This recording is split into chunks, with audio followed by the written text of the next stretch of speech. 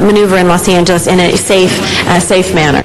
Saying he has mixed feelings towards repealing the bicycle licensing ordinance, District 3 Councilmember Dennis Zine issues a caution to parents concerning identification for their children.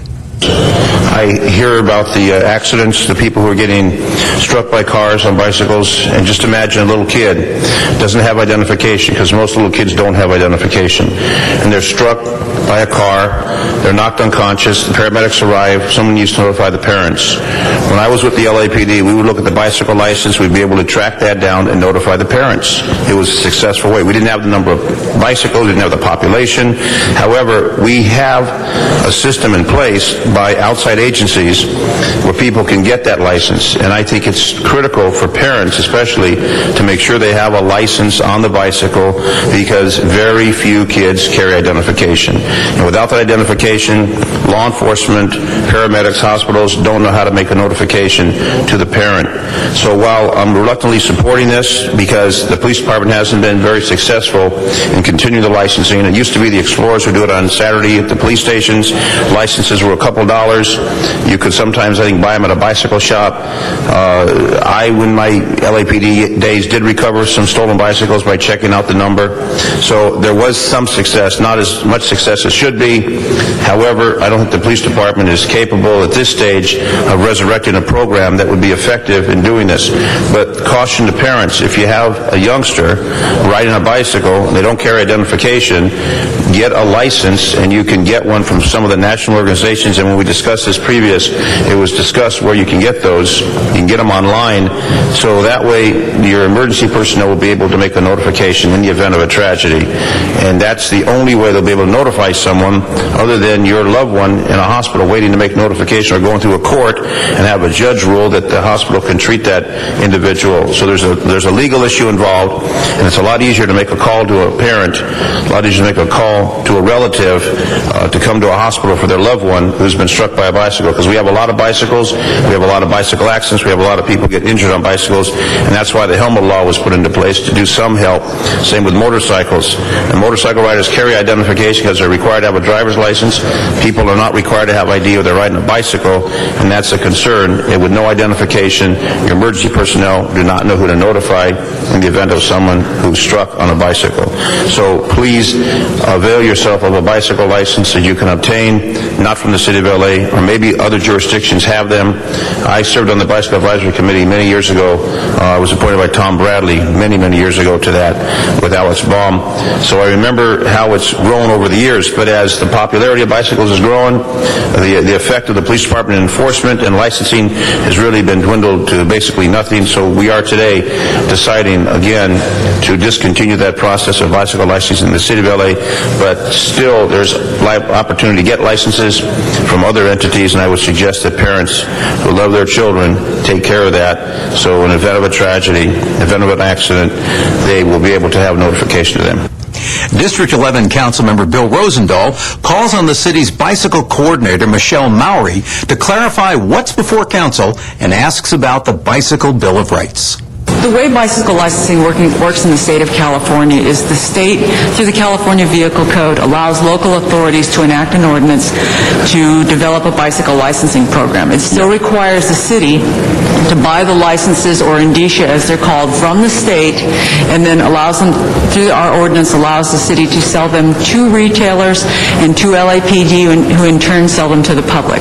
That costs us $3. They are good for 3 years, and then essentially you get a little pink slip, if you will, that says that this bicycle is yours, this is a serial number, and a copy of that pink slip goes to LAPD and they file it accordingly. In theory, the idea is that if a bicycle is stolen and that license is on there, that you can find out who the owner is if they're injured, or who the owner is if the bicycle is stolen. Unfortunately, LAPD doesn't have the resources at this time, and it will take several $100,000 to bring the program back to where it should be if we do want to continue this program, to electronically file the licenses in a manner and to make them accessible to the everyday cop on the street to be able to access that information. So in reality, it's been a tough law to enforce. Very much so. And what we have found through the research throughout the years that most of the bike-friendly cities, Seattle, Portland, San Francisco, Denver, have eliminated their licensing programs throughout the years as well. And also, just for the clarification, folks, that's why we did this, went through this process. I also, as Ms. Gruhl was mentioning, I put in the Bicycle Bill of Rights. I did that after meeting with the group and discussing it, and that is a work in progress. So where are we on that Bicycle Bill of Rights?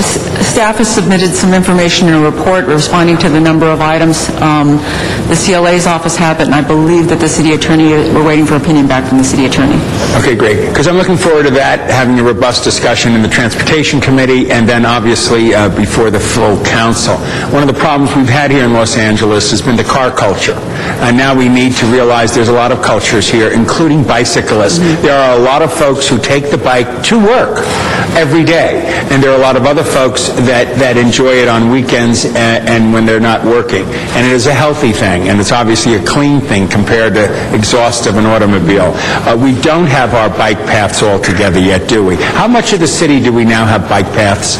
About 5% of the roadway network has a bikeway facility on it. The new plan will address a much greater number, and we're actually hoping to integrate them in a different fashion through the new plan. What's your sense of the timing of that plan? Well, a lot of it has to do with funding and staff availability. You know, it's a tough time to be introducing a brand new, really thorough master plan that allow us to implement it, and it's going to take money to do it. The facilities break down into a number of types of facilities. We'll still be doing bike paths and bike lanes, and certainly our bike path projects are very costly, multi-million-dollar projects. The LA River, for example. It will take us dozens of millions of dollars to complete the LA River and completely grade separate it, so we have a first-class facility. So there is that. I think it will probably be on the order of 20 years to have something that resembles a complete network if we are able to implement the current plan. Okay, well, I appreciate your candor on this subject, and I look forward to us continuing the discussion, especially on the Bicycle Bill of Rights. This licensing thing, if we approve going forward, getting rid of it, we need to get the message out rather quickly. I got a call from a bicyclist yesterday who was stopped and didn't have a license, and they made a big deal out of it. So we need to go forthwith and implement it with the LAPD so that it's one less issue that they need to deal with if we go that route. Thank you. That is our last speaker on the queue. Let's go ahead and prepare the roll and tabulate the vote. 12 ayes. That is approved. So your Los Angeles City Council voted unanimously to repeal the city's bicycle licensing program. We want to remind everybody that there is a water shortage and Los Angeles is under new water restrictions. For details, dial 311, your one call to City Hall. If you have suggestions or comments about any of the programs you see on Channel 35, or if you'd like to receive a free viewer guide, call our viewer hotline at 213-473-3978.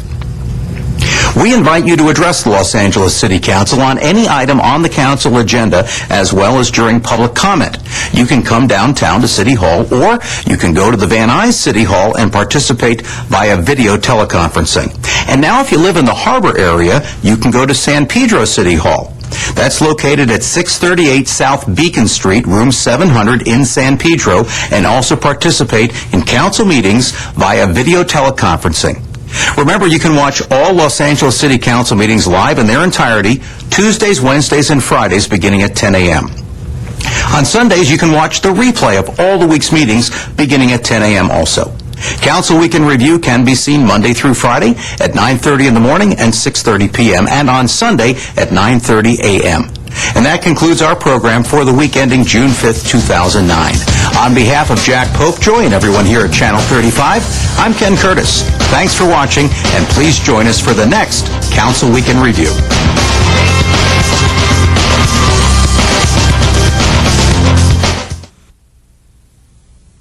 Much of who we are. It's easy to take it for granted. Multiple sclerosis stops people from moving. We exist to make sure it doesn't. The National Multiple Sclerosis Society is a collective of passionate individuals united by a common goal to address the challenges of each person whose life is affected by MS. We believe that moving is not just something you can or can't do, but rather as who you are. That if you are alive, you move along with, because of, and in spite of the great big turning world.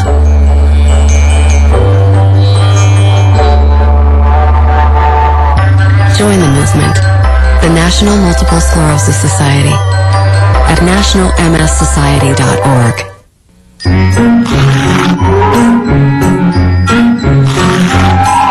You know, it's that time of year again, to clear all that annoying dry brush from around your house.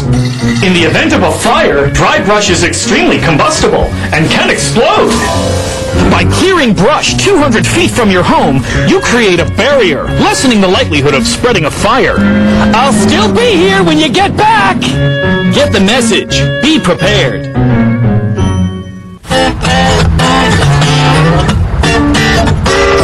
G'day, Troy McCubbin from North Hollywood. You're watching LA City View, Channel 35, our city, our channel.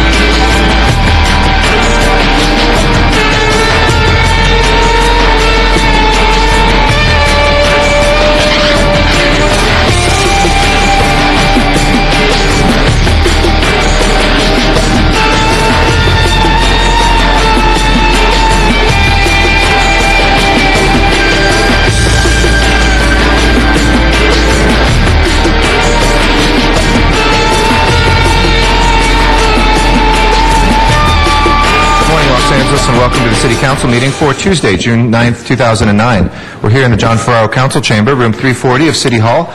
We meet here every Tuesday, Wednesday, and Friday at 10 a.m., except for the first Friday of the month in which we meet in our Van Nuys City Council chambers. We are also available online and on cable through Channel 35, and we welcome our viewers on Channel 35, which broadcasts these meetings live for the public, as well as rebroadcasting them in the evening. On the internet, the address to go to is lacity.org, and you can catch live streaming webcasts of our council meetings, as well as archived footage of our past council meetings as well.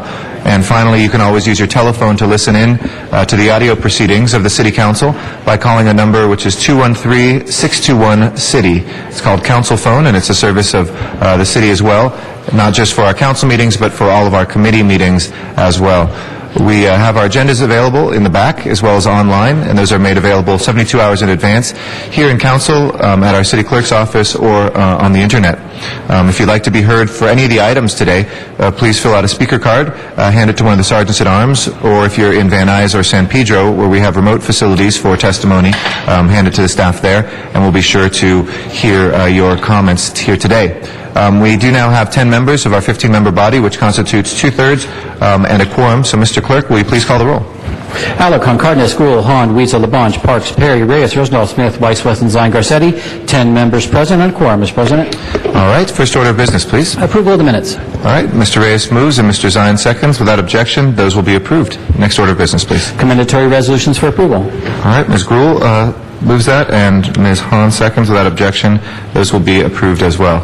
Next order of business. Mr. President, this is Tuesday, and there's the flag salute. I could ask everybody to please rise for our Pledge of Allegiance. And wonder if I could call on Bob Schooner. Would you be kind enough to lead us in the pledge today, this morning? Place your right hand over your heart. I pledge allegiance to the flag of the United States of America and to the republic for which it stands, one nation, under God, indivisible, with liberty and justice for all. Thank you. Thank you very much. We appreciate that. If we can run through the agenda, please.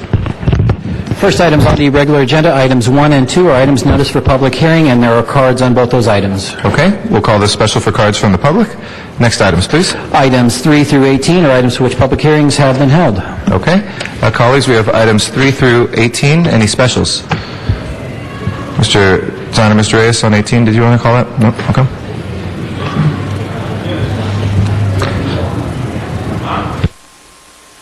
Okay. Mr. Zahn calls 18 special. Any other specials, colleagues? If not, let's take the balance then.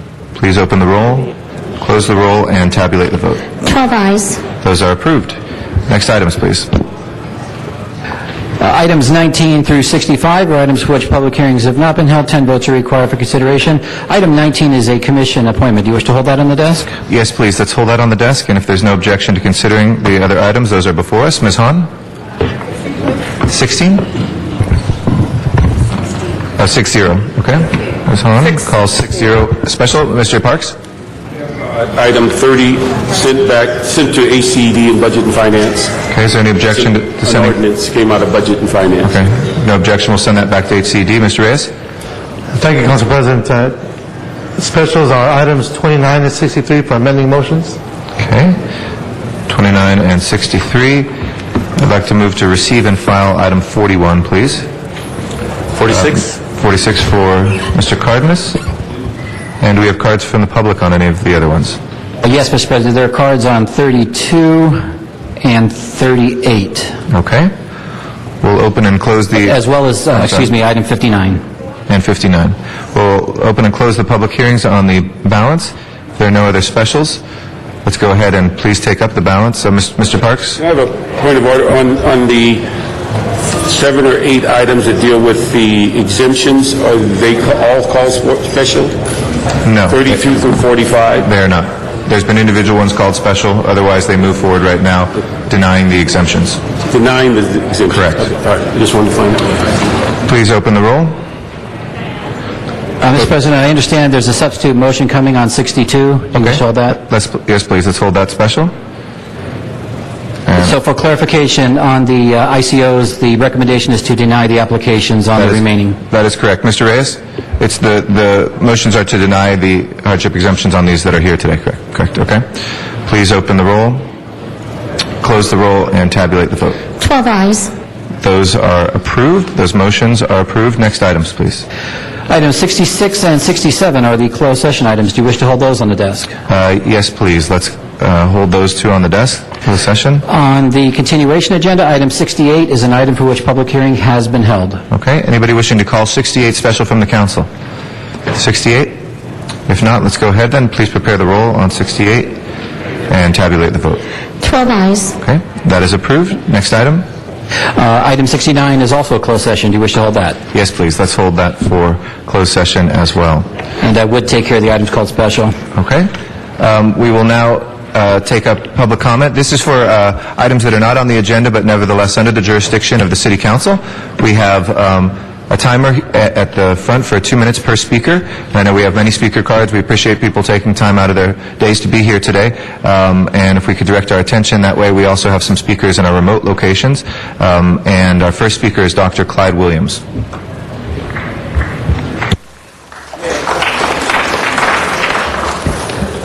Dr. Clyde Williams, 4115 Barrett Road, El Sereno.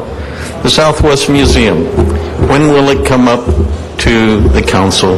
When will it come up to the Board of Referred Powers? We don't know. It's been a long time since the environmental impact report was prepared for the Griffith expansion in order to accommodate all of the collections from the Southwest Museum. We have pride in Northeast LA. We also want peace through marching in Northeast LA. I hope that we do not have to start to march for pride in our Southwest Museum in Northeast LA to keep it from being taken over and pillaged and presented in Griffith Park. Thank you. Thank you, Dr. Williams. Stephanie Schelling is our next speaker. Good morning. Good morning. Stephanie Shelling, I'm a 911 dispatcher for LAPD. And, thank you for your attention. It's nice to have officers on the street, but there's got to be someone there to answer those calls. And if you furlough us, there won't be enough people. That's just plain and simple. As it is now, summer's coming upon us, and we take up to 6,000 calls a day. One operator can be responsible for as many as 50 officers simultaneously giving them information.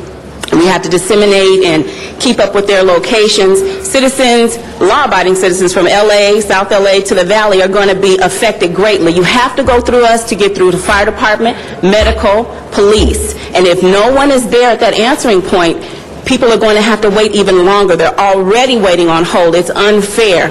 The officer's safety is at stake, public safety is at stake, and I implore you to please reconsider furloughing police service representatives. Summer's coming upon us, and God help us if, you guys don't make a wise decision in that. Thank you. Thank you very much. Appreciate your comments. Our next speaker is Marilyn Tarver. Marilyn Tarver is our next speaker. Marilyn Tarver. Marilyn Tarver here. Here she comes. And then after that is Maria Jimenez.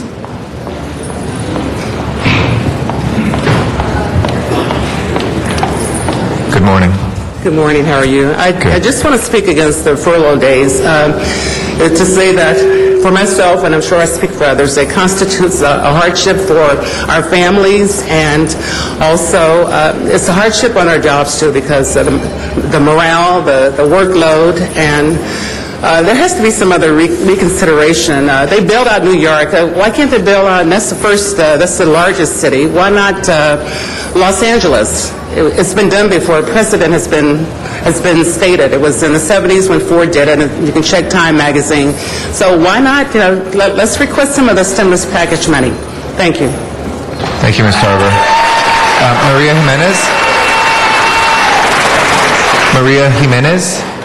After Maria Jimenez is Richard Kearns, and then Judy Reel. Those are the next three speakers.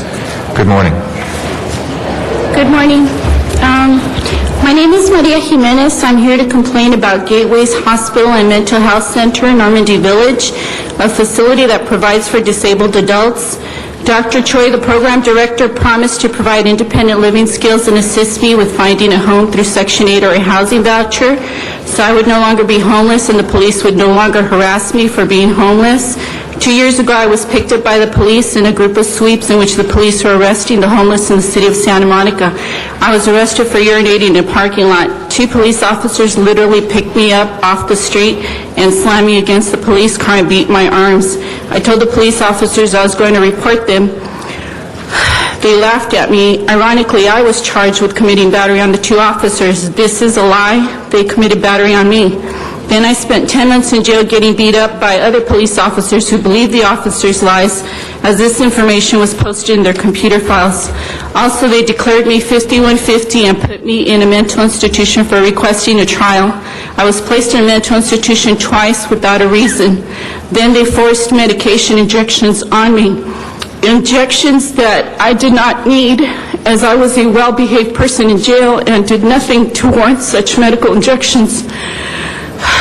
Every day for 5 days in a row, the sheriffs would bum rush the room, hold me down, and inject me. Finally, I was told to take some pills where the injections would continue, as I was having much pain on my legs from the injections. I started taking the pills. Then I was transferred from the mental institution back to the mental ward section of the jail. That's where Dr. Choi came to visit me and stated if I would be interested in Normandy Village's independent living program. Dr. Choi said they would help me to find a home so that I don't become homeless again and the police don't keep arresting me. So I was transferred from jail to Gateways Hospital and Mental Health Center, Normandy Village. I arrived there on July 25th, 2008. I complied with all the requirements of the program so I could graduate and be discharged. If you have other things that you've written you'd like to give to us, we'd be happy to take them, but we have to try to keep to the 2 minutes per speaker, but we appreciate your comments this morning. Okay. Thank you very much. Richard Kearns is our next speaker.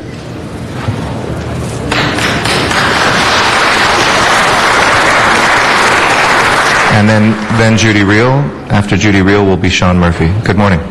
Good morning, President Garcetti. My name is Richard Kearns. I'm a gay man with AIDS, an activist and long-term survivor, a medical cannabis patient and advocate, a poet and journalist. I stand before you today a year older. I am 58, a 58-year-old gay AIDS activist. That's a tale I will tell you about. It was a close call. I have a poem for you this morning to celebrate the occasion. Each of us has power to change the world. It is something we know to be true inside. Ask your in silence knower. Something hoped. But how do we connect to it? What is the difference between expectation and change? We must march. We must advance together. I must step forward, first now, then next. Then after that, we find we never march alone. We help each other. We soon become the strong shoulders on which the newer will gain their feet. We are one road ourselves, a bound together macadam, away from here. To be an activist is to wake and dream when you walk through life, to see the light of your own actions give new meaning to dark worldnesses around you, to cast a new picture, a new image, an unsuspected truth, to hear the light from other lips. We are candles, we are stars, we are shining rain and rainbows where once cement was the only unwashed color. Brighten ye the world with every step. Begin with these, my 1,000 heart-beated hows, now, and your every next step, not as difficult as joyful. Thank you very much. Thank you. Judy Reel is our next speaker. After Ms. Reel will be Sean Murphy and then Alice Goff. Good morning, council members. My name is Judy Reel. I am the Secretary of the Los Angeles City Attorneys Association. I am here to speak about the budget. The mayor has misled the unions for the past 18 months, and I suspect the mayor has misled you as well. For 18 months, the mayor has been negotiating with the unions for an early retirement to substantially solve the budget crisis. And at the last minute, the mayor turned his back on the process and unilaterally decided to impose furloughs and layoffs.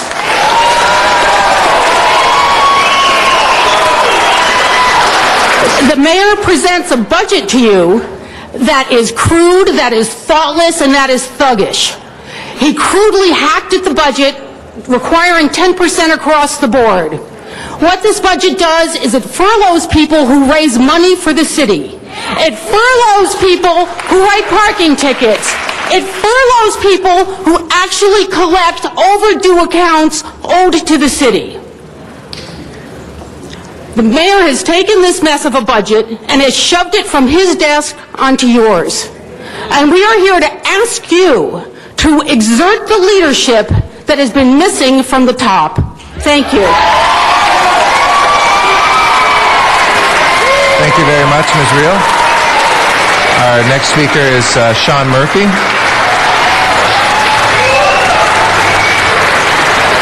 And after that is Alice Goff. Our next two speakers after Mr. Murphy are Alice Goff and Amin Bilal. Go ahead. Am I next? Am I next? Yes, it's your turn right now, Mr. Murphy. All right. Good morning, City Council. Good morning, Mr. President, City Council. I'm noticing the streets are being paved. I want to thank the City Council for doing that. I have a miracle update. When I come to City Chambers, I cannot stand up in the back like I used to. I suffer from leg cramps. I'm sorry to tell you that. I went to the doctor last Tuesday, and I suffer from leg cramps. I just want to let you guys know, when I come to Chambers, I have to take a seat from now on. One more thing. MTA wants to eliminate 724 from Lankershim to Olive View Hospital. I say no. 724 has done great, has done well. Please do not eliminate it. For those of you who are on the MTA board, I ask you, please don't eliminate any more buses. Also, we had a good celebration for Dr. Paul Simonovich on Sunday on his 60 years as a choir director and music director as retirement. He's going to retire on the 21st, and then the choir will go on a summer break. We had a good celebration. I wish we could honor Paul, but I don't think you can do it. Paul was a good guy. I can't hear. Thank you. I know, we're trying to accommodate that to make your speaking as easy as possible, Mr. Murphy, so please continue. I know. That's all I want to tell you. To all the Sean Murphy fans, next week will be my last week. I told you 4 weeks ago, I'm going on a summer break from the chains, but I will be back in September, late. Thank you. Thank you. Our next speaker is Alice Goff, and then Amin Bilal. Or vice versa. Assalamu alaikum.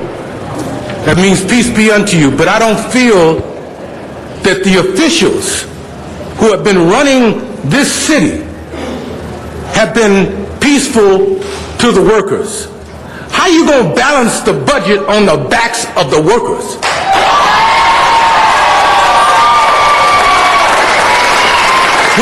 We've seen the insanity from Sacramento to Los Angeles, where the governor is firing teachers that we need, young teachers to help motivate our children. What is it going to be in the classroom? 80 to 100 students for one teacher to teach? And then you're going to furlough us? There's people right now on the edge.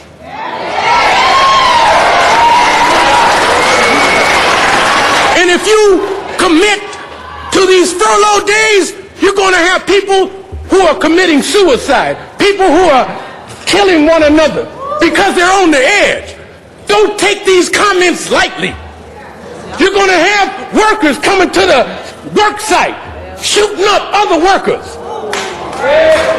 because of what you have done or don't do. You'll have to do the right thing today. If you can't manage the money right, then you all should be fired.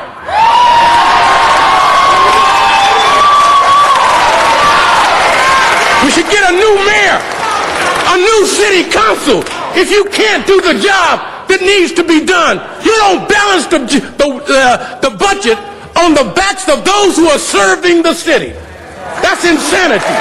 That doesn't make any sense. That's criminal. That's criminal. And all of you, if you don't do the right thing, then we'll eliminate you. Thank you. Our next speaker is Alice Goff. After that is Natalie Jackson. After that will be, after that will be Natalie Jackson and then Isaac Williams. Go ahead. Good morning.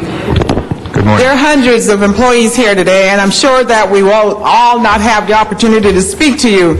You'll hear many, many perspectives, but the bottom line is, council members, we are here to appeal to you to use the leadership and good judgment to move the city forward in the right way.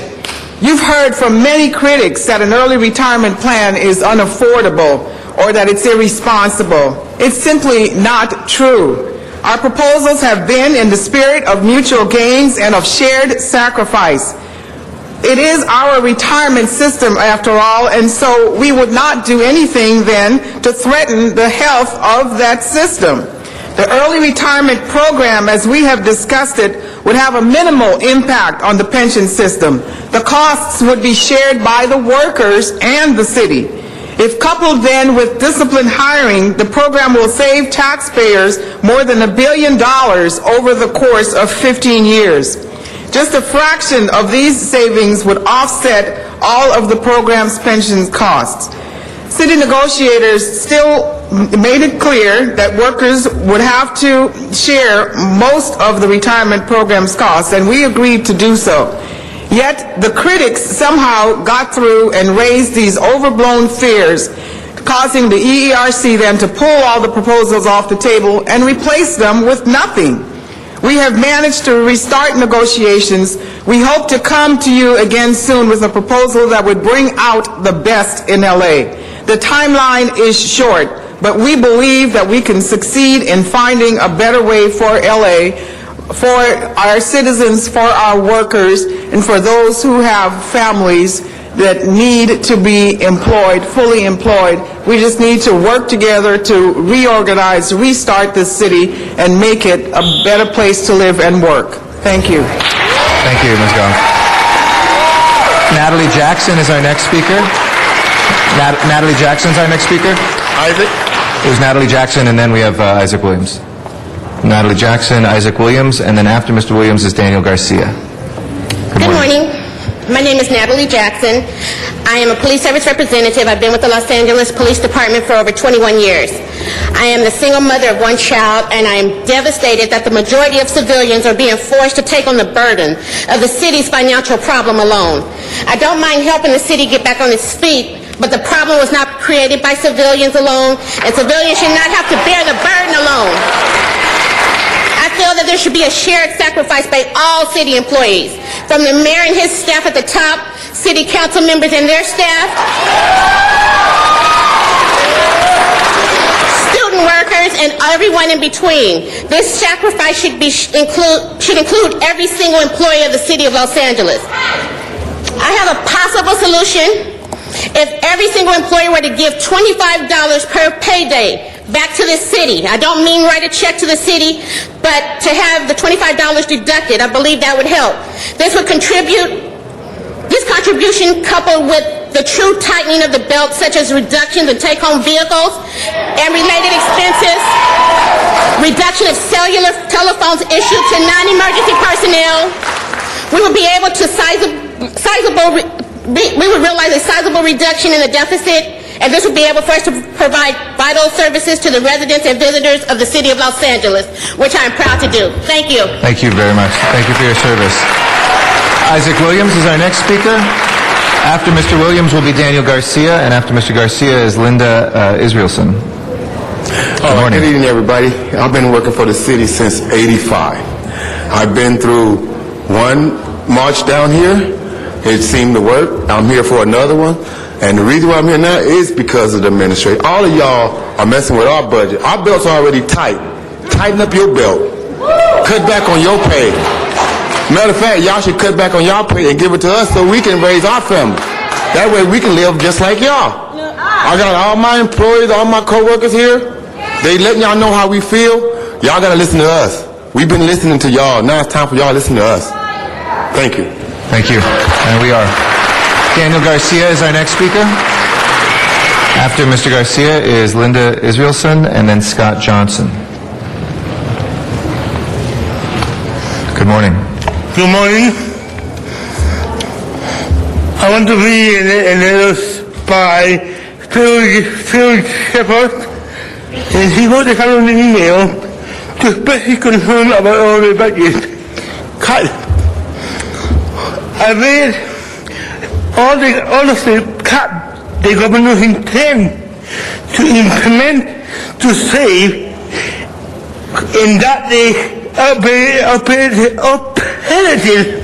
war. California money, I don't really fathom how this is going to be a saving since SNS are much more. How far in debt is he going to put California? It is like too many people in the lifeboat, and it is too close to the world. Someone suggests that if they punch little holes in the lifeboat, it will get lighter and it will be higher in the water. We don't have enough nursing homes in the state to accommodate all of those people. Where will they go? Where will they be housed or sheltered? I'm just being because this is an issue that you guys have to have prepared. If you spend A fail, plan B was my plan B. I want my plan B. Council member, I want my plan B, and I want to hire taxes for the people of California and stay in the city. Thank you. Thank you, Mr. Garcia. Linda Israelson is our next speaker. After that will be Scott Johnson, and then after that is Alan Peshek. Good morning. Good morning. My name is Linda Israelson. I'm a librarian with the Los Angeles Public Library, and I'd like to express my strong opposition to the mandatory furloughs. We as our union was asked to come up with some creative ideas and come to the negotiating table, which we did in good faith, and all of our creative ideas are just being brushed aside, and we're being told we have to take mandatory furlough days. It's disingenuous politically, it's legally questionable, it's going to cause a great deal of financial hardship to every city worker who it affects, and it will also be pulling services away from the taxpayers of the city. The libraries are there to provide programs and enrichment for the entire community. Summer is coming up, and the children's librarians of the city have gone to great effort to prepare literacy-based activities and programs for the children of this city, and to have the library closed 2 days a month is going to be very detrimental to the youth of this city. So please, can we get back to the negotiating table and come up with some creative solutions to this problem? Early retirements would solve a lot of the budgetary problems, and we would appreciate it if you would continue negotiating with the unions. Thank you very much, Ms. Israelson. Scott Johnson is our next speaker. And then Alan Peshek, and then Olga Hall. Good morning. Good morning, City Council. First of all, I want to turn around and I want all my fellow employees to raise and let your voices be heard, because this is where we make a stand.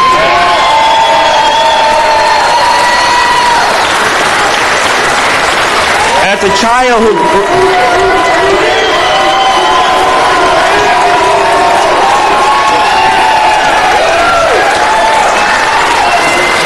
It's nice to get to make acquaintance with labor leaders like Julie Butcher and Bob Schoonover. I remember you from my days with 347, the City of Commerce. Now I'm working here for the City of Los Angeles.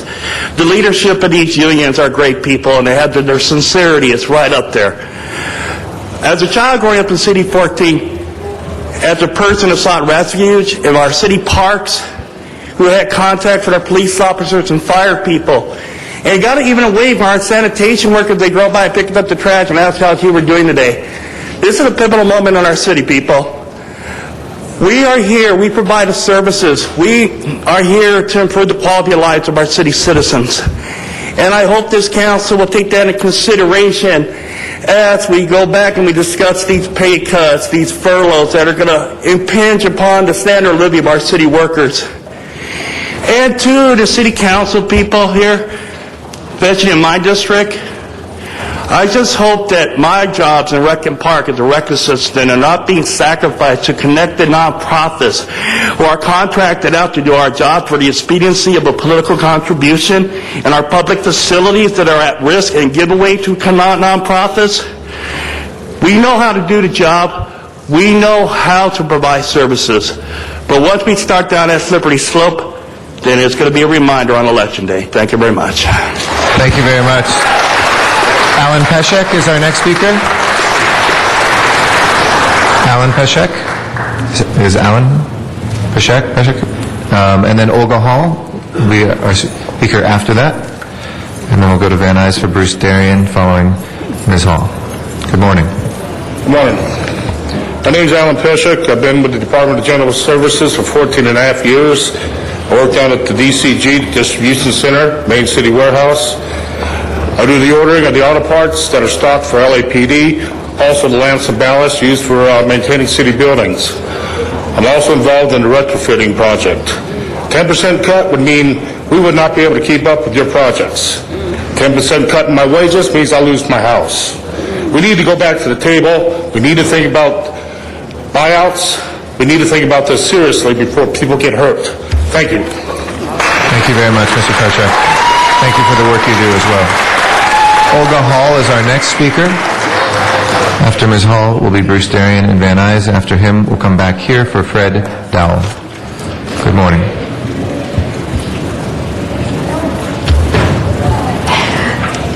Good morning, council members. Just as a reminder, can you put that down someplace so we can not block the view? You can put it right there, and we can make sure we can see it. But if you can put it maybe on the bench there.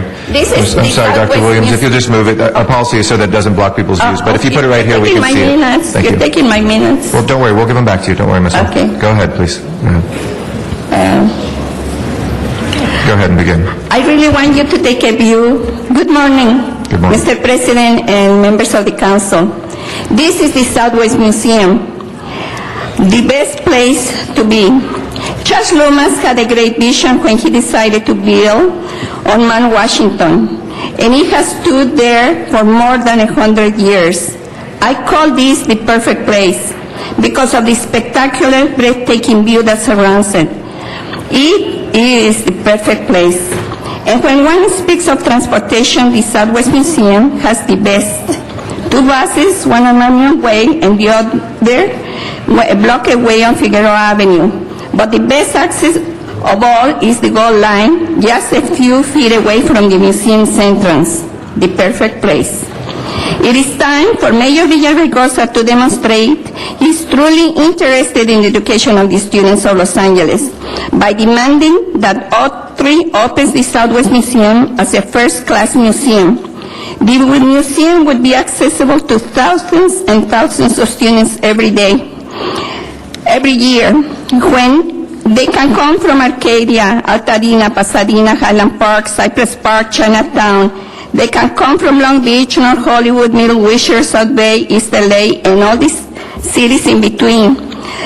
There was a study done about 3 years ago that showed that Southwest Museum could serve 120,000 students every year.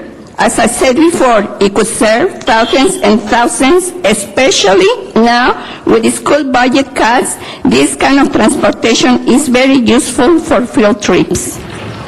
Please take it into consideration. Thank you, Ms. Hall. We'll next go to Van Nuys, and Bruce Darien will be our next speaker. After Mr. Darien, we'll come back here, and Fred Dowell will follow him, and after Mr. Dowell will be Simboa Wright. Good morning. Good morning, City Council. I'm sorry I wasn't here Friday. I got here late and the council meeting was ending. I want to talk about D-Day. About 15 years ago, I was hired by a man who was a general contractor in Pacific Palisades off of Bienvenida. And this gentleman was one of the original people to land at Omaha Beach on June 6th, the morning of June 6, 1944. I invited Mr. Jackson, Mickey Jackson, to speak before the Malibu Optimists on Veterans Day, 1994, the 50th anniversary. And Mickey told the story of what it was like being there at Omaha Beach with many of the soldiers. Mickey was a gymnast in high school, and he had volunteered to be one of the rangers that would scale the cliffs there at Pointe du Hoc.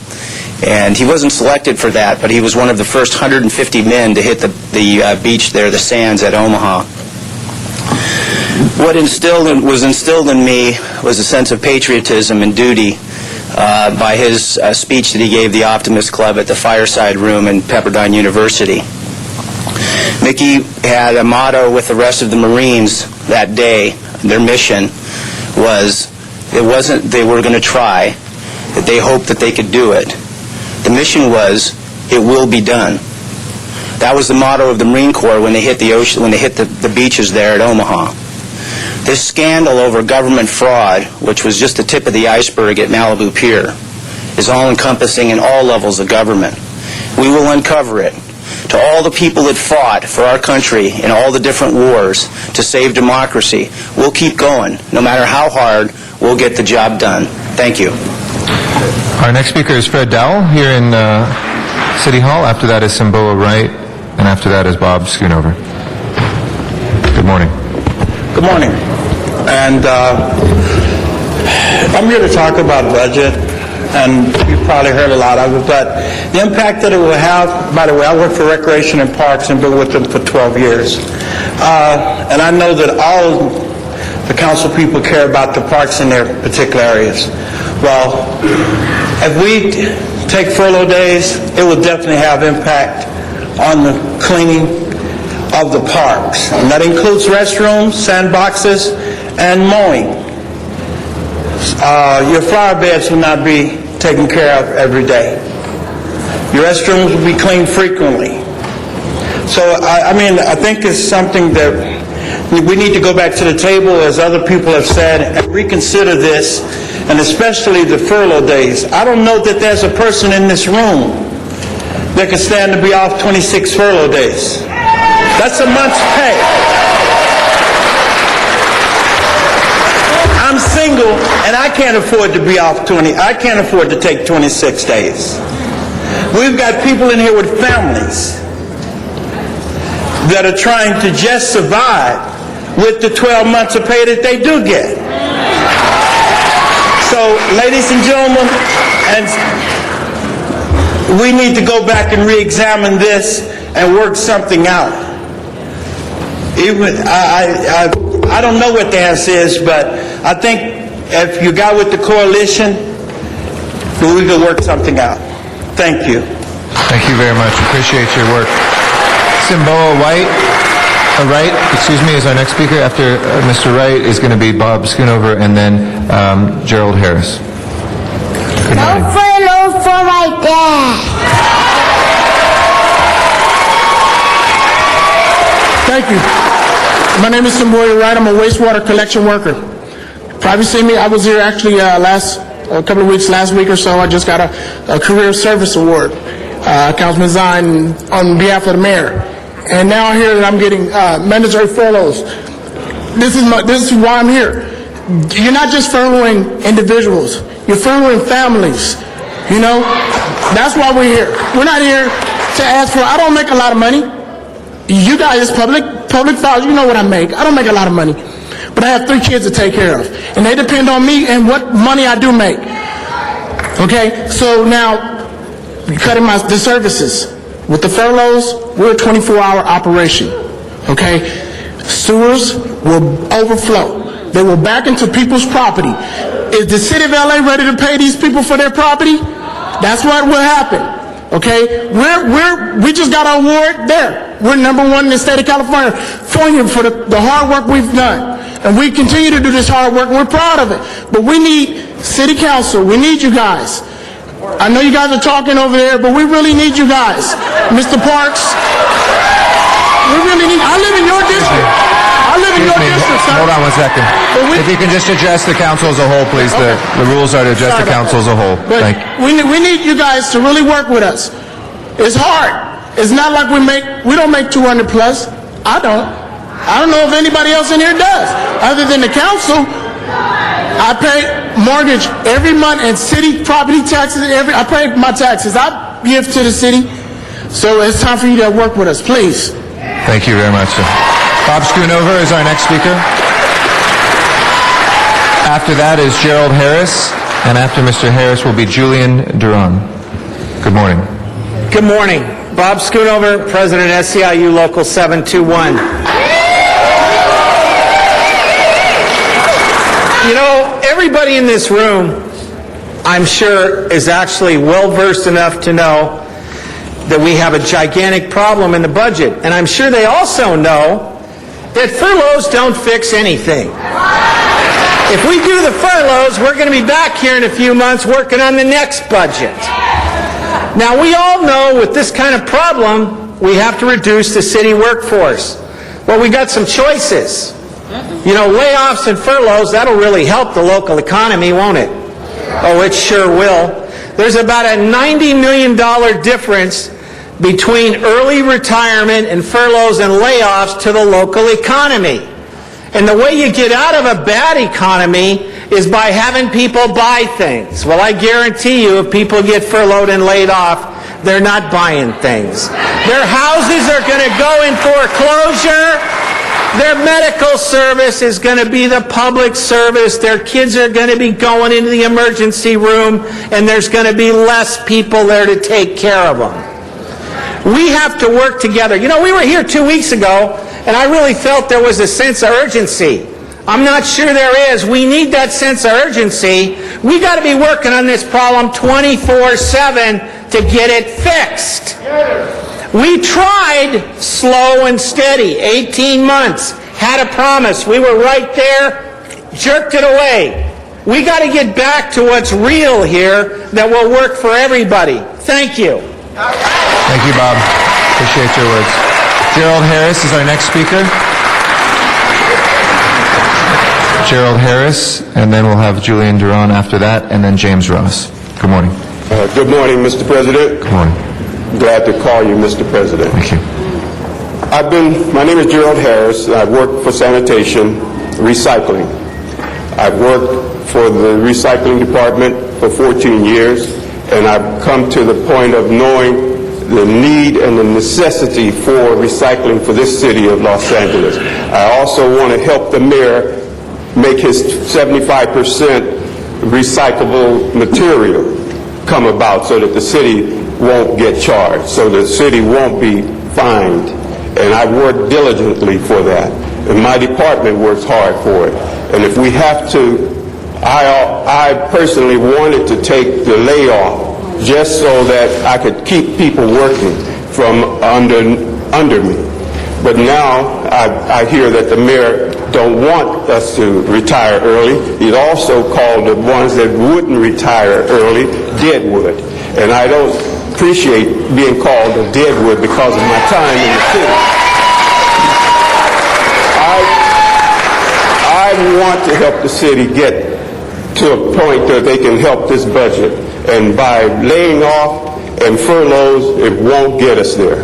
It won't help me, and it won't help the community when I can't go into the community and buy, when I can't do what my family needs me to do because of the furlough days. And also being threatened with more furlough days on top of the ones that he's already challenging us with. So we need to get a better budget by working together to save the city. That's all I have to say. Thank you very much, Rob. Thank you for your words and thank you for your work. Julian Duran is our next speaker. Julian Duran. And then James Ross. Hi. Good morning. Good morning. My name is Julie Lewis. I've been with the city over 20 years. I work in the West LA area. I have a suggestion. I'm suggesting that everyone with a blue placard start paying at the meters. I think that would be an instant revenue maker for the city. You can drive down the streets of Westwood, Santa Monica, Venice, and there are rows and rows of cars with blue placards. All I'm asking is that they put change in. Now, if you are a wheelchair person, then you deserve all the credits that's due. But I think we can put change in, and we can help the city out that way. Okay, thank you. Thank you for the suggestion. Thank you very much. Is Julian here? Julian? And then after Julian will be James Ross, and then Frank Sheftel. Good morning. Good morning, Council. I'm Julian Duran. I'm from the Bureau of Sanitation, Hyperion Treatment Plant, machinist. I have 29 years with the City of Los Angeles, 35 years government service. Now, in my 29 years with the City of Los Angeles, I've never seen the city in such dire straits as this. I've been on bargaining teams, I've been on budget retreats, I've been part of the answers to fix problems. I've participated in the joint labor management teams, wastewater joint labor management teams, Pacific strategic planning. So if you want to know how to fix the budget, you come to the unions and you negotiate them at the table. You don't do it in the newspapers.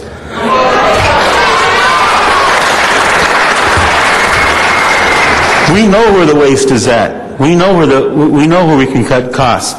We've been telling you that since we started the joint labor management teams this past decade, 2 decades really. At Hyperion Treatment Plant, I'm more than just a machinist. You have 604 hours of training in me. You sent me to Chicago on mechanical seal training. I'm not deadwood, I'll tell you that now.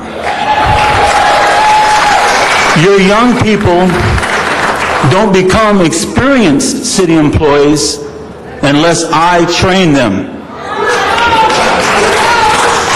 Now, at my facility, I know my funds, the state funds, bonds, fees, recycling, tip fees, is being siphoned off.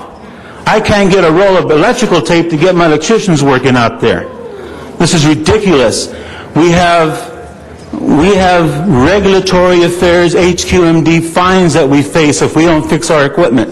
And our funds are gone. Where are they at now? Rosenthal said it best when they asked about the surplus fees that they were trying to siphon off from his district. It's not a loan. It's not a loan if you don't tell us when we're going to get the money back. Thank you, sir. Go back to the table and don't negotiate this contract in the newspaper. Thank you. James Ross is our next speaker.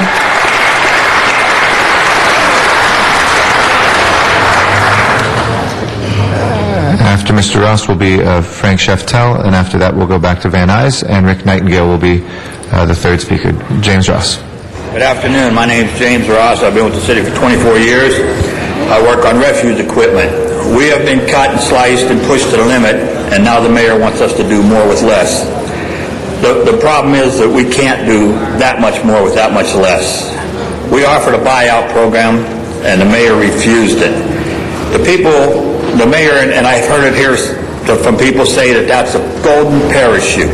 Well, let me tell you, a buyout is a cut in my pay, a serious cut. And a golden parachute is when you take a supervisor who's only got a year to go and you promote him up so he can get a better retirement. That's a golden parachute. Laying people off in today's economy will hurt them seriously with their housing. You can't refinance a house today on anything you have except for your income. And if your income is lowered, your buying power is lower, which means you can't refinance that house and you could lose it. Layoff, I would seriously think would impact the city of LA, not to mention the workers that work here and all the workers that are coming forward and the people that are new. So I sincerely hope that you'll consider the buyout program as a serious option to this, and maybe we can put this thing to rest and get it over with. Thank you. Thank you very much, sir. Frank Sheftel is our next speaker. After Mr. Sheftel, we'll go to Rick Nightingale in the Valley and then come back here for Adrienne Buchanan. Thank you. I'm Frank Sheftel. I'm running for Council District 2 in the Valley, Wendy Grill's seat. Congratulations, Wendy. We know you're going to do a great job in the Controller's office. I support everybody here. I want to say that right off the bat. But first, absolutely. But I want to address something that I was at a Sherman Oaks Neighborhood Council meeting last night, and they're very concerned that there are crosswalks, 2 crosswalks by Milliken Junior High School and by Notre Dame High School that are set to be removed for public safety reason. I don't know how you can say removing a crosswalk by a school is a good thing. I think that you're going to create a huge public safety thing. We were told by the Department of Transportation that the only way to get something like that stopped is through the council, that the council has the authority to ask the DOT to hold back on something like that until some further studies are done. I would hope that you would do that. Right now, the schools are out for the summer, and there really is not a good way to do an actual survey with the kids there because there are no kids there. So obviously there's not going to be a lot of people going by those crosswalks. We need to put that on hold, and we need to make sure that our public safety is a priority. My concern is that when Wendy leaves the office, there's going to be several months that there is not going to be representation for CD2. And I would hate to see things like this be put through without adequate representation. So I hope that the City Council will take into consideration that the seat is empty and that until there is a representative in there, you might table some of the things so that we are not pushed through, and that if I'm lucky enough to be the next councilman of the district, that I'll have to clean up a mess that was done while the seat was vacant. So I urge you all to take that into consideration, and I appreciate you letting me talk. Thank you, Mr. Sheftel. Ms. Gruhl, just briefly, and I know we covered this a little last week about what happens when there's a vacancy, but Ms. Gruhl?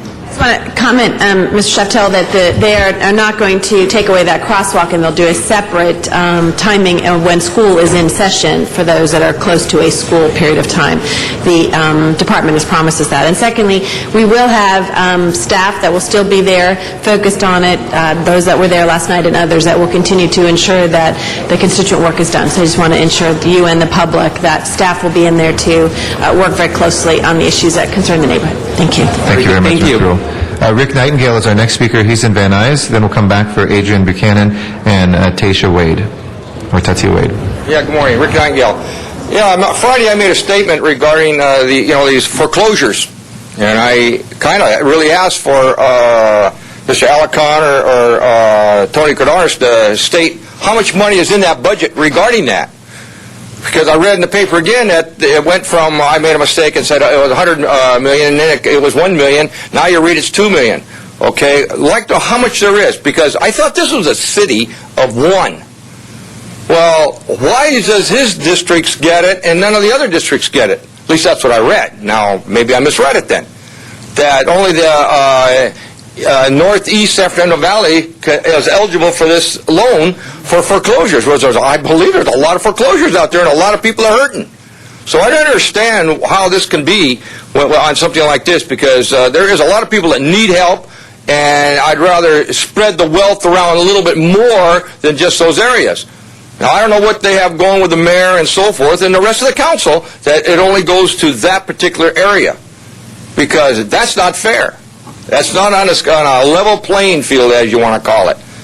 Because if that's the case, then I don't know what you guys are doing, and I still don't understand how this is all coming out of the budget. Everybody's down there screaming that there's no money, and how can you cut this, and how can you cut that?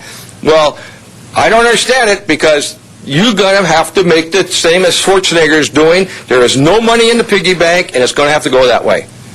And so, and I just found out that Tony Cardenas, I didn't know you were head of the gang situation out in the valley. If I'm wrong, please tell me. Because there's a lot of problems out here, and I never read about you turn around and saying anything about that negative. Maybe you don't want to be on the negative part of a situation that is a real bad situation out here in the valley regarding gangs. And I'd like to know the situation. I'd like you to make a remark. You could address the council as a whole, please. And Mr. Alarcon, and I think Mr. Cardenas wanted to briefly respond. Mr. Alarcon? First of all, with regard to the foreclosure programs, I think the speaker is getting two different programs confused. One is a program to help foreclosure victims. We set aside $1 million to assist them as they're going through the process of foreclosure to try to negotiate the banks to lower the principal.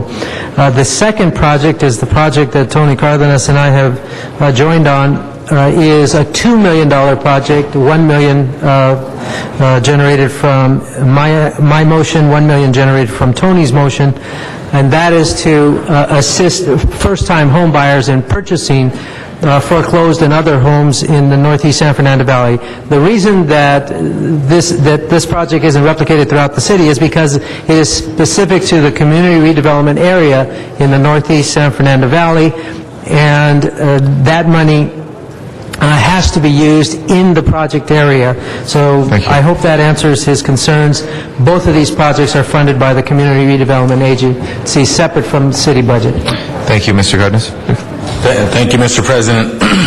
I'd like to clarify, the last speaker is misinformed or doesn't understand that I do in fact chair the ad hoc committee on gang violence and youth development, and in addition to that, I've been living in the valley all my life. There have been gangs there for a long, long time, and since I've been a policymaker, my 6 years in the State Assembly, I did in fact pass something called the Schiff Cardenas Act, and you can Google that, sir, or anybody else, and you look at my record on addressing these issues. In addition to that legislation and many of the things that I've done are not only embraced by community members and organizations, but they're also embraced by police chiefs and sheriffs and people of that nature as well. Thank you. Thank you, Mr. Cardenas. Adrian Buchanan is our next speaker here, and then, excuse me if I butchered, it's either Tasha or Tatia Wade, and then after that is R. Banks. Hello. Good morning. Good morning, everyone. My name is Adrian Buchanan, and I am a city employee for over 20 years. I am a single parent, and I am my daughter's sole financial provider. She will be starting college in September, and I have a mortgage. So please, if you can come back to the table and negotiate the mutual gains way so that you won't further stress out your city employees and really upset your next generation. Thank you very much. Ms. Wade?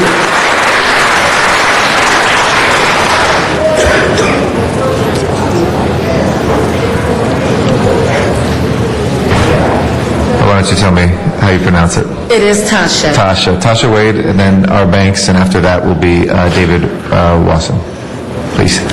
Thank you very much. I wanted to speak with you again today. I've approached the City Council once before. It seemed as if my words went unheeded. And many of us, all of you in the City Council, owe us more than you've given us. You owe your constituents better than you've given us. Not only are you furloughing city employees, but you are also limiting the services that we provide your constituents. Without city employees, we cannot provide services. You owe us better, we deserve better, and we need you at the bargaining table. Thank you. Thank you, Tasha.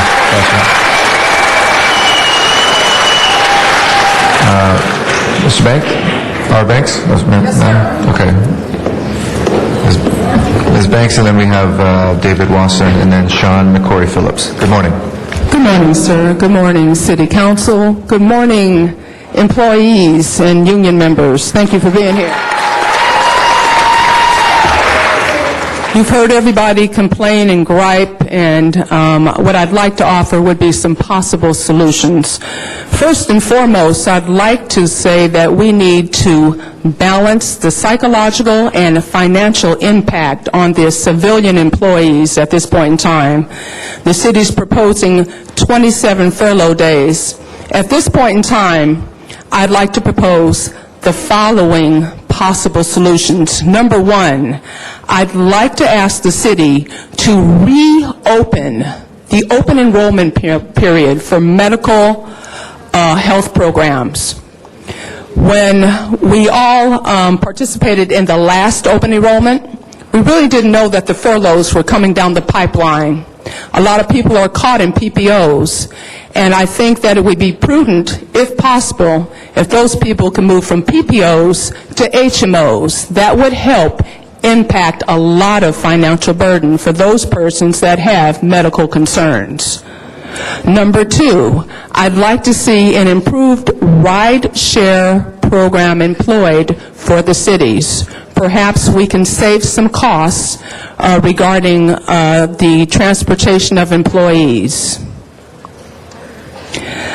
Number three, I'd like to see the shared sacrifice not only amongst the civilians, but amongst the sworn employees. Now, let me tell you how that works. Let me tell you how that works. Councilman Parks, sir.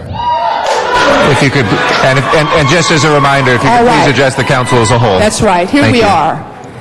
If LAPD, if those officers have to take furlough days, obviously we're going to be impacted regarding our public safety. Thank you. And I'd like to see the Los Angeles Police Department actively ask for volunteer participation. If we have volunteers manning the desk and taking care of the filing systems, then perhaps we can free up. I'm sorry, we've got to try to be as fair as to everybody with the time, so I know we're about 15 seconds over. But we appreciate very much the thoughts, and these are very useful, so thank you. If we can call on the next speaker, David Wasson, and thank you very much, ma'am. We appreciate it.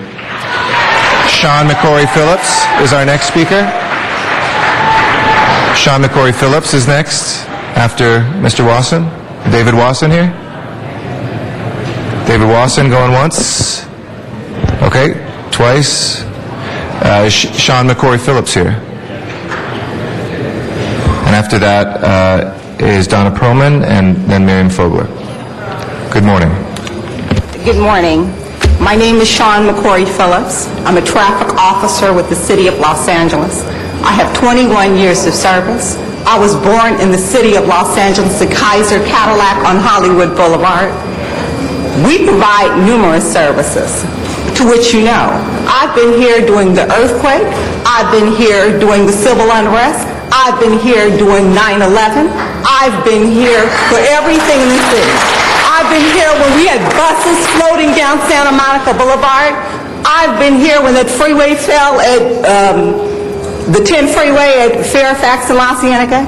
Every one of these people that I work with as officers has a responsibility to showing up at work, working 12 hours, 24 hours, regardless of what it is in this city.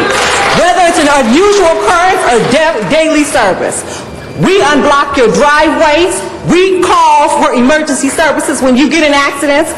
When that train derailed off of Los Feliz, our officers were there. We're there when you have K injuries, which are dead bodies as a result of accidents. We stand over them. We direct traffic. We deal with anything that this doggone city offers. When you go outside City Council, you drive under light poles, signs hanging, down streets that have potholes. When that sewer manhole blew off, in the airport area, we had offices there. Do you really want to drive around the city with a skeleton staff without us out there? The young lady before me asked LAPD and LAFD to take city furlough days too. Every doggone time when they're there, we're there first, quite often calling for those services, for water and power, for street use, for fire department, for the bomb squad, for everything out there. When you're walking around, driving around this city in your vehicles with their smoke windows, you need to look at the new city's homeless. These people are losing their properties. Our mayor wants to close the schools. Our next speaker is Donna Perriman. Thank you very much, ma'am. Appreciate your comments. And Donna Perriman, we're trying to be fair to every speaker. Thank you very much. Appreciate it. And then Miriam Fogler will follow after that.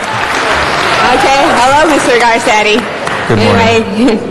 Anyway, city employees will not concede. Mr. Nightingale, I don't care if the state did it, they were wrong in doing those too. So we will not concede as long as the city council and mayor squander our money, as long as the CRA takes our tax increment money. That's why we're in this trouble, because of the CRA.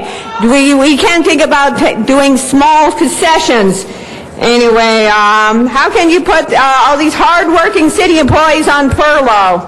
The sanitation's already on skeleton crew. Our city services will fall apart. These people are taking off, all these hard-working people are taking off work. I'm speaking for them because I'm a federal employee, so I'm not impacted, but look at all these hard-working federal city employees, and they have the right to be treated better than this. I know you're working on it, but until I see it, I will not believe it. These people, our services will fall apart, our sewers will fall apart, our trash won't be picked up, our libraries. How can you even put libraries on furlough? They're already working on less hours. So I said that we can't afford to do this. As long as all the rich developers are stealing all our money, how can you put city employees on furlough? And it's Rick Nightingale, you got all that money from LAUSD. You should be more considerate of the city employees, and you should be just sitting up here and speaking for all these people on their behalf.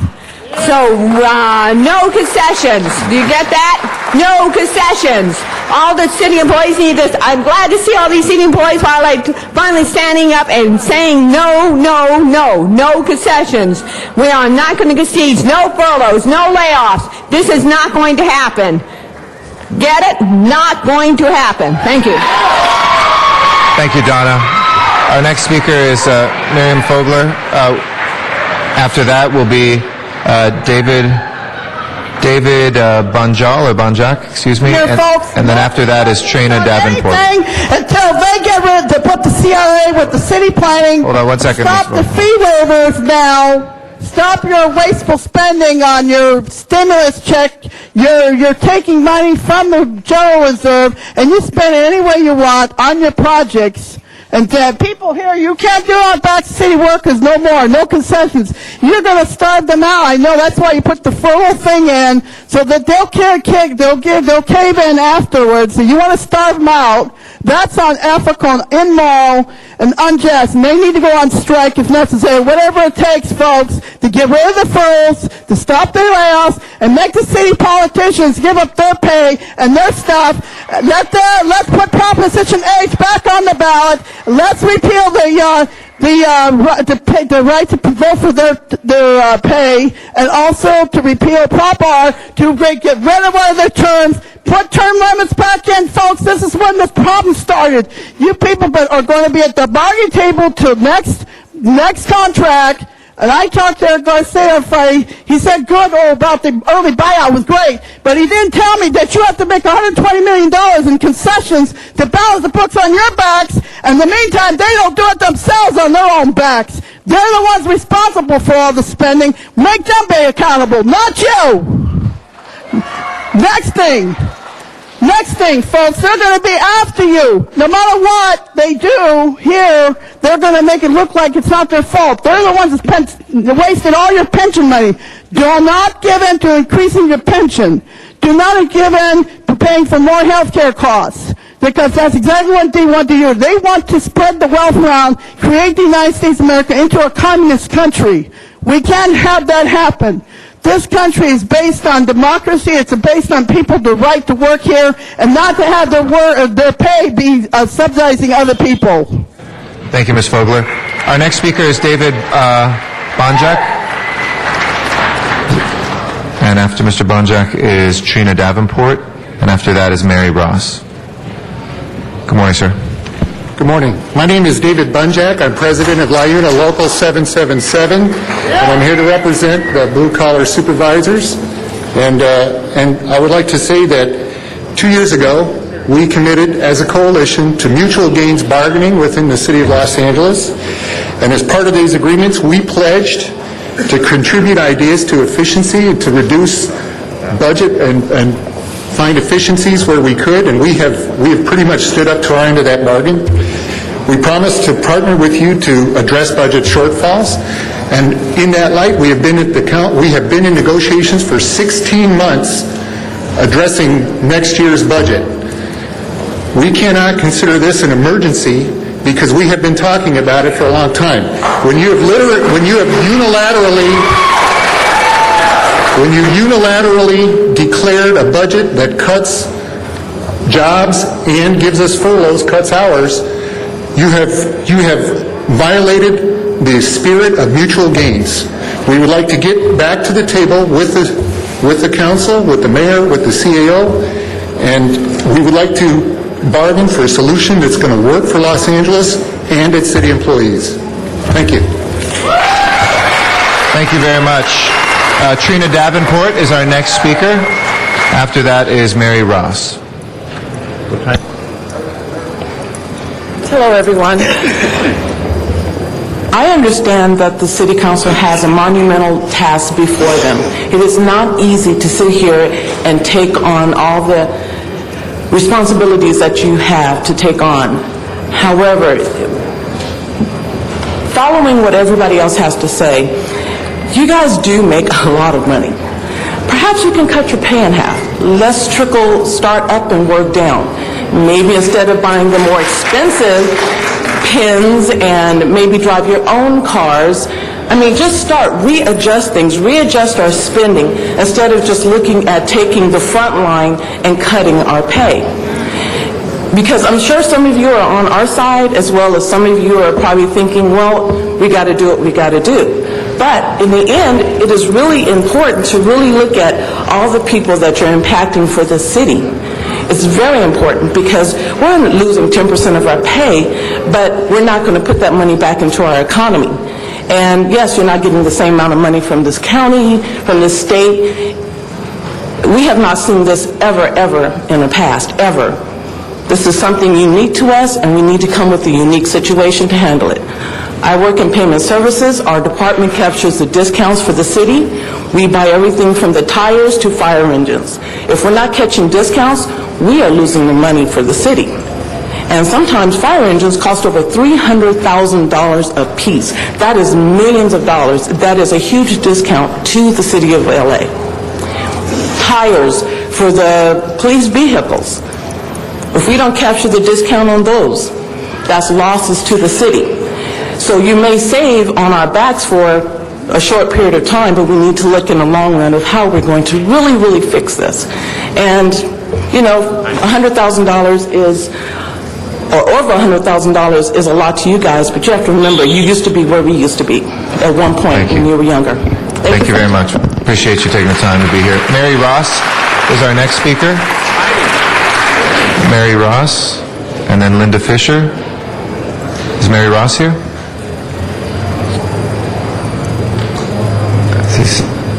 Then Linda Fisher. After that is Verdell Flores. Any of those three folks here? Okay. Autumn Elliott. Is Autumn Elliott here? Okay. Stephen Baldwin. Okay. Gilbert Vasquez? Any of those folks whose name I've called, if you want to come forward. Thank you. What's your name, ma'am? Verdell Flores, Great, thank you. Librarians Guild. Why has the council once again allowed the mayor to hijack negotiations from city employees? Why are you allowing cuts in after-school programs, senior programs, library programs? Why do you consistently waive fees for developers and businesses? And yet at these same council sessions where you waive thousands of dollars in fees, you will then cry financial crisis and cut library services. Please direct the mayor to return to negotiations for an early retirement package, which is the best way for LA, city services, city employees, and your constituents. Thank you. Thank you very much. Our next... Sorry, go ahead. What's your name? Hi, I'm Autumn Elliott. I'm actually here to comment on item number 1. Okay, we'll put that in for number 1. I'm sorry. Thank you, Ms. Elliott. Gilbert Vasquez? Come on forward, sir. After that will be William Morrison. Good morning. Good morning. I'm Gilbert Vasquez. I'm a city employee for over 20 years. I'm born and raised in the city of LA, and I live in the city of LA. I pay my taxes. My wife had a business in the city of LA. Unfortunately, we had closed it. She's been on disability. With the cuts you're proposing, I'm not going to be able to afford to pay the important things in our life today. I ask you to please come back to the table and negotiate. Early retirements are a positive. Furloughs and furloughs are a negative. I have 2 employee coworkers that would be benefiting from the early retirement. We can streamline our departments instead of taking the money and then spending it elsewhere. You know, these cutbacks will allow the departments to take this money and spend it elsewhere because it's use it or lose it. And, next year we'll be back here at the same point, at the same crossroads. Please do not go ahead with this plan. Thank you. Thank you very much, Mr. Vasquez. William Morrison is our next speaker. After that is Walter Bechtel, and after that is Mr. Anthony. Good morning. Thank you, Mr. Garcetti. Actually, I'm in support of the union. I'm going to just say one thing. For them making this big crowd here that came down and comes and supports the mayor, if they can gather a crowd like this, I think there is one standpoint that needs to be done here in the city. Since the mayor cannot uphold his job, I think he should be impeached and recalled. Unfortunately, there wasn't any strong candidates that ran against him, and I know right now I am running for senator, but if you can impeach the mayor, I'll be proud to be your mayor, and I'll come and I'll run for the city of LA. Thank you. Thank you. Walter Bechtel is our next speaker.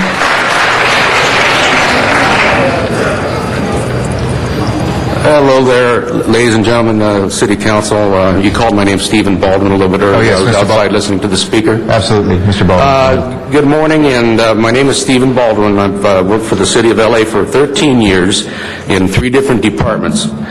Currently, I work as a mechanics helper for the fire department, and I'm well aware of the city's financial problems. I also know that this is the year 2009, and fires are no longer fought with the bucket brigade. The engines, trucks, and ambulances require meticulous maintenance that we provide. The mayor and city council's not proposing the layoffs of firefighters, just the mechanics and support members that keep them rolling. Do you see any problem with this rationale?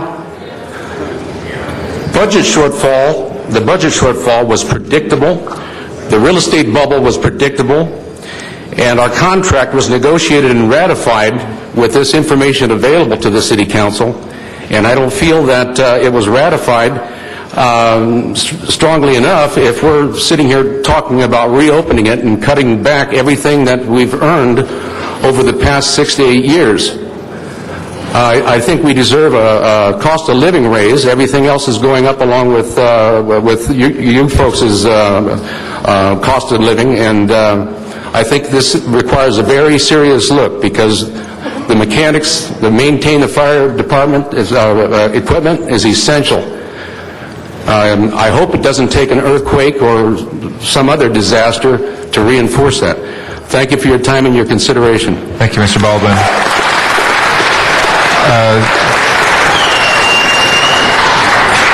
Ms. Fisher or Ms. Ross? Hi, Linda Fisher, you would call my name? Yes, absolutely. Go ahead. As I said, Linda Fisher, Recreation and Parks. I'm here to educate you in regards to the services that Recreation and Parks provide. Contrary to popular belief, we do not just throw balls out to the children. We are the individuals who care for, counsel, play with, teach, and supervise the children of the citizens of Los Angeles. We are a safe haven for kids in fear and families who need assistance at times of natural disasters. Thousands of families have lived in our parks after the earthquakes, just as thousands have come to us for daily leisure. We are the people who teach your children fair play, sportsmanship, determination, and socialization. Without staff on the grounds of the parks, the city will be faced with gang issues, increased homelessness, drug abuse, and chaos. I can't imagine how furlough days and closures are going to affect the community and the patrons of the parks. Recently, a child who grew up in our program and also worked for us as a recreation assistant passed away suddenly of a heart attack. The park and the community was lost with the loss of this individual. I can't imagine how the furlough days will be affecting everyone when all of us are gone. The park is a family, and everything you do to us will affect us as a family. Please educate yourself about what our services are and know what the outcome of your decisions are going to be. There has to be a better way. Thank you very much.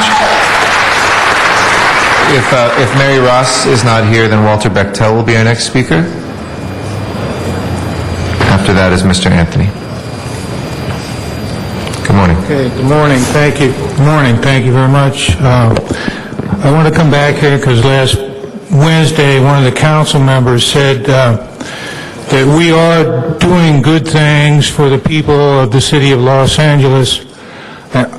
I don't know, but from the looks of what I see here today, it don't look like too many people agree with that statement.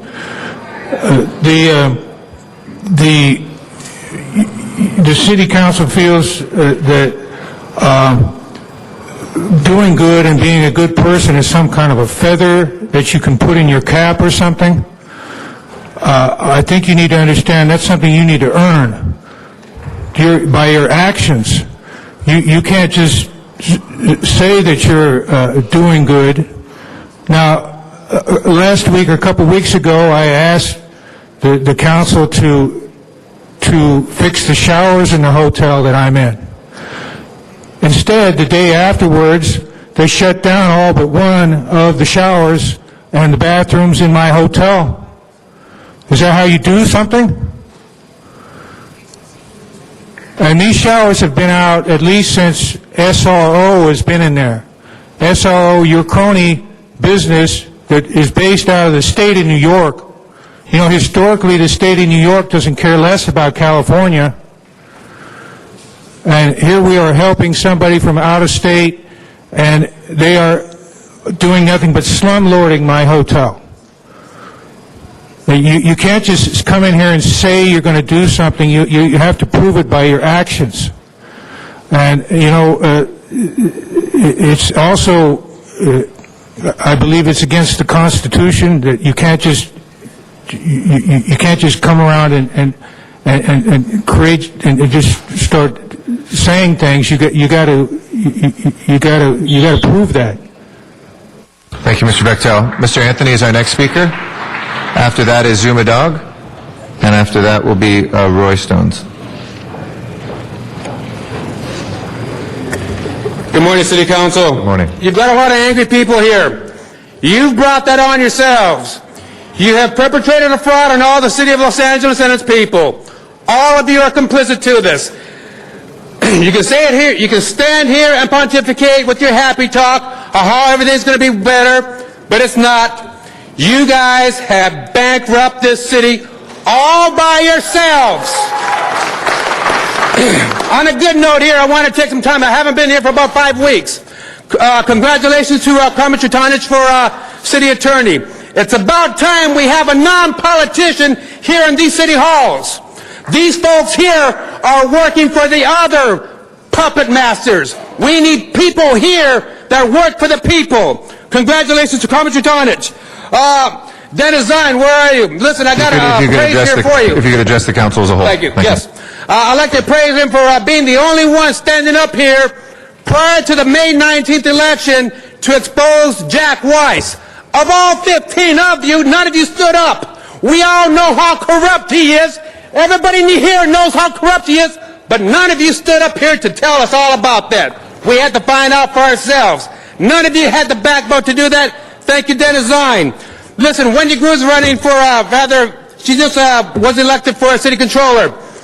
She is affiliated with the Weatherly Capital Group, the Dan Weinsteins, the Ron Burkles, the Richard Siemens. She's had a fundraiser for Andrew Cuomo, the Attorney General for New York. Folks, she is associated with the people that are pulling the strings here in City Hall. We need to have all these people recalled, impeached, whatever we can do to get you guys out. We've about had enough. You're going to see more angry people. If you haven't seen enough, you're going to be getting more. Thank you, Mr. Anthony. Zuma Dog is our next speaker. After that will be Roy Stones. After Mr. Stones will be Tiffany Sepulveda. Good morning. Yes, the emergence of the great Mr. Anthony, a great speaker. I'll continue with that. First of all, I'd like to compliment on a day like today. I've never seen anything like it. And General Services, the police, Captain Muski's people, they do a great job today. They put up with Zuma Dog. And thank you to City Council as well. Now, the medical marijuana, please pay attention. Big items coming up on the medical marijuana. I'm here to say that they are here to stay and that the City Council is going to be doing some nice maneuvers to look like something's happening, but it's beyond their control. So look for that coming up later. Now, the biggest issue in the city, the biggest thing that is going on is that the pension funds will be bankrupting the city within a year's time. The city will, there's all hell breaks loose. I'm here to repeat. The city's pension fund will be bankrupting the city within a year, and here's what happened. A few powerful people at the top, backed by big money, like Weatherly Capital, Dan Weinstein, like Darius Anderson. They're people that fundraise and they back politicians, and then they have other council member Wendy Gru, for example, who fundraised for Andrew Cuomo. Here's how it works. So what happens is Weatherly Capital, well, whether it's Richard or whether it's Hahn or Villaraigosa, they back these people. Then it's Villaraigosa's job to appoint their commissioners to funnel the pension money into shill scams that have tanked and cost $7 billion of pension losses. And that's why we're going to have to be firing people. That's why the city can't sustain itself. That's why we can't afford to even do anything. And it's going to be very bad. And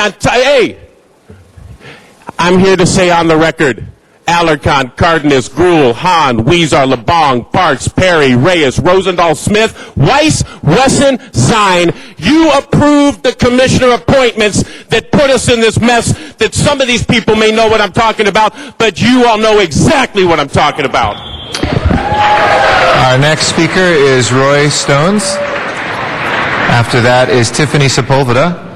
And after that is Michael Duran. My name is Roy Stone. I'm president of the Librarians Guild, and I'm here representing librarians and city workers and the public who use the library. We know that the problem is big, and we know that it's real. It can't be handled without cuts. The question is, what is the most responsible way to do so? We know you've been working on that too. There's a better way than the plan that has been moving forward with furloughs and layoffs. The way is a responsible early retirement program that the mayor himself told us he's in favor of, a revised early retirement program to best maintain city services. It allows the city to retain younger workers, the city workforce of the future. It sets the stage to restructure and prioritize critical services. An early retirement program is the truly responsible way for the economy. Layoffs and furloughs create a drag on the economy. Retirements add money to the economy and local businesses as retirees spend their pensions in the community. Early retirement program is a responsible way for families. It won't plunge young families with children into unemployment and leave them without health care.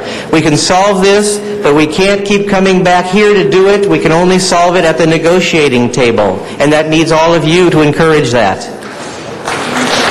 Thank you very much, Roy. Our next speaker is Tiffany Sepulveda. After Tiffany Sepulveda is Michael Duran, and after that is Roe. I wanted to speak for the medical marijuana, so... Okay, I'll put you in for that item. Okay. Michael Duran.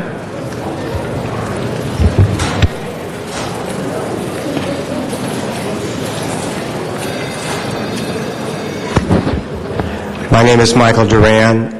In August, I'll have completed 20 years as Deputy City Attorney, serving the people of the state of California as a city prosecutor. I'm wearing a T-shirt indicating that I was on the budgeting negotiation between 721 and the CAO's office and our management. In other words, I helped work with the mutual gains process, and I'm here to say that I'm extremely disappointed that our mayor, that the city council has walked away from a year and a half of joint negotiation aimed at coming up with alternatives to furloughs. I'm also here to say that in my opinion, as a native Los Angelino, parks, libraries, job programs are not luxuries.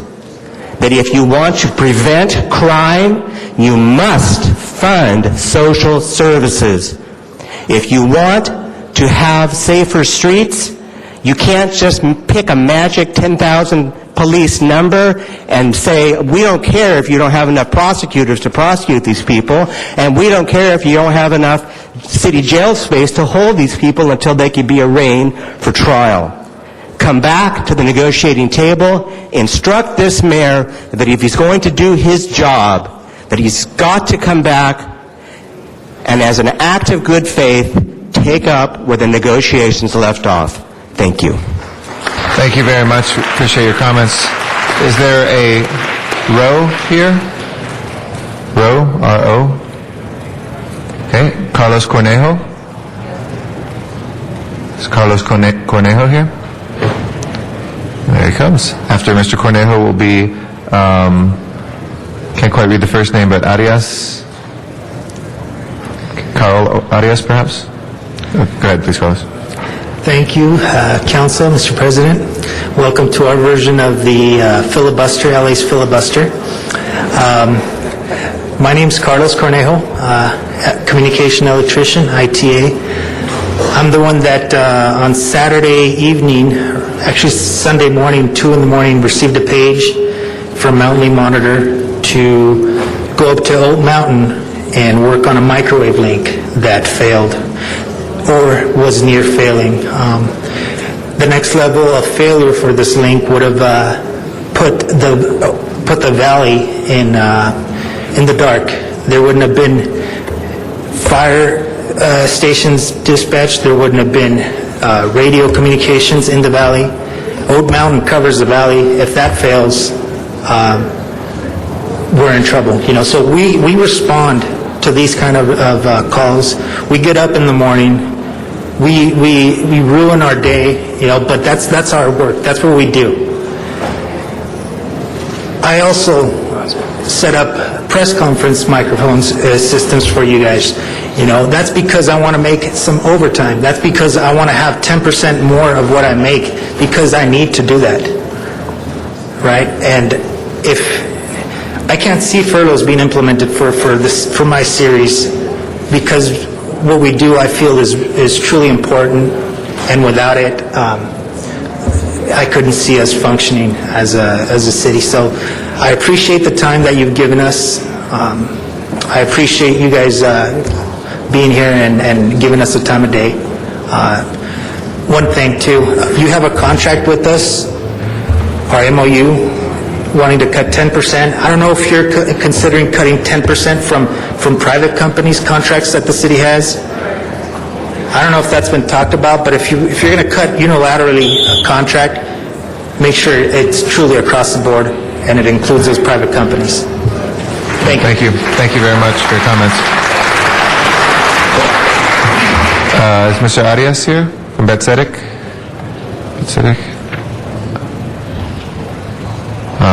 Terrence Harvey? Is Terrence Harvey here? Is Cheryl Evans here? Thank you for your patience. I know a long list. After Ms. Evans, we have Eric Brown and Anthony Mastrolia. Good morning. Yes, good morning, President and City Council members. My name is Cheryl Evans, and I've worked for the City of Los Angeles Police Department for 14 years. I remember the day like it was yesterday. It was September 18th, 95. I stood over in the auditorium at Parker Center, rose my right hand and swore to an oath that I would work for this department. If it needed me, I would be there. If I was on a day off and there was an unusual occurrence or an emergency in the city, that I would report to the nearest police station for service. I took that oath, and many people in this room took that oath. And I don't feel like I can stand here as a city employee and say my job is more important to me than the clerk, typist, the street maintenance, of whatever it is people do. All of our jobs are important.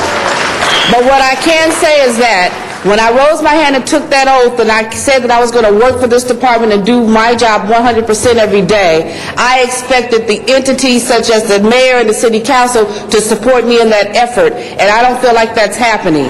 Now, I'm just a city employee, a regular blue-collar employee. Me and 5 of my co-workers stood together on a Friday, and this is what we came up with to help with the budget of the city of Los Angeles. Why are we paying detectives uniform pay? They don't wear them. We can stop the sick checks. We don't need to give out sick checks if you don't utilize your sick time benefits.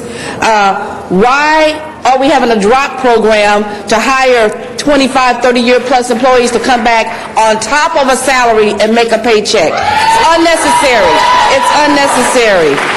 That's just not necessary. There are any number of ways. I don't understand how you can't look at the total budget.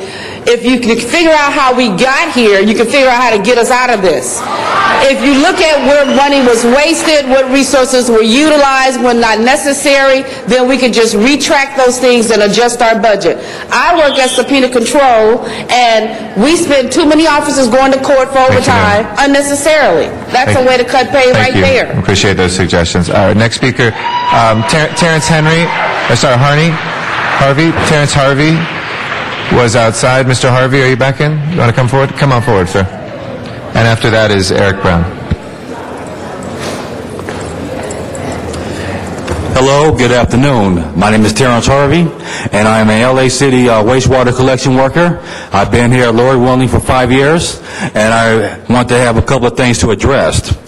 When the President Obama proposed the stimulus bill, why is it that all of a sudden that the city of LA is crying broke?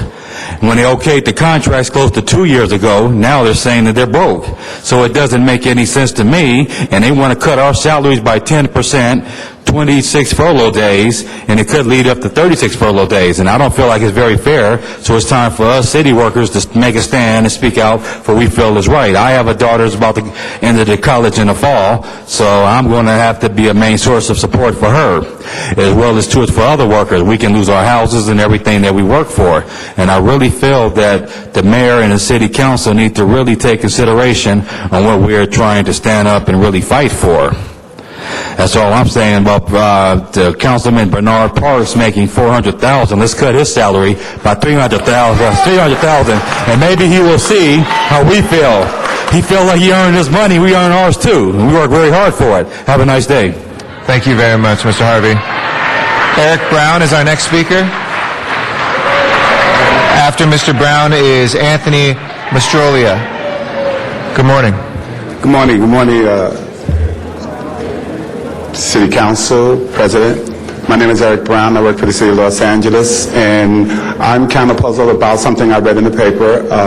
It says that we voted for our City Council to have the highest paid salary in the country. And if that is true, how could the City Council, in return, come back and thank us with layoffs and furloughs?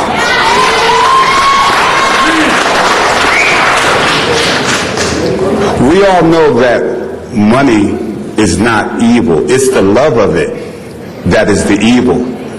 So therefore, if we will find who among the city council and the mayor is for this greed that it can fall on the back of the worker instead of making the necessary cuts on their own staff and their own committees, then we'll find out who loves the money.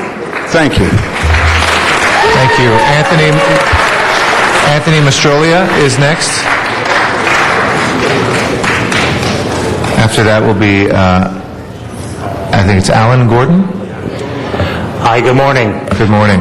My name is Anthony Mastrolia. I've been with the Los Angeles City Fire Department for just over 9 years now. And you've heard a lot of angry people up here this morning. There are a lot of angry people, but there's a lot of concerned employees too. On the side of every piece of fire apparatus, it says, serving with courage, integrity, and pride. I want all of you to think about that because we go to work every morning and we serve the city. We take care of that fire apparatus every day. And if you're talking about furloughs and layoffs, we're already working with minus 16% of our crew. We're getting ready to lose 10 more employees to retirement. And then you want us to furlough. That means we're going to have to slowly start parking fire apparatus. And then who's going to decide what fire station is closed? I don't want to have that decision. Do any of you want to decide which fire station is going to be closed?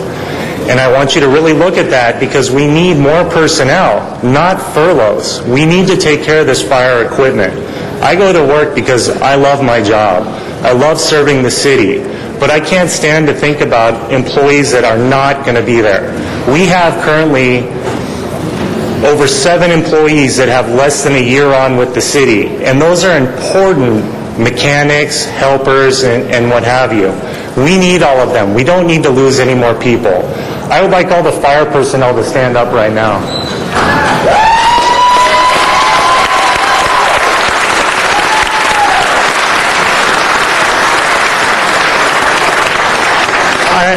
One thing that always comes to mind is I would like to know why it is that we are not as important as DWP. Why is DWP a separate entity, and why are they not affected by this like we are? Why can they not contribute like we do? I think that needs to be looked at. Thank you. Thank you very much. Alan Gordon is our next speaker. Good morning, Council. My name is Alan Gordon. I work for the Bureau of Sanitation. There's 2 parts of it. I've worked in the refuge and I've worked in the wastewater. I worked in the refuge for 12 years.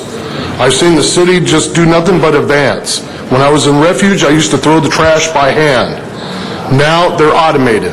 Now I'm in wastewater and I work in stormwater, and all the catch basins have screens on them. We try to keep zero trash out of the ocean. Now, if you give us work furloughs, we're going backwards again. I want to go forward. I want you guys to consider it, and thank you very much.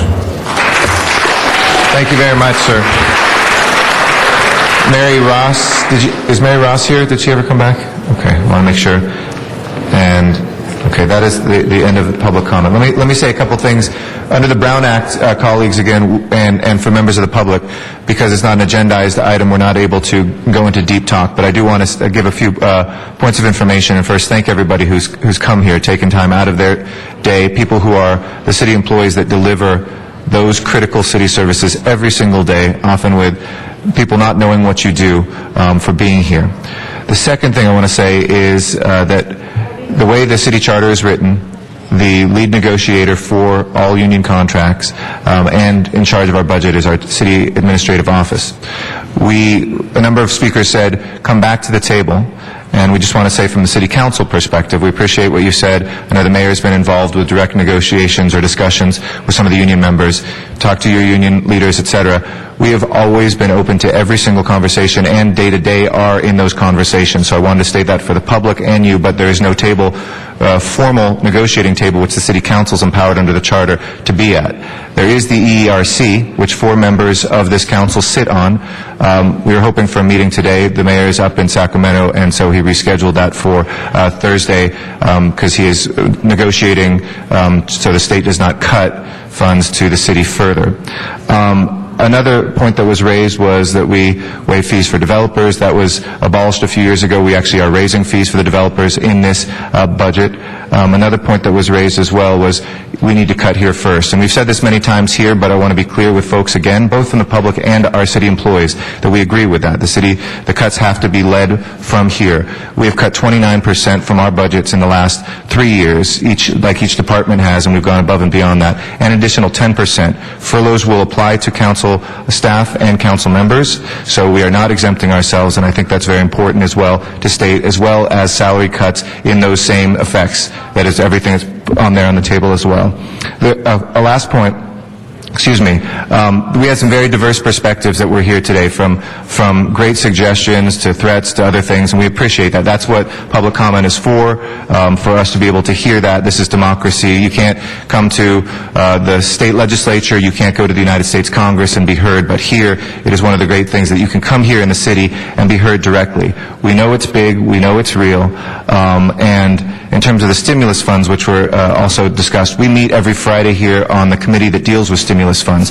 Unfortunately, Washington didn't give us a blank check that said, here, spend this wherever you want, but has very particular categories we can spend that in, like it or not, and that was raised. So that is helping keep some jobs. For instance, we passed last week stimulus jobs, in which we put $2 million back into sidewalk funding that had been cut, saving city jobs and making sure that we keep more employees. I think in closing, I speak for everybody here in saying 2 things. One, we would prefer, and we are still optimistic and hopeful that we can do something that would not be furloughs and that would not be layoffs. We will work not only up to July 1st for that, but past July 1st. But the second piece is we have a responsibility as well to make sure that we don't do what the state has, which is coming close to running out of money. If we don't do that, then that just results in even more suffering, not only for city employees, but for the services that you provide. So we will remain talking. You asked us not to negotiate in the press, so I won't go into any of the points of the negotiation, but no, there's not a single day that's going by without council members doing our best to push all the parties that you spoke about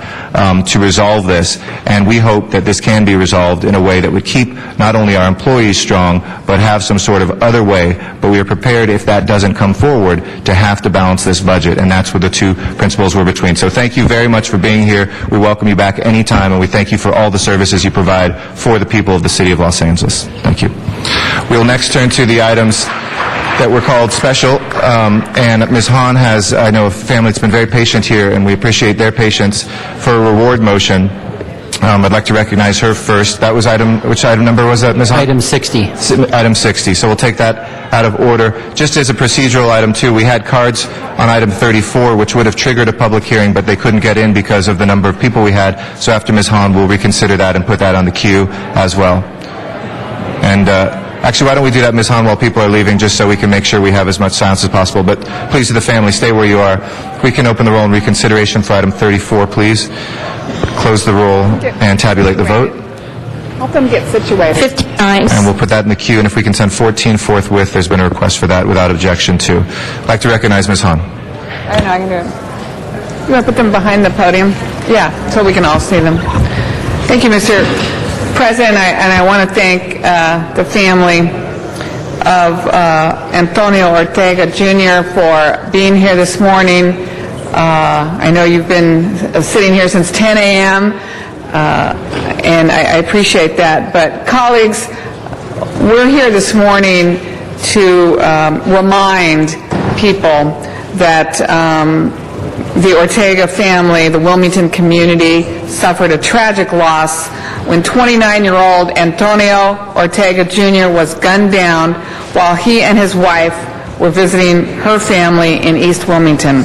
Antonio got into his car outside his in-laws' home one quiet Sunday evening and was killed by an unknown suspect who shot him multiple times while he sat innocently in the driver's seat.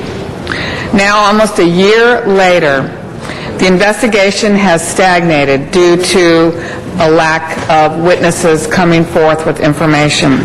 So the Harbor Division LAPD detectives believe that there are valuable witnesses in this case who have yet to come forward, and that a reward might move them to speak out. So today, with your concurrence, we are introducing a reward motion in the amount of $50,000 for information leading to the arrest and prosecution of the people responsible for this terrible crime.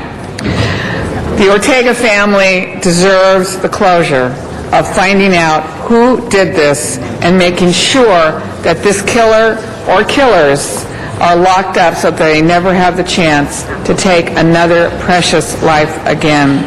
With us this morning is Yesenia Ortega, Tony's widow, along with his sister-in-law, brother, a friend, a cousin, certainly all those who loved him, grew up with him, knew how precious his life really was. I met Yesenia a while back at a vigil that was held on what would have been Tony's 30th birthday. So, Yesenia, would you like to say a few words here and talk about how important it is what we're doing this morning? First of all, I'd like to thank Janice Hahn for bringing this motion up to her colleagues, the council. It is very important for us, like she said, for closure. It won't bring him back, but it's changed our lives dramatically. I plead for this assistance, for this help. I know there are people out there who know and who are afraid to speak, but maybe this will be an incentive for them. And I ask you and I beg, please, if you can approve this so that, again, the detectives can continue doing the work that they're doing and help bring some type of closure to us so we can know or put a face to this demon that came into our lives July 6, 2008. This is his brother, Emmanuel Ortega. I would like to say something to, I know there's maybe some of you out there that are probably thinking, oh, another gang member. My brother was not a gang member. I am not a gang member. I've never been in a gang. He has never been in a gang. You know, I have two boys that now they miss their uncle. You know, they were thinking of having a family, you know. So, I mean, I'm asking, you know, please help. He was not, you know, he's not a gang member, you know, we were just there and this person came up and took his life. Now, he was my only brother. I don't have no more brothers. My mom, my dad are still alive, you know, they couldn't be here today, but they're, you know, they're hurting. They're, you know, life was taken away just like that. So, please do this for us. Help us out. We really appreciate it. Thank you. Thank you. Does anybody else want to say a few words? Well, I really want to thank you for coming down here to the City Council this morning, and you're right. I mean, we hear so much violence in the streets of Los Angeles, and sometimes people look at it as statistics and, you know, another crime, but having you come down here makes us remember this was a life. This was a life who was connected in so many ways. He had a wonderful wife, brother, cousin, family members, and it's not the same without him. And it did make a difference that someone took his life. We know, and the police believed, that someone knows something, and that's why we're doing this today, colleagues. I would like to say, if anybody watching this has information relating to this terrible crime of the death of Antonio Ortega Jr., to please call the Harbor Area Homicide Detectives, either David Alvarez or David Cortez, at 310-726-7881.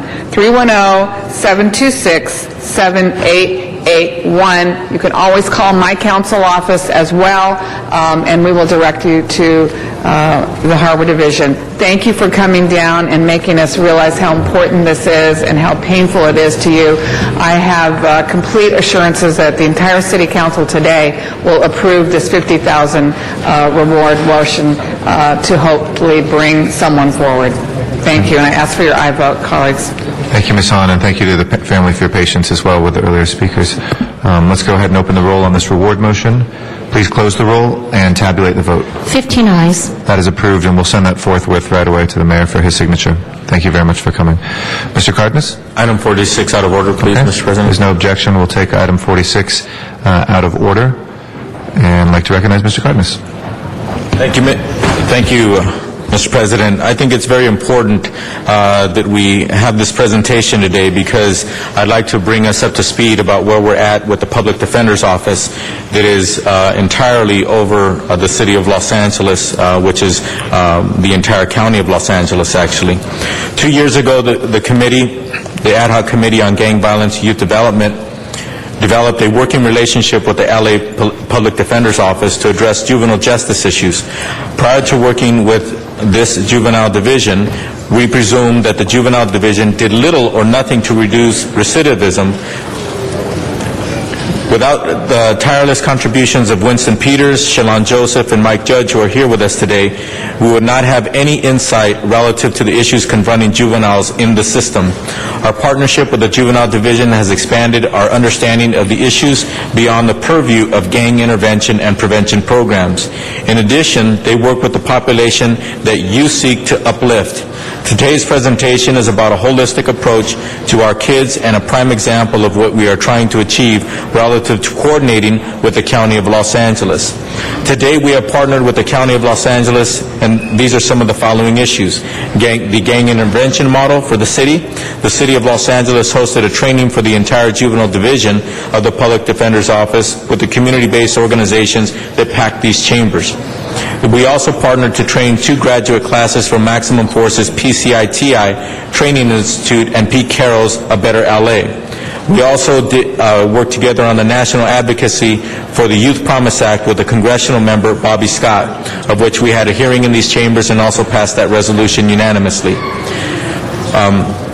I'd like to ask the Public Defender's Office if they could briefly give us a perspective of what the Public Defender's Office actually does and perhaps an example of a typical constituent that you would actually work with that would actually be our constituent, a constituent of the City of Los Angeles. Please. Thank you. I think that most people are aware of the traditional core role of the Public Defender's Office. Could you just identify yourself for our television viewers? I think many of us are familiar with this. I am the Los Angeles County Public Defender. Thank you very much. A little closer to the mic. Thank you. I believe that most people are aware of the traditional core role of the public defender to ensure that innocent people are not convicted, that people who are overcharged are not convicted of those excessive charges, and that whatever the disposition of the case is, that people are treated fairly. And of course, that's what we have done for so many years. We're the oldest public defender's office in the country and the largest. But as well as the system was working for all of the professionals, it really wasn't serving the communities very well. So we decided to add an additional approach to it to try to make sure that, especially with children, that we focused on assessments to determine what their needs are, and very often we have found that they in fact do have some special needs, and there are community-based organizations that can provide for those as long as you get an accurate assessment. Some of these are special education services, and it explained exactly why many of these children were falling further and further behind and hanging out with others who were falling further and further behind. So we managed to get some clinical social workers to help us with the assessments and to make recommendations to the court for an entire package of services, including treatment, education, and things of that nature. In the 7 years that we've been focusing on this in our care program, we have serviced over 13,000 children. The courts have followed our recommendations for disposition in 83% of the cases. And we have followed them to see what were the outcomes.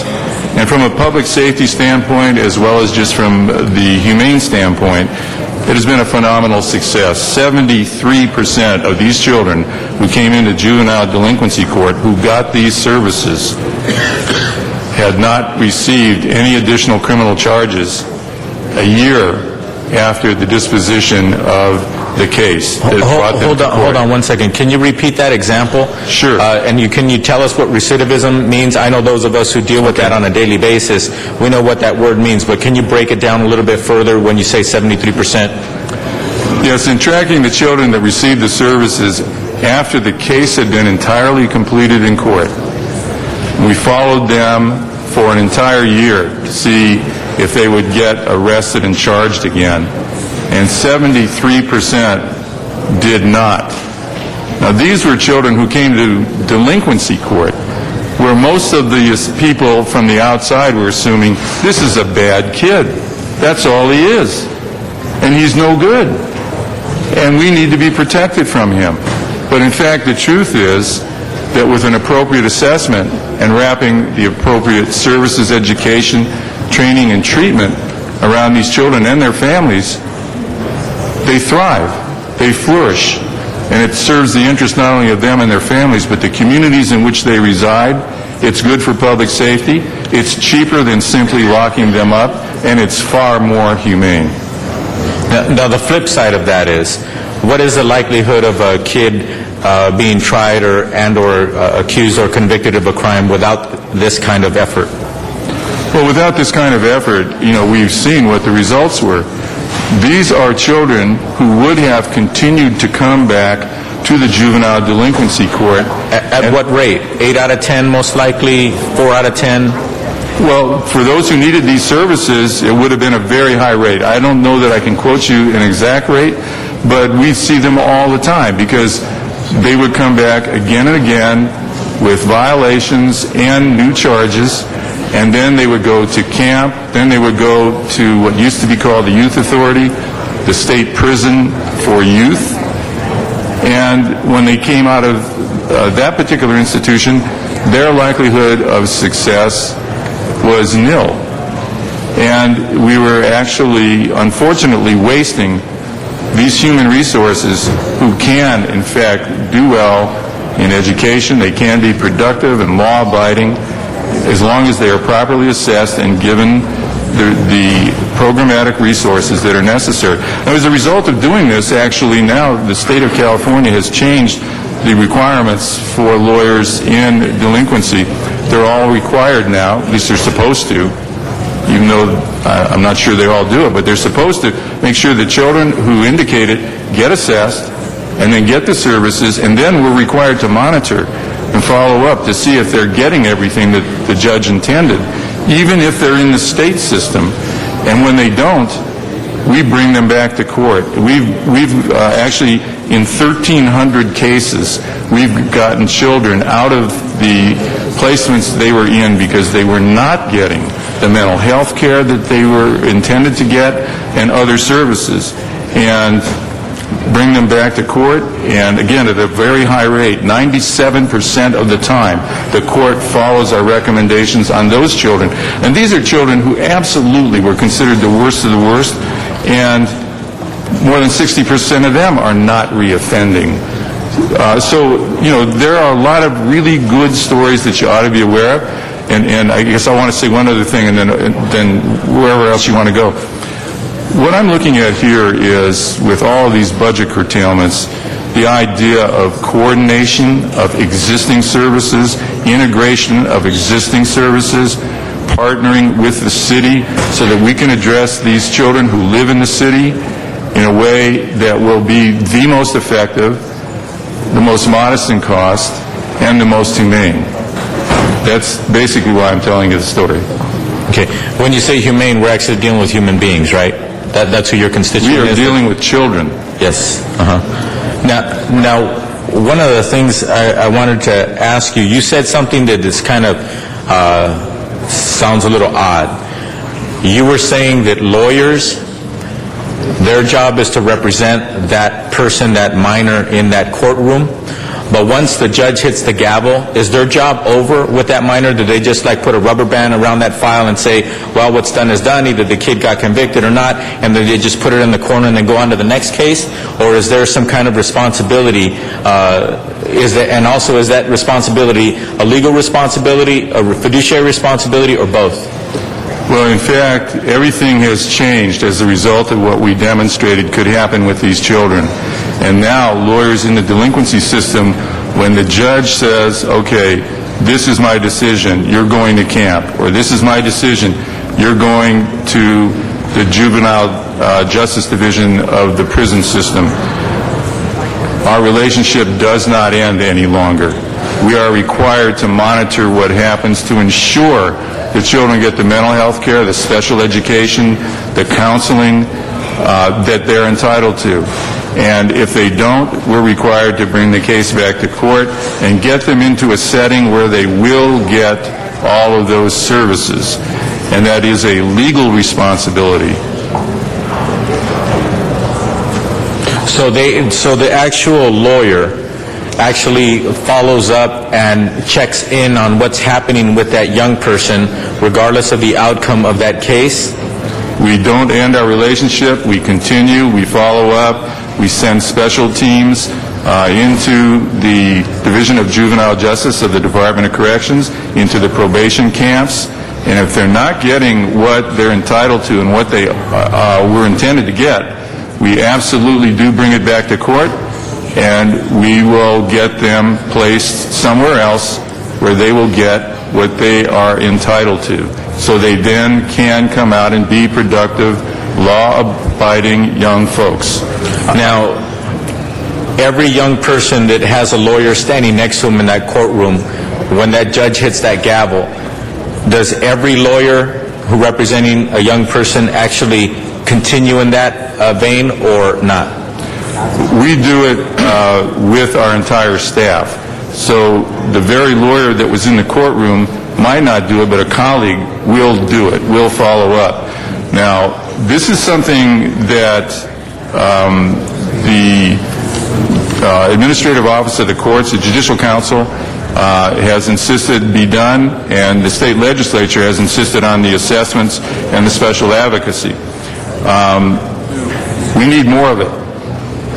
I have to say that defenders in the delinquency courts are not in full compliance.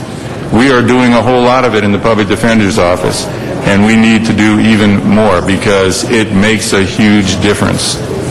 So this that you just described, where the lawyer actually follows through with that young person, is this a pilot program just in the County of Los Angeles, or is this something that's required of every public defender's office throughout the state of California? This is a statewide mandate, and whether a person is a public defender or a private lawyer, they are yoked with this responsibility.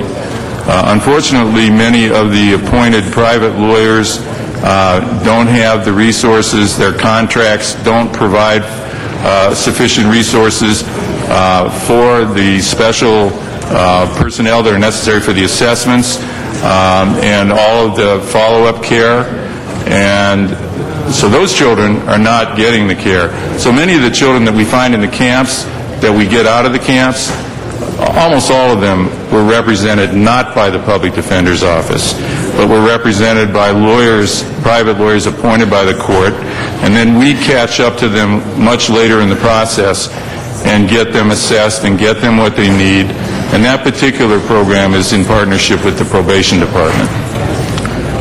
So not every child that goes before a judge doesn't get this follow-up service. They're supposed to, but they don't. So, like in the County of Los Angeles, what percentage of kids are getting that follow-up service to the nearest 10%? Okay, I would have to defer to Winston Peters on that. Hi, Winston Peters, Assistant Public Defender. We represent approximately 50 to 55% of the children in the juvenile justice system in Los Angeles County, the city and county of Los Angeles. So the other 50% or so are represented by the bar panel lawyers.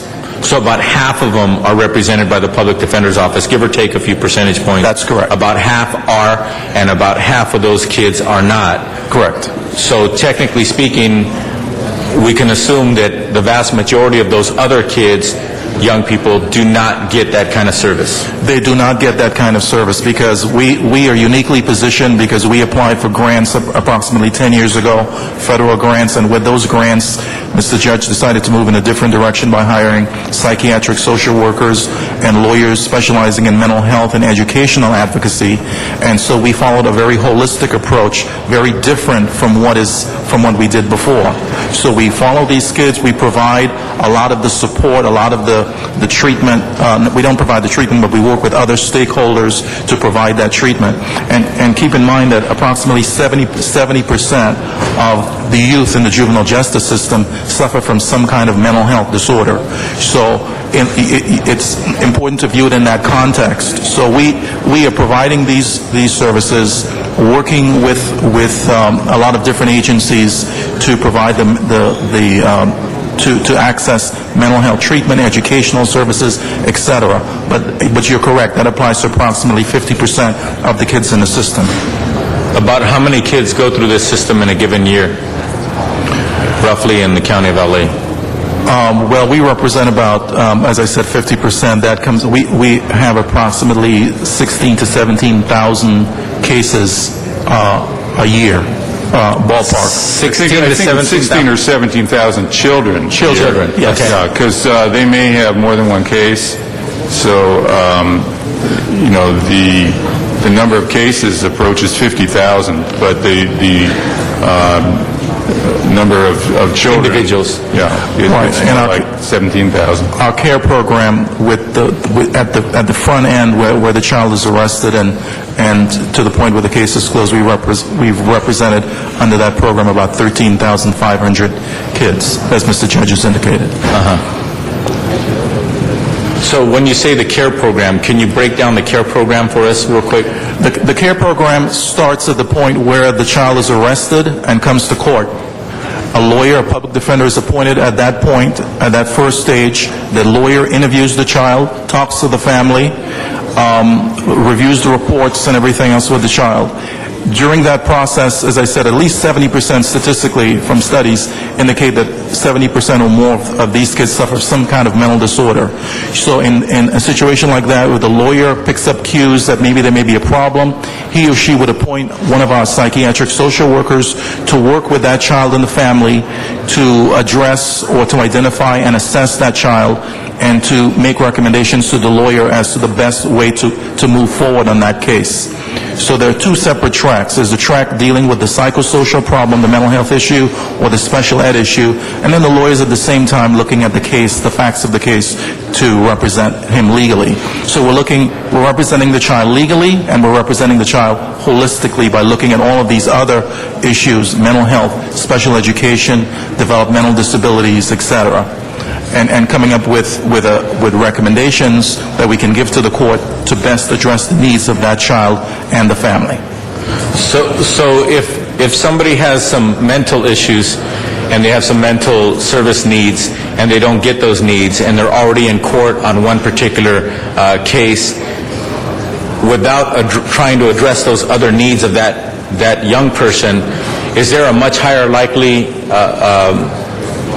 is it very likely that they will be back into the system if those needs if they don't try to address those needs? Yes, we see that over and over again. We see kids who are coming into the system who are many times incompetent. Their IQs are subpar, but they've never been assessed. Those issues have never been addressed. They have mental health issues. They have special ed needs where the family is unable to really navigate a really complex educational system to help that child. So when these kids' needs are not addressed, we see them coming back into the system with the same problems. And unless they are addressed, that's part of the reason we have this high recidivism, and that's one of the reasons why in the Department of Juvenile Justice, the recidivism rate is in the 80s. It's high 70s to 80s, because these kids' needs have never been addressed much earlier in the process. Okay, go ahead, Mr. Judge. The advocacy is even more robust than that, because unfortunately there are some recalcitrant public agencies that refuse to honor their mission. So we've had situations, for example, where the State Department of Developmental Disabilities refused to provide service to a child. And I'll cite one example, a young 12-year-old boy who had suffered twice from an auto versus pedestrian accident. So what happened was he had trauma to his brain both times when hit by cars as a pedestrian. And they refused to accept him as a case, and we actually sued them. And the result was that he got a continuum of care that is probably the most exceptional that we've seen. We asked for something that we thought was adequate and reasonable. They refused, and so we obtained a 36-page, single-spaced court order requiring them to provide a very rich basket of services for the rest of his life. Same thing with school districts. Sometimes they've done an individual education assessment, it's known as an IEP, and then failed to provide the special education that that child is absolutely entitled to, and if they don't get it, then they're the ones who do poorly in school, who drop out, who end up maybe in a continuation school. If that happens, we will sue them. If they haven't done an IEP, we'll ask them to do it. If they refuse to do it, we will compel them to do it. These children are entitled to this, and if they get it, they flourish. If they don't get it, then they start hanging out with other kids who are not performing well in school, whose self-esteem is dropping by the day, and you know the results. They end up in our juvenile delinquency courts. We cannot do that. We cannot allow that anymore. So the results are basically that we spend more taxpayer dollars in the long run if we don't do this, and then also crime does not go down if we don't do this. That's crime correct. will either continue or possibly go up. I'll close with this. You're standing before the City Council of Los Angeles, 15 policymakers. I myself have been working on juvenile justice issues for over 10 years, both in the state legislature and here, and I was delinquent in calling you to the table in the past, but for the last couple of years, we've been working very, very well together and creating better products and better solutions. Do you welcome or do you feel that you can bring something to the table whenever any policymaker works on issues that deal with youth, especially when it comes to youth and delinquency and crime issues? Absolutely. You know, I'd make that offer to every member of the City Council. We are available. I am available. And I'd be delighted to work with you. And again, I'm not asking for additional resources. What I'm suggesting is that we coordinate better, that we integrate these into a strategic plan for our youth. And I think that it will serve all of your constituents better, both in terms of public safety, but also to not squander the resources of these wonderful children who can, in fact, if given a chance and given the treatment and the special education, be productive members of the communities that you represent. I want to thank you all very, very much. And once again, this is Michael Judge, the head of the Public Defender's Office for the County of Los Angeles, Winston Peters, and also Shalon Joseph. Thank you very much. And also, council members, please take advantage of them. Take their invitation seriously. This is one of the best public defenders, most proactive public defender's office throughout the United States. They're doing wonderful things for our constituents. We definitely can use their expertise and their support. Thank you very much. Thank you, Council. Thank you. And without objection, we will note and file the report. Thank you very much for your time and your patience earlier this morning. If we can take up items called special, please. Item 1, called special for cards. Okay. We have item number 1 before us. I'd like to ask, re-invite Autumn Elliott up, who has been very patient as well, and Larry Gross will follow her, and then Betsy Handler. Good afternoon. Good afternoon, and thank you for the opportunity to testify. Ms. Handler was actually not able to stay the whole time, so she asked me on her behalf to thank Judy Reel for drafting this ordinance and to say that Inner City Law Center is wholeheartly in favor of this ordinance. My name is Autumn Elliott. I'm a housing attorney for the Los Angeles Center for Law and Justice. Our office has litigated cases against landlords who have tried to get out of following the city's rent control laws by fraudulently claiming that they needed a vacant unit to move a family member in. So because of that, we know how important the protections contained in the proposed ordinance are, and we support the ordinance for that reason. That support comes with a warning, though. These days, it's harder than ever to find a lawyer if you're a low-income tenant. By the end of the month, LACLJ itself will no longer have a housing staff attorney. That's me, actually. And our ability to help tenants enforce these provisions is going to be extremely limited. The protections in the ordinance are not going to mean very much to low-income tenants unless the city itself is committed to enforcing the law. Additionally, the ordinance does also decrease the amount of relocation assistance given to tenants in certain situations. Last December, the City Council did the right thing by increasing the relocation assistance that was proposed for qualified tenants who are older, disabled, or have small children. It's still our position, though, that now is the wrong time to make it harder for those people to find safe, decent, and accessible housing, and we would encourage the council to bring that back to the full amount for those tenants. Thank you. Thank you, Autumn. Larry Gross is our next speaker. After that will be Daniel Garcia. So item number one, huh? Yes. Larry Gross, Coalition for Economic Survival. We support the increased tenant protections in this ordinance. It will help to end abuses and close loopholes that have resulted in unjust evictions and affordable housing loss. But we still can't see justification for reducing the tenant relocation assistance, especially in these hard economic times with people like the city workers you've just heard who are facing the loss or the cuts to jobs. Similar to your reasoning for expanding protections for foreclosure evictions, here too are good tenants who've done nothing wrong but find themselves victims of circumstances they haven't created.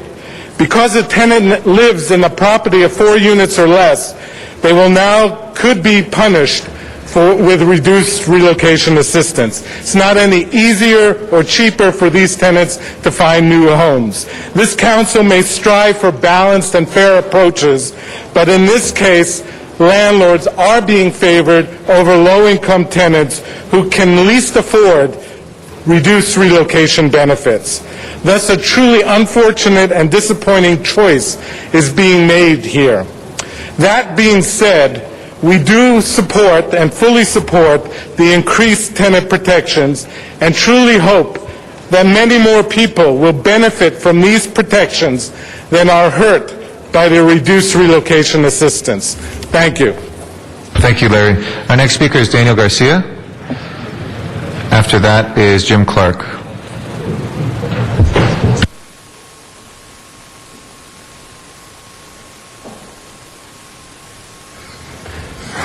Good afternoon. I just want to say that people with disabilities, senior citizens, have been suffering a lot, and I have been isolated cut. Income support cut. There have been no vision cut. There have been in overall cut.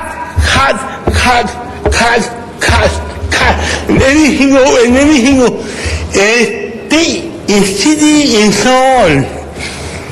So I think it's about time that we have a very good way of positioning ourselves to promote a better living of ourselves. And I think disabled people and senior citizens deserve the city of LA a protection that we have been having is very important for them. I think it's about time that we have the law applied to them, because people with having senior citizens have been very important for our society, and we always been the first to be in the elimination process, always being the first to be cut, always being the first to be dislocated, because we're weak. We don't have representation. And that's why we want to know if the city wants to sponsor this issue. It's very critical to us. Thank you. Thank you, Mr. Garcia. Jim Clark is our next speaker. And after that is Arleta Stevens. Good afternoon. Good afternoon, and thank you for the opportunity to speak. I'm Jim Clark, Executive Director of the Apartment Association of Greater Los Angeles. I'd just like to say on behalf of our 25,000 members and managers that we support the reduction in relocation fees for mom and pop landlords. In these economic times, we do see some of our members having to move into their own buildings because they can't afford to pay 2 mortgages. And so it's very important for them. At the same time, I'd like to point out that we'd like to see some other tweaks to this ordinance. It's still partially not fair. The escalation of relocation fees, which generally are too high, are automatic. And as I mentioned, we are going through difficult times, and we find landlords who have to instigate a rent increase. It takes a human act. It's not automatic. Are sometimes not only foregoing rent increases, but are also reducing rents because the high vacancy rate, it's almost doubled. They're trying to keep their tenants in their buildings. So we'd like to see some sort of annual review to this ordinance to take a look at the current conditions of the economy to see if they're warranted in going up. And with that, I'd like to thank you for the time and consider my suggestions. Thank you. Thank you, Mr. Clark. Our next speaker is Arleta Stevens.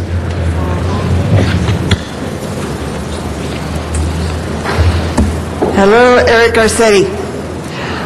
As a senior citizen living in my rent-control apartment for 33 years, I was tricked by a developer/landlord and evicted.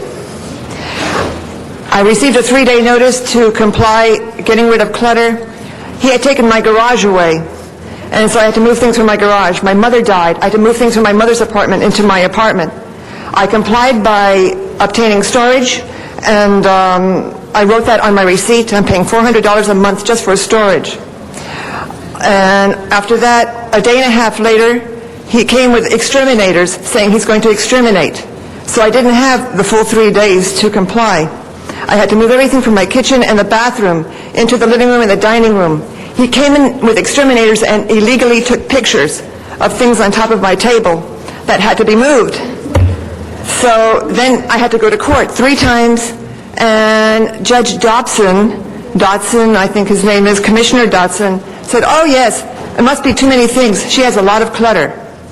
I took pictures. I complied. Nobody from the city came to comply with me to let him know that I complied. I had 33 inches for the hallway, 33 inches for the staircase. You could see through the apartment. I had pictures. I still lost my case. I am paying 3 times more. I will be homeless. I was a city officer with the Cultural Affairs Department, City of LA, Department of Cultural Affairs for 19 years. I was a volunteer. Tom LaBonge knows me. And I think it's really unfair what happened to me. My husband's a librarian. If he gets cut, we'll leave the state. We may leave the country. But Stephen R. Rose is the developer. He did this with dirty hands, and he still won. Addiction Defense Network did not help. She wasn't strong enough to fight this developer.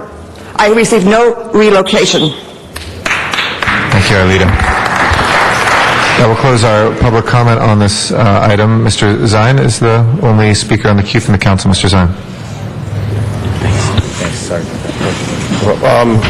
Mr. President, colleagues, the annual review seems appropriate. If I could make the recommendation that we include that annual review in this particular matter, I think it will serve for the benefit of all. So I'd make a amendment to add that annual review to the particular proposal. Mr. Smith seconds that. Is there any objection? No objection. That will be accepted as a friendly amendment. I'm sorry, Mr. President, will this be adding to the ordinance or to the report? Let's just make it as an instruction, I think, because the ordinance will require coming back, right? Is that all right, Mr. Zine? If we make that Fine. Okay. That's fine. Not formally part of the ordinance, but we will make it sure that that happens. It will be an instruction from the council. Okay? All right, if nobody else wishes to be heard, let's prepare the roll as amended and tabulate the vote. 13 ayes. Okay, that is approved. I'd like to recognize Mr. Reyes for item number 18 next. Chairman of our Planning Land Use Management Committee, Mr. Reyes. Thank you, Council President. Colleagues, we've reached a point where we need to take some very definitive actions in moving in a direction that's going to create a greater sense of public safety in our communities. So, item 18, there are a set of amendments that are before us that reflects the hard work of Councilmember Zine and Councilor Huizar and other colleagues who have been involved in this. We are at a pivotal point given the rash of establishments that have created a negative impact in our communities.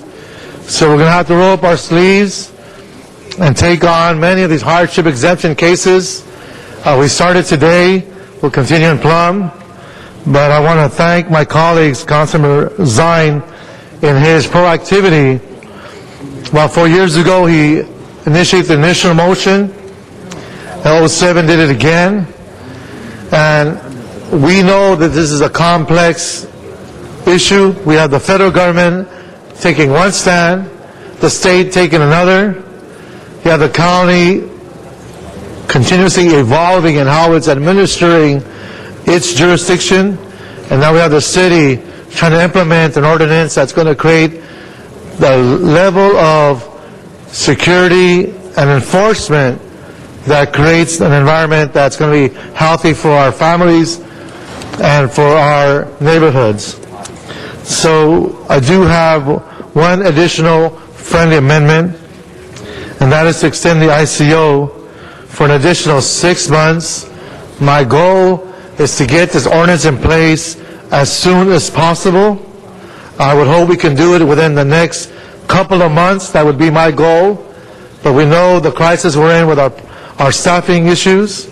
We need to fold in the marijuana task force, who have an array of perspectives, because we also realize that there are many individuals who legitimately need this medication for their survival and for day-to-day needs. So that's the balance.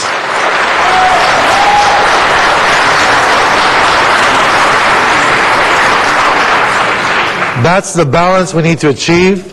And if it wasn't for Councilmember Zine's efforts and his motion in putting this in front of us and the continuous diligence of Councilmember Huizar, this type of dialogue will not occur, and we hope to achieve the type of balance that we need to achieve in order to secure our neighborhoods again and to start allowing for the distribution of this medicine for those who are truly in need. And so I'd like a second on extending the ICO. So moved. Thank you. And thank you, Council President, for your diligence as well. Thank you very much, Mr. Reyes. I'd like to recognize Mr. Zine next Thank you, And then Mr. Mr. President. Weezer, Mr. Smith, Mr. Thank Rosendahl, you, Mr. thank you, LeBlanc. Mr. President. Thank you, Mr. Reyes, for those kind words. We worked on this, your committee, Mr. Weezer, Ms. Hahn, many members of this council have worked on this, trying to come up with a resolution.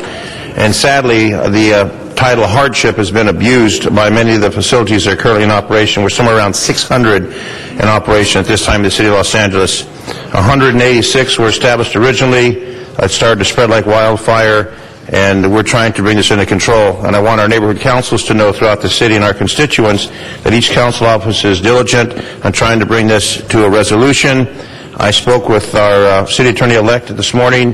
He is very compassionate about the medical use of marijuana and also committed to enforcing the rules and regulations that we put into the city of Los Angeles for facilities. So I thank you, Mr. Reyes. I know the Plum Committee is going to be very busy hearing the hardship cases and this ordinance, and the planning department. Also, the city attorney's office has been involved. There's been a lot of folks involved.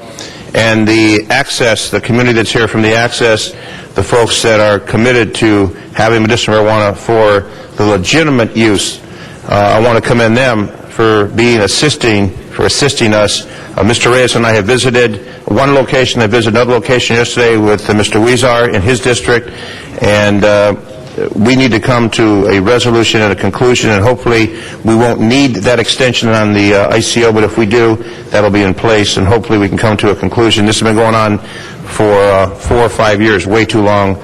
But it's not that we haven't attempted. We've been working diligently on this. So, Mr. Reyes, thank you. Colleagues, thank you. Mr. Weezer, Ms. Hahn, Mr. Garcetti, you've been involved. I think everybody in this council has been involved in this. Mr.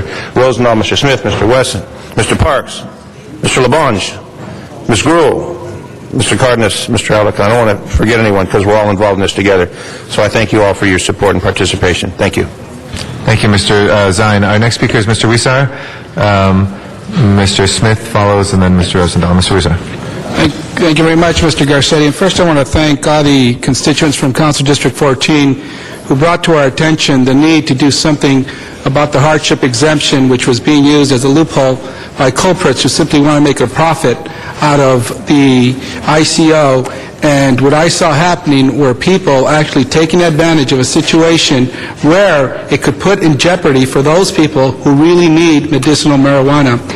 This council has been consistent generally in supporting the intent of Proposition 215, but what we have right now is a morass of different regulations that may or may not comply with one another, starting with the federal government that tells us that this substance is illegal, to our state who says that it can be used in limited circumstances.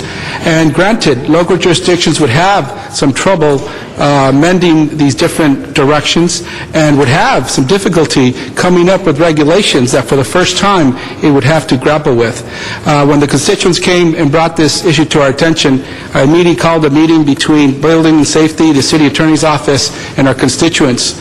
And we recognized that the Building and Safety Department would go out and look at some of these facilities, not knowing whether they were legal or not. They would then file something with the City Attorney's Office.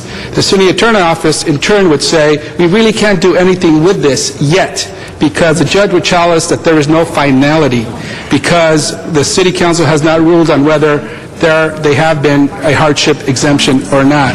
So what happened was people saw this loophole, kept applying, knowing that there would not be any repercussions as to whether they were operating or not. We need to fix this. And the way we're going to fix this is, one, through the motion I introduced today that would delete the hardship exemption from the interim control ordinance. What that means is that no dispensary will open up from now on under the hardship exemption, meaning that no dispensary will open up right across the street from a school in El Sereno, which I think our young people have seen many people go in there, and they've told me they're not going in there for medical purposes, but for other purposes. We will not see anything like that anymore. Secondly, our chair of Plum, Councilmember Ed Reyes, has scheduled the existing hardship exemptions to hear them and tell people you have the right or you don't have the right to operate. And there's about over 500 applications that we need to get through to make sure we tell people whether they can or cannot operate. And finally, Mr. Zine and Ms. Hahn and Councilmember Reyes have been working on a permanent ordinance that once established, we will have once and for all a comprehensive set of rules and regulations so that people know when and when they cannot operate. It's good that we're at this point, but we got to make sure that we do something now and do it quick. And that's why the motion that's before us today, what we're voting on today, has an urgency clause asking our city attorney to come back within 1 week, so the council could then vote on this and put an end to these profiteers who are taking advantage of this system. I just heard about the 6-month extension that Councilmember Reyes proposed, and without speaking to him or anybody about this, I think that allows us some flexibility, I suspect, so that if we don't adopt the permanent ordinance by the time the September ICO deadline comes around. But what this will leave us is an opportunity for no more dispensaries to open up, get rid of the hardship applications, and work and implement that permanent ordinance to once and for all. Let those people who need access get access, and put those people who want to profit out of business. Thank you. Mr. Smith. Thank you, Mr. President. I very much appreciate Mr. Weezar's exploration of the issue. I wish we'd had that discussion when this started, because in the ICO, when we passed the ICO, we made a tragic mistake. We listened to the city attorney who gave us information. We got to remember around this council, folks, the city attorney is not the end-all to the discussion.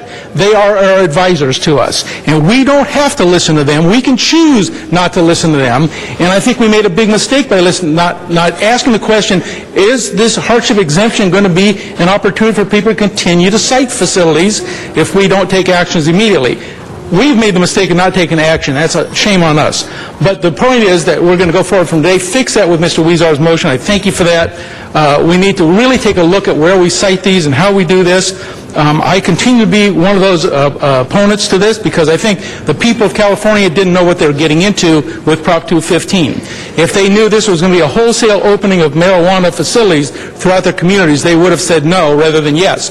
They wanted medical, medicinal options for people that really need it. They didn't envision this to be a huge commercial venture throughout the state of California, which people make millions and millions of dollars on, with no checks and balances, nobody watching, and now the federal government saying we're not even going to watch anymore. That is not what the people want in California. They wanted the ability for people that needed this marijuana for their medical needs to be regulated in pharmacies or something of a legitimate nature rather than just a commercial place to go. And I have stood in those, and I have seen people walk in with no prescription, pay a $50 fee, get on the telephone, tell somebody they got headaches and they need marijuana, and get a fax prescription over the telephone without ever seeing a doctor. That is not what the people wanted. That is legalizing marijuana in California by default, and the fact that the Prop 215 didn't address these kind of issues. We need controls, and this doesn't do it. I'm going to vote against every one of those 600 who took advantage of the ICO because they're just financially trying to take advantage of the situation. I'm going to vote no on every single one of them. I may be the only one, as I usually am, but I think that needs to be said. These people took advantage of us. We made a mistake. They took advantage of us. We should just stop it now. I'm glad we're going forward today, Mr. Weezar, with your amendments to go forward at least and fix it from this point forward. But 600 companies took advantage of the city of L.A. and are ruining our communities. Mr. Rosendahl is our next speaker. After that is Mr. Labange. And please ask the audience, we allow folks to clap, but please, no booing. Even though Mr. Smith enjoyed it, he says, for the record. Mr. Rosendahl, Mr. Labange, Ms. Hahn. Thank you, Mr. President. Of course, I want to continue the moratorium so we can work this all out. But you know what I'd like to see? We just had a huge meeting of city workers who might lose their jobs. How about creating a revenue stream for marijuana?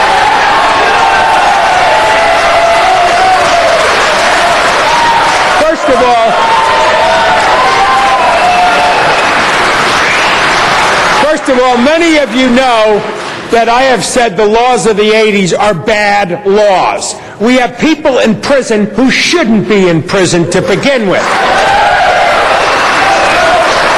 So when are we going to grow up as a nation and deal with the reality of marijuana. Instead of incarcerating people, let's deal with it in an honesty and an integrity way. But what I want to do now is every one of these clinics that ends up legitimate after this process we go through, we need to come up with a formula so that the city gets a piece of that revenue, so that we can deal with our deficit.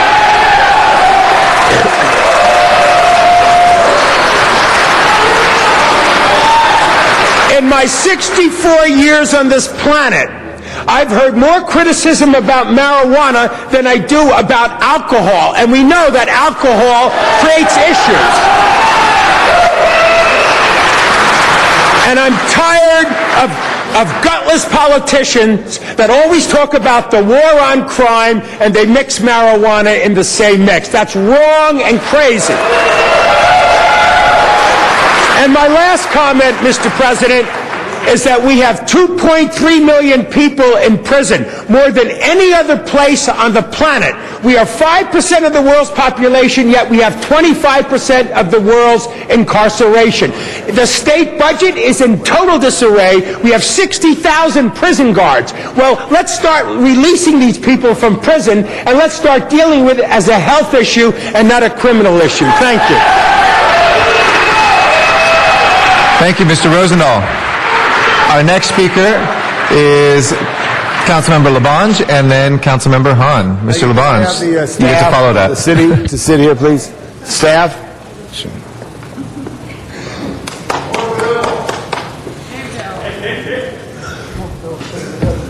Many people within the neighborhood movements, the neighborhood council movements, are concerned about any facilities in their neighborhood.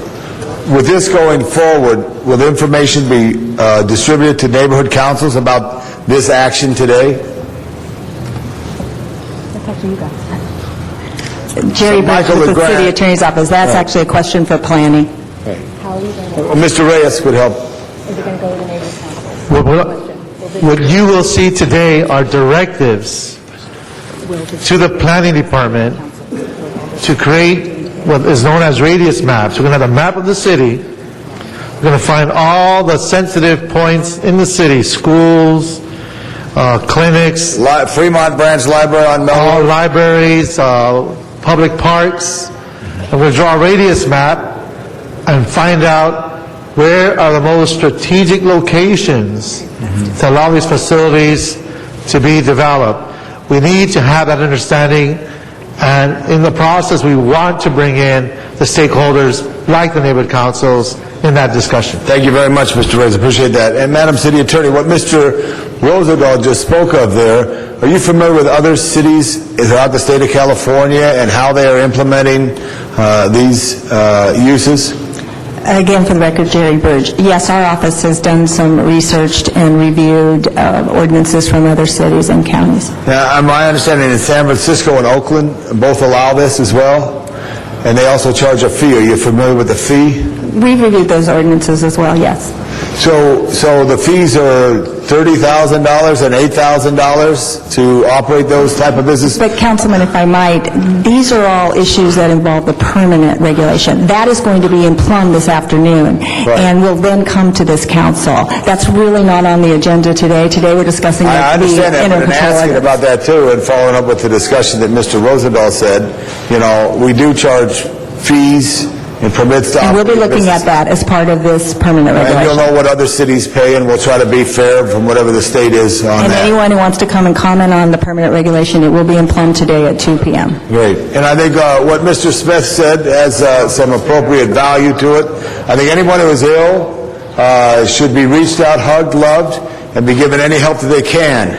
But I know in my own district at times I see people who do not seem to have the same challenges as others, but I'm not a judge, I'm a council member. And what I want to do is make sure we do the right thing in the future as we try to grasp this changing dynamic, but also to make sure that we, in the neighborhoods that have an overwhelming challenge, whether it's in the northeast part of Los Angeles, in San Pedro, whether it's in the Valley or North Hollywood or in the Wilshire area, that it's zoned properly and the skills that it takes place because our planners do have great skills to figure out what is right and is appropriate in this area here. I also do want to stand for those who've worked at these facilities who've not gone home, who've been victims of robbery, there's been a murder in a facility on La Brea on a horrible holdup, and that should be looked at in the planning to make sure building and safety, to make sure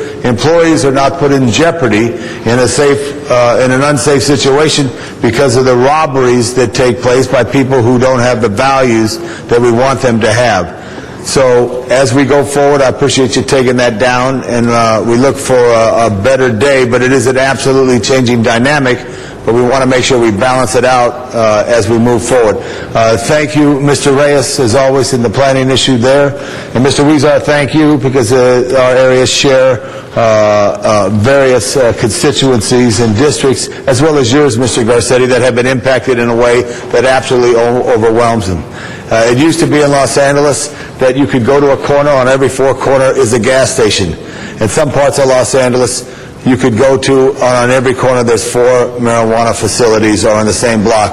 That needs to be dealt with in the appropriate land use way. Thank you. Thank you. Our next speaker is Ms. Hahn.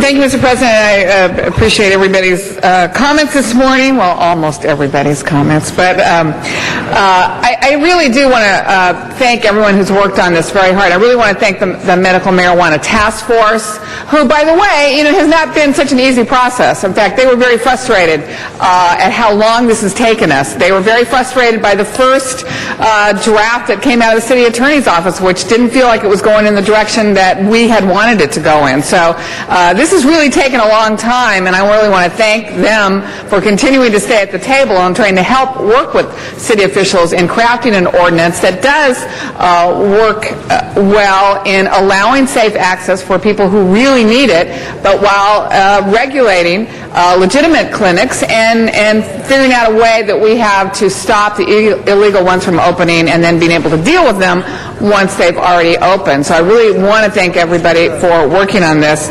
I'm certainly okay with the 6 months extension. I just don't want that to be a signal to all of the departments that they have 6 months to really craft this ordinance. I'm really hoping that we still are on track to come out with an ordinance sooner than later, because I think the longer we don't have one on the books, I do think it causes more problems. Let me ask a question.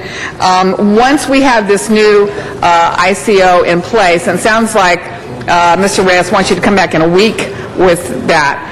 Once we have that in place that no longer allows for hardship exemptions, what happens when we find out that a dispensary has opened illegally?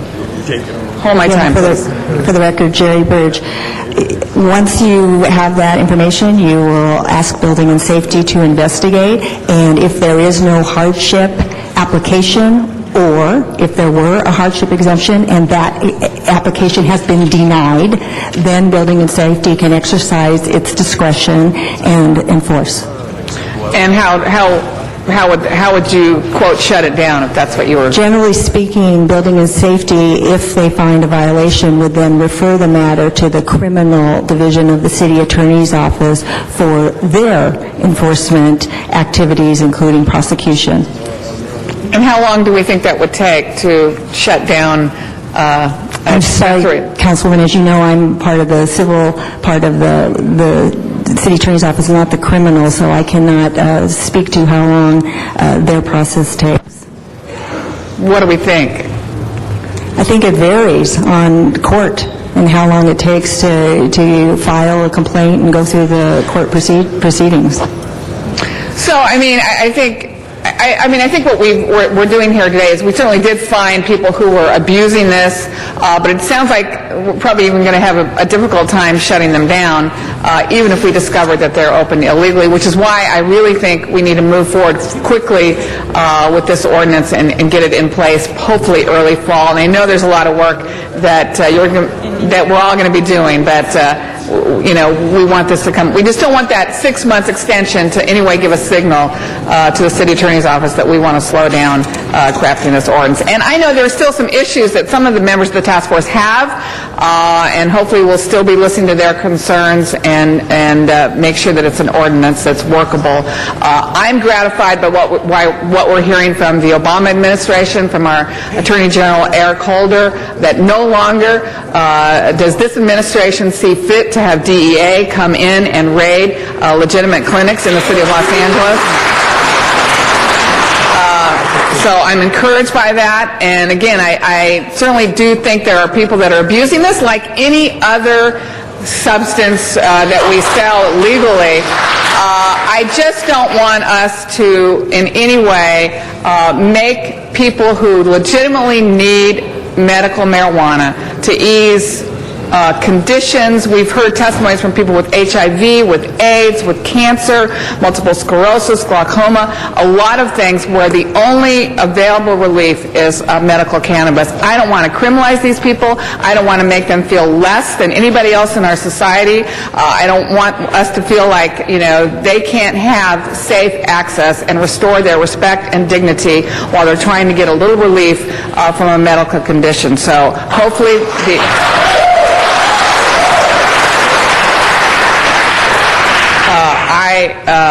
again, we want an ordinance that puts dignity and respect back into their lives, and I know we're going in that direction. So thank you for everybody for working on this. Thank you, Ms. Hahn. Mr. Alarcon is our next speaker, and then Mr. Burks. I'd like to ask the city attorney, we have 512 applicants that are filed under the hardship exemption. If we pass this ordinance today, excluding the hardship exemption from the interim control ordinance, what happens to the 512? Please hold my time. Again, for the record, Jerry Burge, they still need to be acted upon if you want to enforce against those acted upon meaning grant or deny. Okay, so the city council would have to grant or deny the 512 requests for hardship exemption. What is the definition of a hardship? It is in the language of the interim control ordinance. It's a legislative decision by this council. It is to the satisfaction of your council. What that means is that there has to be some rational basis for your decision to grant or deny. Traditionally, this has always been based on fairness. And in the 25 years that I've been doing these interim control ordinances, we have always had hardship exemptions because we have always felt the legal need to give an opportunity for someone to come forward to this council and discuss fairness and whether or not they had any kind of rights that might have been affected, that they had spent a lot of money and a lot of time to establish some use that was then not allowed anymore under an interim control ordinance. So traditionally, hardship exemptions have been to provide an avenue to look at fairness and granting hardships from the terms of a particular interim control ordinance. I almost forgot my question, but okay. That's the definition. At what speed are we, is there a speed, in terms of fairness, are we supposed to grant all of these at the same time, or how do we process these? That is your discretion. Okay. And as many as you can put on the calendar. Normally, of course, in fact, I can't remember a case where we've had so many hardship exemptions on file. The usual process in the years past has been a hardship exemption. There's an application and then there's an action. Okay. They don't usually stay on the file so long. Here's the thing, Council. Colleagues, we do not have a firm definition of what a hardship is. I think we go down a dangerous road to process the 512 without having standards, because what Mr. Reyes may think of as okay, I may think is egregious, and then the lowest threshold becomes the rule. Look it. I agree with Mr. Rosendahl. It is time that we reconsider how we think about the use of medical marijuana. But understand the consequences of legalization. If you legalize, you gain more control. You gain more control by regulations. So the point is that you have to control it. Otherwise, you're going to have more problems than what you began with. If you legalize it, for example, are we ready to require that anywhere in the workplace urine tests can be conducted on a random basis? On the one hand, people say they would want to smoke marijuana legally. On the other hand, would they be willing to give up their right to be randomly tested at work? Those are the challenges before we legalize this substance. But at the same time, if we do not define what a hardship is, then just about every single one of those 512 is going to be approved. And if they're not approved, we're going to have a challenge in court. It's going to cost us a ton of money. We got to, before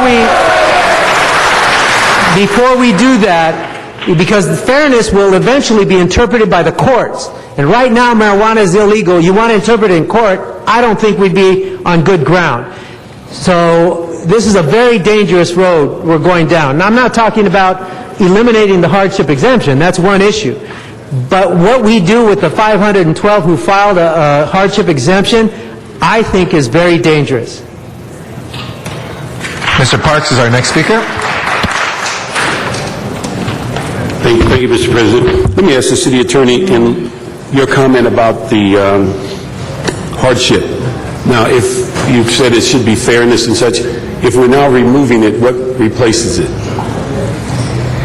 Again, for the record, Jerry Burge, there will be no hardship exemptions allowed, and the reason that the city attorney believes that eliminating the hardship exemption would now be defensible is because of the terms of the interim control ordinance. You needed to set forth certain criteria in order to be allowed to operate as a medical marijuana facility, and you needed to register. It's been over a year and a half. We believe that anyone who could have registered has been able to register, and therefore the risk is minimal if non-existent by eliminating the hardship exemption provisions at this point in time. So what we're saying is that the criteria now eliminates the issue of the fairness that we thought was needed? Yes. It's been such a long time. Anyone who might have been affected by that interim control ordinance had ample opportunity to apply for a hardship exemption. Okay. So the fairness was them applying or them in business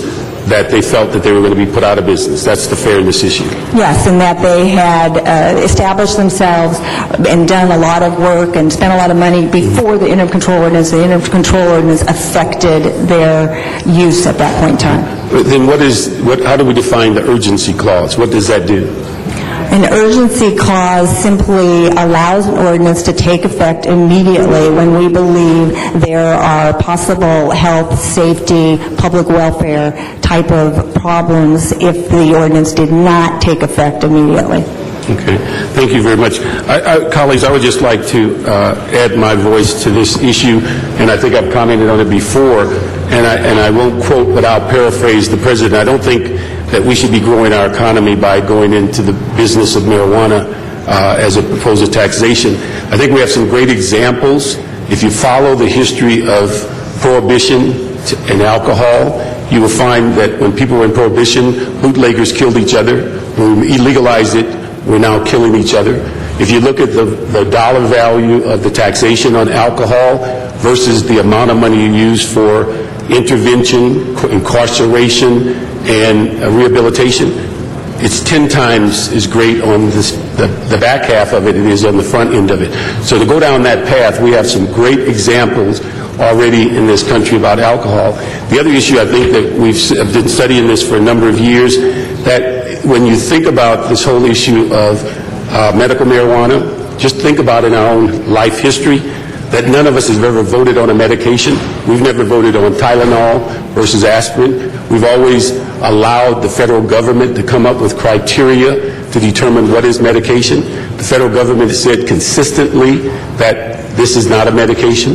The other issue is that the federal government also, even though the president says we're not going to have DEA involved, he failed to take it off a Schedule I drug on DEA, which still keeps it as a felony crime.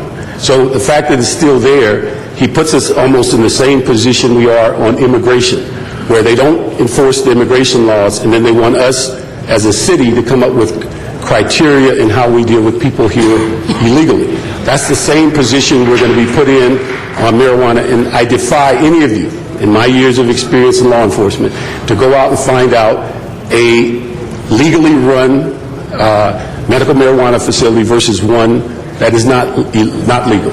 I defy you to walk in and determine, because there's no sign that says come in the back door for illegal, come in the front door for legal. So this is something that we're putting in front of us, that you will put the police department in a bind and the community in a bind, because you can't distinguish the two. And I would say that for all of us, we need to walk down this path very slowly, because we're opening up a path to where down the road we'll wonder how all this occurred and how marijuana becomes in a place in which you don't wish it. No one in my community, even though we have a number of exemptions requested, not one person has ever said we have to have one of these. We have enough issues in the sense of the lower education, the lower productivity, the lower, in the sense of economic impact, the poverty, the fact that the unemployment rate is double that of the state. And people are saying they don't need one more challenge in their community. They prefer to go forward in the sense if they have medical problems, go to the doctor. The other thing, for 15 years or so that I know of, if people really thought THC was the element that solved their dilemma on medication, there's an ability to extract it and put it into pill and capsule form, and you can take that without smoking it. These are all things that are medically approved, and it's something in which people can certainly take advantage of. I would hope that, as Ed, as you go through the process of looking at the final ordinance, Mr. Smith and I did a motion back in 2008 that asked the city attorney to evaluate 3 different questions, and it's under file number 080129, and basically draw your attention to question 3, which we specifically asked whether the legality of the city through land use regulations to enable businesses to engage in illegal activity as defined by federal law. The answer is land use regulations do not exempt someone from complying with federal or state law. To the extent that federal law prohibits the possession, cultivation, distribution, and sale of marijuana, land use regulations cannot permit these activities, nor can they legalize business activity that are illegal under state law, including the sale of marijuana in violation of Health and Safety Code 11360. So I'd ask that you look at that as you're creating that city attorney's opinion. We asked for it for this specific reason, because I think we put ourselves in a bind to regulate something that is inherently illegal. Thank you, Mr. Hooks. Our next speaker is Mr. Zine, and then Mr. Huizar, and then Mr. Reyes, each for a second time. Thank you, Mr. President. And I guess the debate will continue. When I was with the police department in 1968, 3 seeds of marijuana, you go to jail for a felony. We've come a long way from 3 seeds to go to jail for a felony to where we are today, where 13 years ago the voters of this state approved medicinal marijuana for medical purposes. Clearly, the people I've met with and spoken to that use it for medical purposes find that it relieves some of the medication that prevents them oftentimes from eating, the nausea and other associated factors with people who suffer from different illness and disease. So I think the majority of us are supportive of the measure 13 years ago where the voters of this state passed this medicinal marijuana. The questions I have dealing with the city attorney, when I met with Terry Birch, when we met and discussed this in my office, I guess a couple months ago, you mentioned that the hardship was a requirement, and that was put in there. And I had no idea that the hardship was part of this, and obviously had been abused by many people who've opened up these facilities. Mr. Huizar brings this motion, and we discussed it. I signed on to the motion. Now the hardship is lifted. The hardship has created this entire dilemma that we're faced with. The interim control ordinance was put into place. From that day forward, nothing else was supposed to open. Then we have this proliferation based upon the advice from the city attorney that the hardship has to be in there, so all these places now flourish. Why was I told a couple months ago that the hardship had to be in there, and now we're being told the hardship can be removed. Mr. Alarcon has some questions regarding the legality. The focus I have is if we put the hardship in and they justify the hardship, you should have to prove the case so you can open, not open and then wait however many years to have the case heard. So why am I told one thing, Mr. Weezer is told another thing, and it has to do something more than the years that have passed? Right. Please answer that. I would be happy to, Councilman. Again, for the record, Jerry Burge. When we met, and I'm trying not to, of course, talk about confidential issues, but when we met, we talked about a different way to deal with this issue. We talked about acting on hardship exemptions, granting or denying them, and adopting the permanent regulations. In the city attorney's view, that's still a very, very, very good way to proceed. Instead, this council did not act on the hardship exemptions in a timely manner, and therefore, we were put in a different position. The council also did not act on the permanent regulations, even though they've had a draft on the file since last April. As a result, all of these hardship exemptions have been filed, but not acted upon. Therefore, since there's been a case where all of these hardship exemptions are on the files, and there's no permanent regulations processed, the next step was to eliminate the hardship exemption altogether, which, when we were asked, we said we could also justify, even though our best advice was to act on the hardship exemptions and adopt permanent regulations. Now, the ordinance that was first brought forward from the working group, and I know Ms. Hahn was involved in the working group, along with my office, the city attorney's recommendation on this was basically to ban medicinal marijuana in the city of Los Angeles, which was kicked back. The ordinance that came forward, and the working group was part of this, the recommendation from the city attorney's office, as I understand, was basically to ban it, not to permit it, which was not the focus of what we're trying to do to establish the legitimacy of that for medical purposes. And we understand that, Councilman, and that is why we are working through Plum to deal with those issues and to come up with an ordinance that will satisfy this council as well as law. Okay, now, according to our Attorney General, who I've spoken with personally on this matter, his recommendation, his decision, as used in Oakland, San Francisco, and a lot of other communities, it's working very well with just a few facilities. What we've been laboring over since my first motion was introduced, and we discussed this morning at a news conference, back in 2005 when we had 4 dispensaries, now we're somewhere around 600, is that the process has lingered and lingered and lingered, where the hardship exemption we're now faced with has created this entire disaster that I view as a disaster. Mr. Weezar's request to have that lifted, we're now saying we're going to lift it. If someone were to open a medicinal marijuana facility tomorrow, this council rules to lift this no more hardship. Is there another condition, another statement, another clause that's going to be put in there that they'll be able to open? Or will it be a hard and fast you can't open, period? If the hardship exemption is lifted, will we then find that we won't have 700 next month and 800 the month after? From this day forward, after we make that ruling, will there be a legal loophole, because I look at the hardship exemption as a legal loophole, will there be another legal loophole that the city attorney's office will then say, well, we have another? Are we sealing this completely where there's no other opportunity to open up another facility? Well, obviously, Councilman, I can't speak to whether or not people will open up illegal operations. But if they do, I'm trying to find a legal exemption. As I answered Councilwoman Hahn, I think the same question, once the hardship exemption is eliminated and you act on hardship applications and you believe that those operations are illegal, you can then ask Building and Safety to enforce, who would then traditionally refer it to the city attorney, who will then use their discretion as to whether or not to prosecute. We would recommend, though, if you want to be very, very, very clear, that you add some enforcement language to this interim control ordinance as well. And we're happy to place that in the ordinance that we'll be sending back to you. We'd like to do that, but we'd like to make sure that we have an ironclad, you can't open, period, no ifs, ands, or buts. And that's what we'd like to do. There would be no more hardship exemption, and it would simply be prohibited under the interim control ordinance, yes. And there's no other exemption that they could use. I just want an answer to that, Mr. President, just to tell us one more. And then we're over time. No other exemption that they can put in to have additional facilities open? That's my last question. I don't believe so. I'm sorry. I brought my sign folder instead of my medical marijuana folder with me, and I don't have the ordinance in front of me.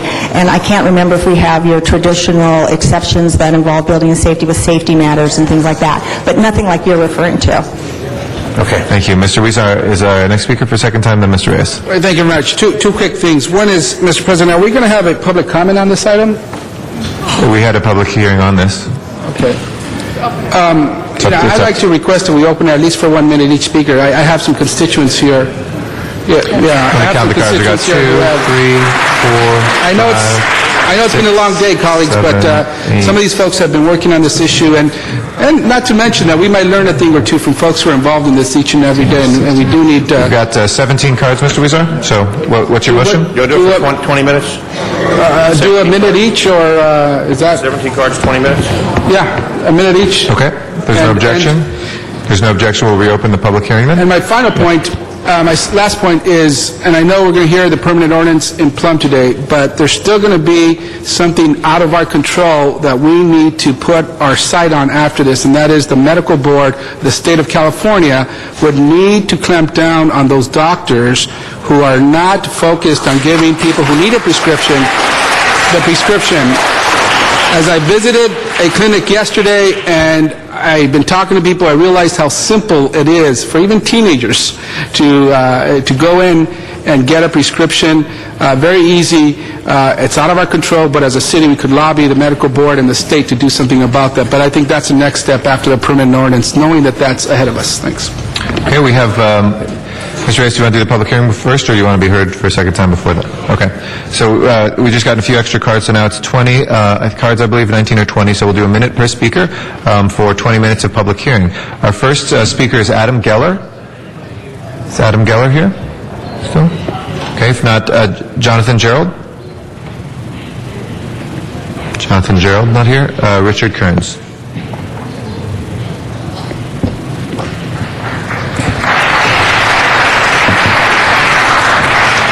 Hey, Richard Kearns, patient and advocate.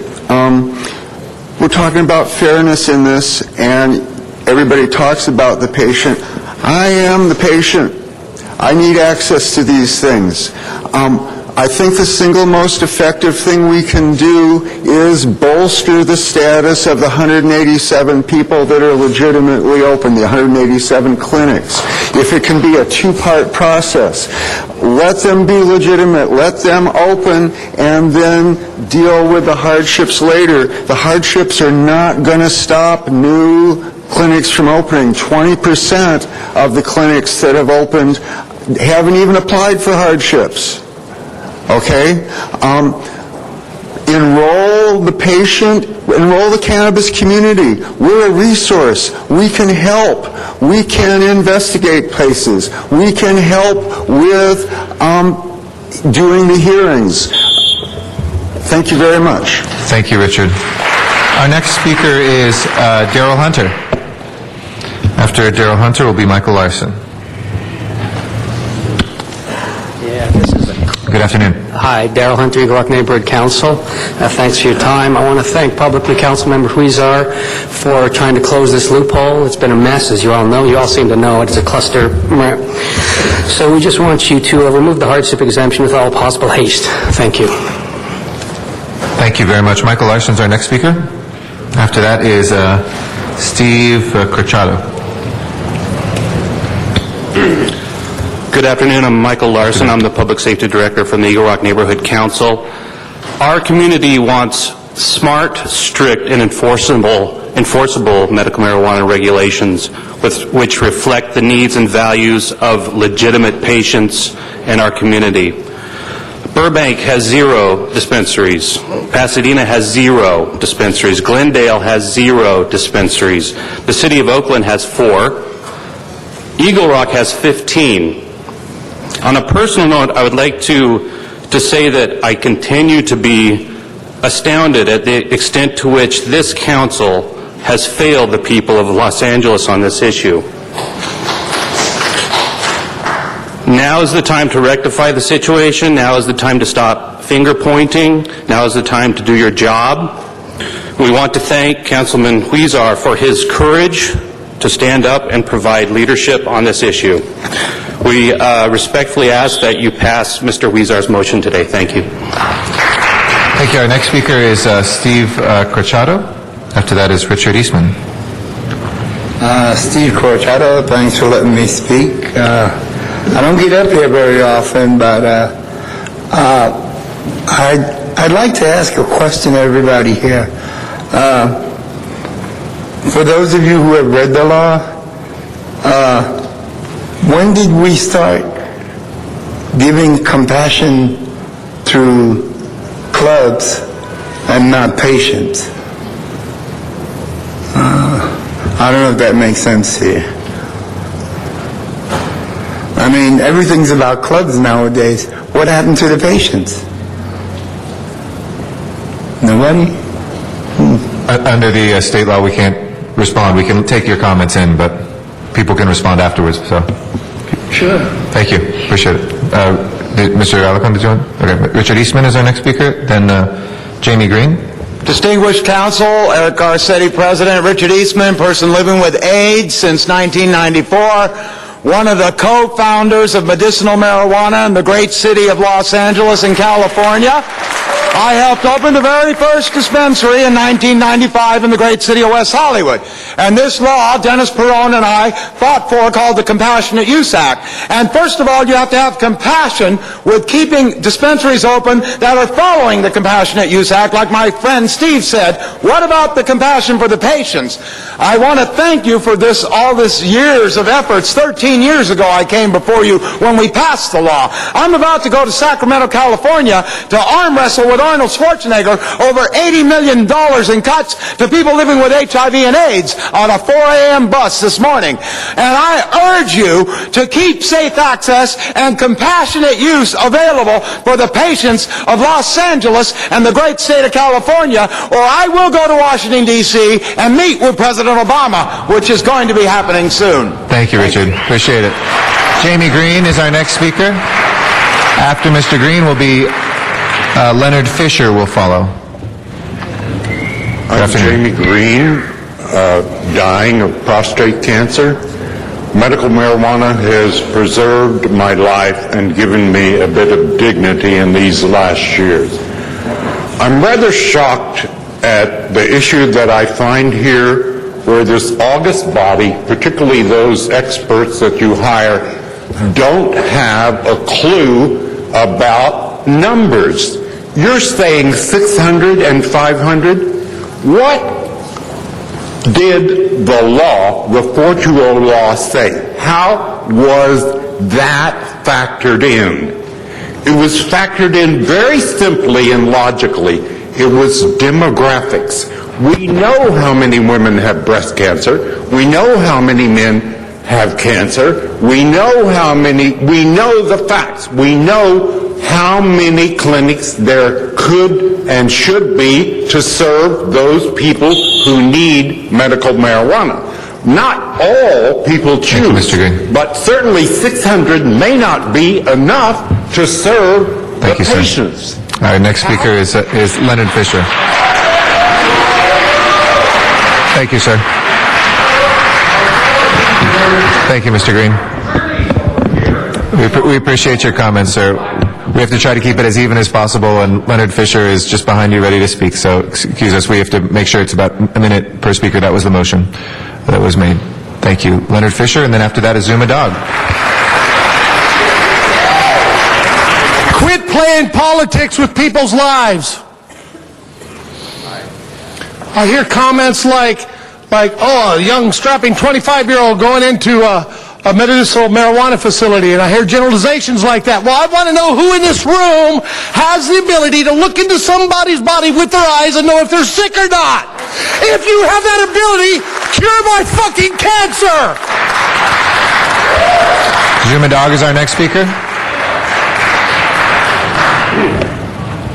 Yes, 1 minute. Let's sum it all up. First of all, it's true that there are a lot of doctors out there that are overprescribing. However, the threshold for prescription is less for medical marijuana because it's for things like relieving, not curing disease. And there's a huge demand.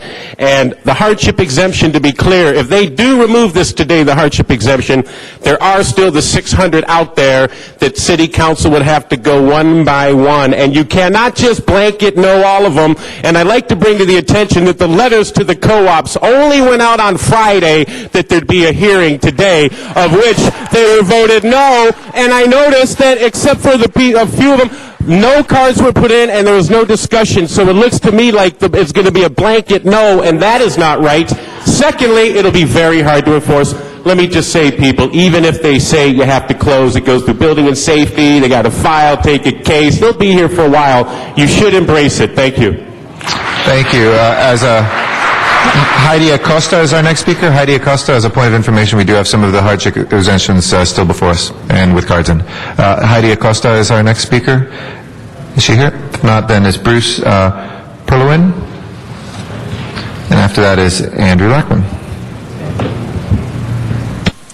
Hi, my name is Bruce Perlowin. I'm the CEO of a publicly traded company called Medical Marijuana, Inc., and our agenda is to provide solutions for the industry. I'm going to narrow my focus down very quickly to the proposed new draft ordinance, which says that they don't want to use any cash or ATMs in the dispensaries and collectives. They only want to use credit cards. That is not a viable solution. 70 million Americans do not have credit cards. That's the unbanked and unbankable. Our public company has created a tax remittance card, which can actually remit the taxes to the city and to the state on a daily basis. And if anybody wants to discuss those solutions, we have a lot of other solutions. We're very new in this industry. We're here with our CFO and our president of the company. Thank you very much, sir. Andrew Lackman is our next speaker. After that is Tiffany Sepulveda. Thank you for having us here today. My name is Andrew Lackman. I'm the chair of Mid-City West Community Council. We have 20, I believe coming up on 25 dispensaries in an area that's about 80,000 people. This isn't about Proposition 215. It's not about medical marijuana. Quite frankly, it serves a certain role in our community, and we need to have that compassionate care. The problem has been a lack of responsibility, which has created the situation where we have DJs and people giving out coupons. I understand that for some folks, they view this as a business. This is about serving people. It's not about making money. And we need to remember that. We need to have reasonable regulation. If you want to put together a tax structure for it, fine. Do what San Francisco does. They charge something close to $8,000, and maybe we can even experiment with some tax ideas. But reasonable regulation and reasonable hardship. Not, hey, Prop 215 allows me to do this, so I should be allowed to do it. That's not fair to our communities where you've got 6 or 7 in a 6-block radius. I'll just close and say that in one area on Pico, there are 16 in a 15-block radius. That's just too much, too dense. People are not being responsible. We should all be working together so that we can provide the services that we're supposed to for the people who need it. Thank you. Tiffany Sepulveda is our next speaker. And then Bob Aranaga. I just wanted to thank you for your time. I'm actually speaking on behalf of my mother who passed away from breast cancer in February, and the medical marijuana that she was using was the only thing that gave her relief. It let her eat when she couldn't, when she didn't have any hunger, when she just didn't want to eat anything. It didn't matter what it was the only thing that helped her eat, the only thing that gave her relief, the only thing that stopped her burning pain. And when you talk about taking these things away, taking these dispensaries away, I think back about the pain that these people are going through. The prostate cancer that is painful. Think back the family members that you know that have had cancer that suffer with it. And he's right, all the people, we know how many people have breast cancer. We know how many people suffer from all forms of cancer. It's painful, and they need it, and you can't take this away from them. Thank you. Thank you. We're very, very sorry for your loss. Thank you.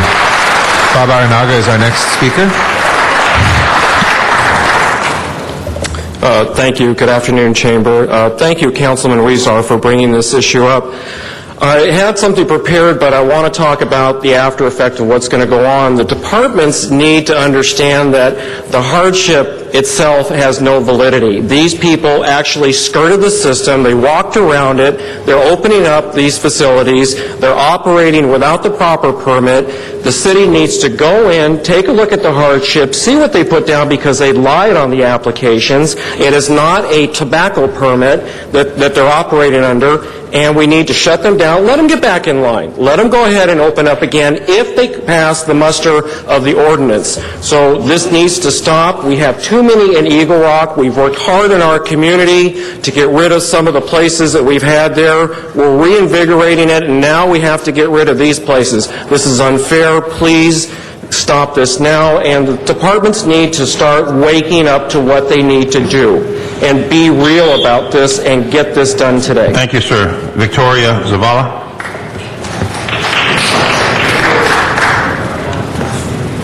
Good afternoon, council members. My name is Victoria Zavala, and I just want to talk a little bit about the ripple effect that's happened. I live in the city of Lancaster. We have absolutely no safe access. It's taken me a year just to advocate, implement, and explain to the people in the city. I don't understand how an hour away where we live, we have no access to safe medicine, but we have a doctor that prescribes these prescriptions.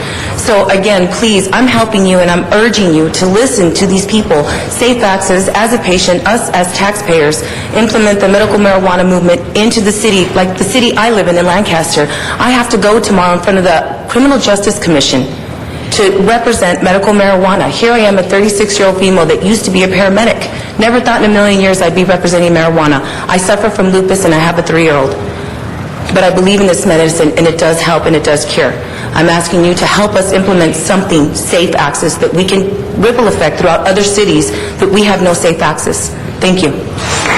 Yolanda Gonzalez. Yolanda Gonzalez.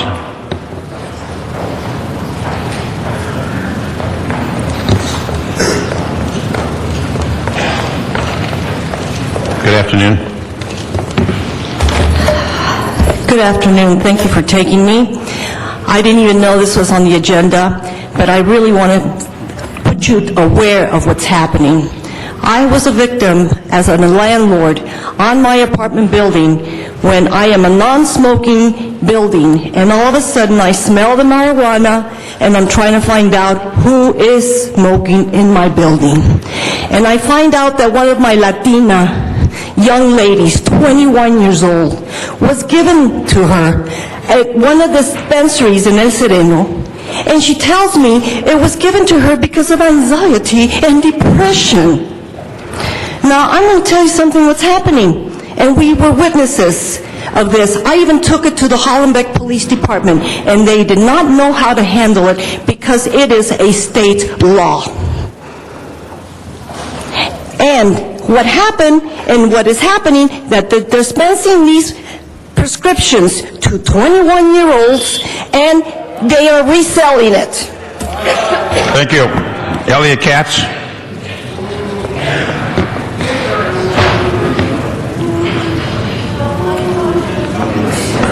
Good afternoon. My name's Elliot Katz. I live downtown here.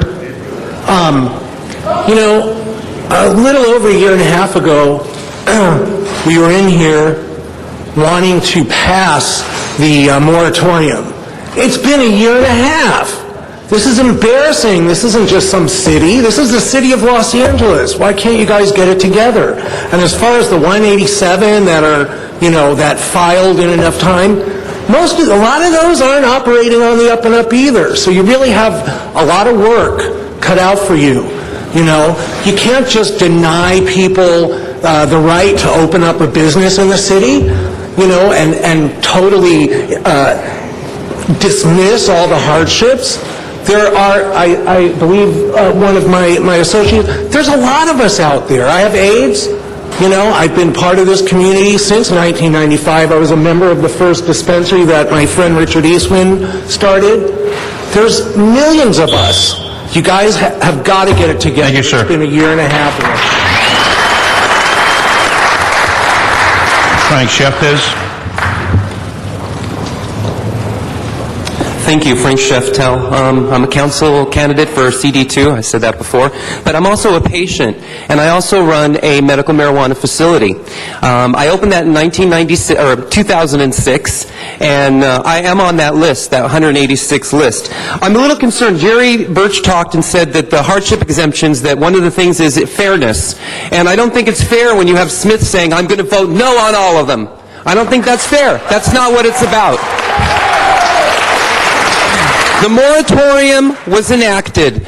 Obviously, somebody didn't send the memo to the Licensing Bureau because the Licensing Bureau should have stopped issuing licenses. That's why we're here where we are today, because they continue to issue licenses.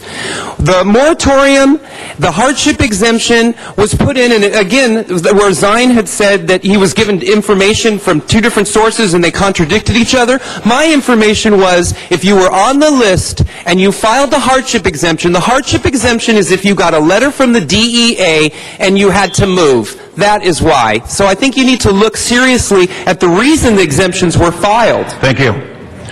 Stuart Richland. That's our final speaker, Stuart Richland. How are you, ladies and gentlemen of the council? I'm Stuart Richland. I'm an attorney, and I represent over 100 medical marijuana dispensaries. I filed a bunch of hardships because I consulted with Daisy Moe, I read the rules, and I recognized that the federal government created a tremendous burden on medical marijuana patients in the state. If they wanted to organize, they would have to sign essentially paperwork that would be like a Fifth Amendment confession of a crime under federal law. So many of the centers have opened under the hardship. I'll point out that those centers that opened, the original 187, many of them have been resold, and even the medical marijuana FAQ online states that the city has no objection to them being resold. How you can resell a nonprofit company, I don't know. But it makes no sense. So there's nothing sacrosanct about the original 187. Every dispensary should be looked at on its merits. And all of the patients that are behind this, you can't tell what a patient has by looking at them. Some people have post-traumatic stress, AIDS, they have anger management, stress, and other conditions. You don't try to be a doctor or councilman and decide who's sick and who's Thank you, sir. Thank you. That closes the public comment. Mr. Reyes. Mr. Reyes. Thank you, Council President. I just wanted to say that we have a lot of work ahead. We're going to move as fast as we can. We're going to be as balanced as we can be, and we're going to work to put this ordinance in place. The Plum Committee will have its work cut out, so our schedule will have to be reviewed to make sure we have a quorum. If I don't have a quorum, that means we review all the cases and the public hearings in front of this body. So that would be the challenge we have, and I look forward to working with you and getting this thing done. Thank you, Mr. Reyes. All right, that matter is now before us. Open the roll, close the roll, tabulate the vote. 12 ayes. Very well. Please. Forthwith. Thank you, Mr. Weezer. Forthwith on that matter. We're now going to go to item 19. Item 19 is a commissioner. The commissioner has left the building. On that matter, any members wish to speak? Mr. LaBonge? Just, would you explain to the audience exactly what took place right there? Ask the clerk, too, so that everybody knows. Mr. Clerk? On the last item, the Plum Committee report was adopted, which instructs the city attorney to prepare the new ICO with the amendment to extend the ICO an additional 6 months. Mr. LaBonge, that's satisfactory? Mr. Weezer. I just want to clarify that the main emphasis was to delete the hardship exemption, and that ordinance should be coming to this full council in about a week. And that was included in the Plum Committee report. And that is the removal of the hardship exemption? Correct. Mr. LaBonge, anything else? No, that's it. I just wanted to make sure the clerk clarified that for everyone who was present in the John Farrell. Thank you. Thank you, Mr. Weezer, for that hardship exemption removal. Hopefully that will bring this matter to success. So we now have before us number 19. Any members wish to speak on the appointment of the commissioner? Open the roll, close the roll, tabulate the vote. 12 ayes. Forthwith on the commissioner, thank you. Number 29, please. Mr. Clerk? That was called special by Councilmember Reyes, and an amending motion and new ordinance has been circulated. Mr. Reyes? That's okay? All right. That matter is now before us with the amendment. Open the roll, close the roll, tabulate the vote. 12 ayes. Thank you. Number 59, please. And Mr. President, do you wish to send that forthwith? Forthwith. 59, please. 59, called special for cards.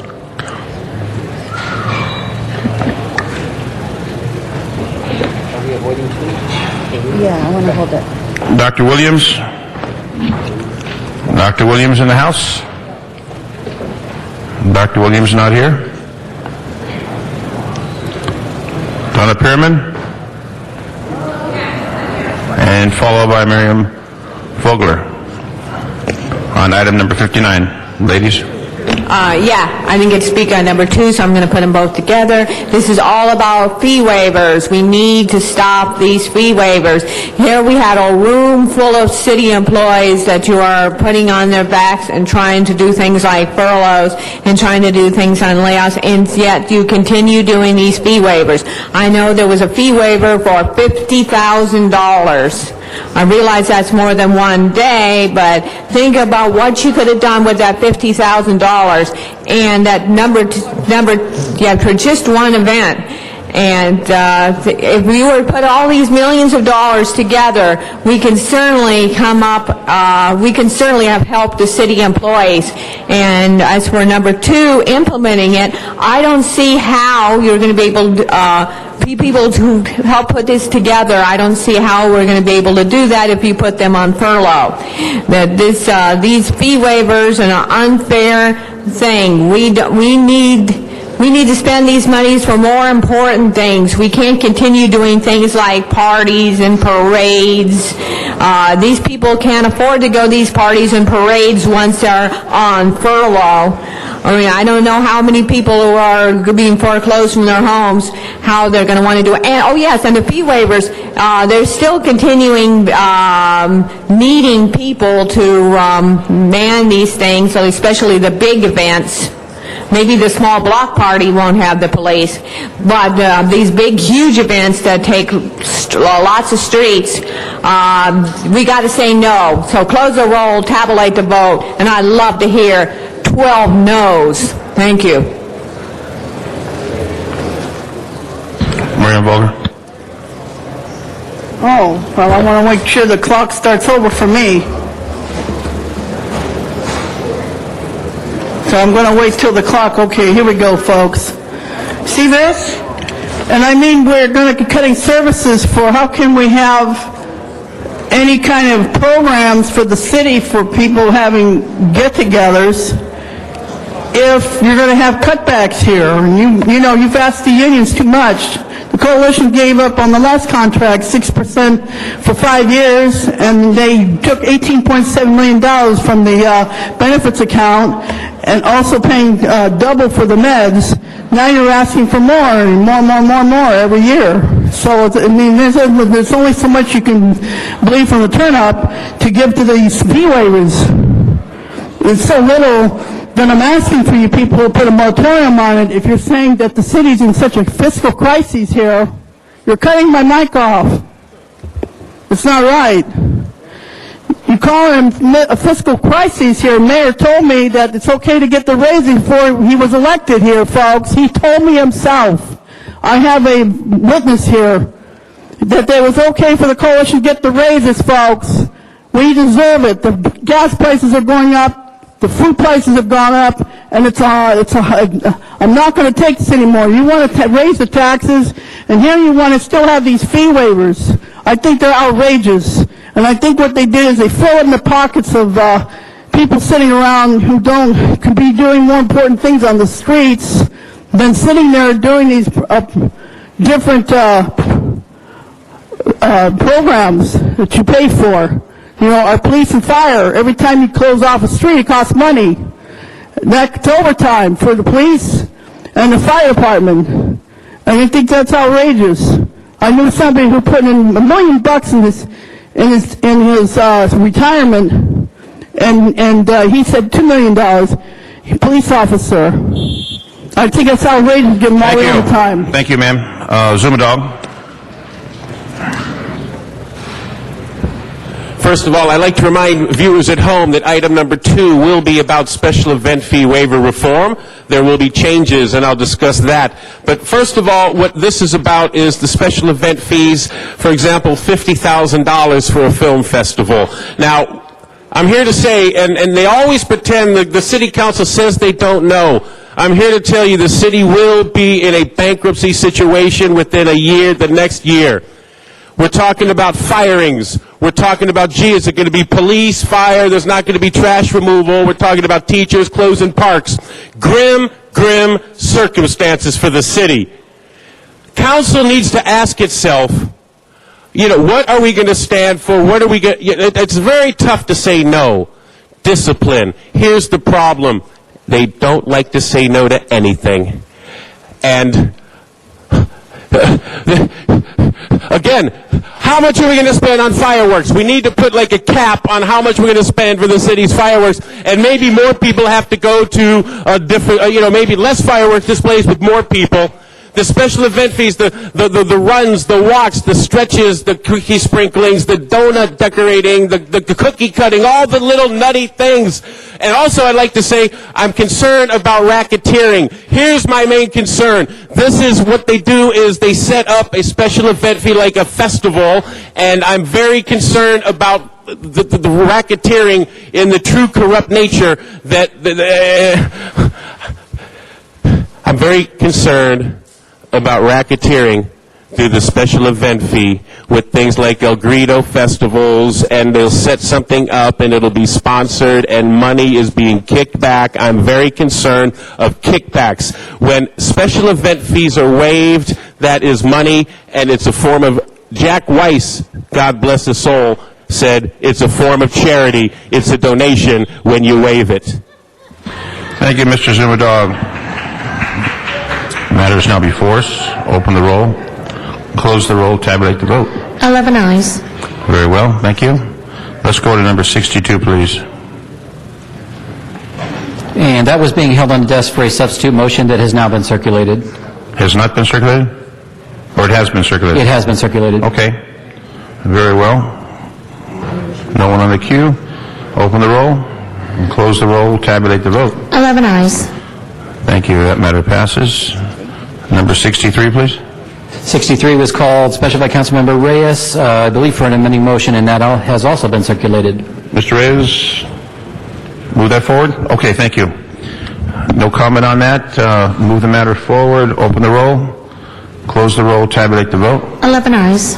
Thank you. Next item, please. Item 2 called special for cards, and a new ordinance has been circulated. Number 2, Dr. Williams, not here. Zumadog. I got to save my time. Mr. Zumadog is waving. Thank you. And Miriam Vogler? Miriam, on number 2, please. This is a very good, best motion you could put on here. But unfortunately, if you're going to furlough the workers again and lay off people, how can you collect the money for all these stupid fee waivers and events? What a waste of money that the city has if it has a fiscal crisis here. And I want to speak to the mayor myself and talk to him why you can't balance the budget on their backs instead of being on the backs of the city workers. It's supposed to be, the money's supposed to be allocated for city services every year. So you're taking the money away, like the poor police department, you're putting all their, someday it's going to be all trash. That's what you're making the police department into, trash. And I don't like that, and I condemn that. What you're doing with these fee waivers, outrageous thing that you're taking from the police, fire, city workers, and it's outrageous. And I'm not going to stand by that. I'm going to fight for the police department and the fire department. I'm going to be fighting for all you people who rightfully work each day and enjoy working and proud to serve the people of L.A. Not you people out here who are around this horseshoe here and the mayor. All you want to do is collect your money and become near super rich here. I know what you're doing. You're doing this like they did in Europe and all the centuries. And we've had 3 revolutions in France, so I know exactly what you're doing. And it's not going to work because people are going to take it back because we can do it at the ballot box. Let's do it now. All right. That matter is now before us.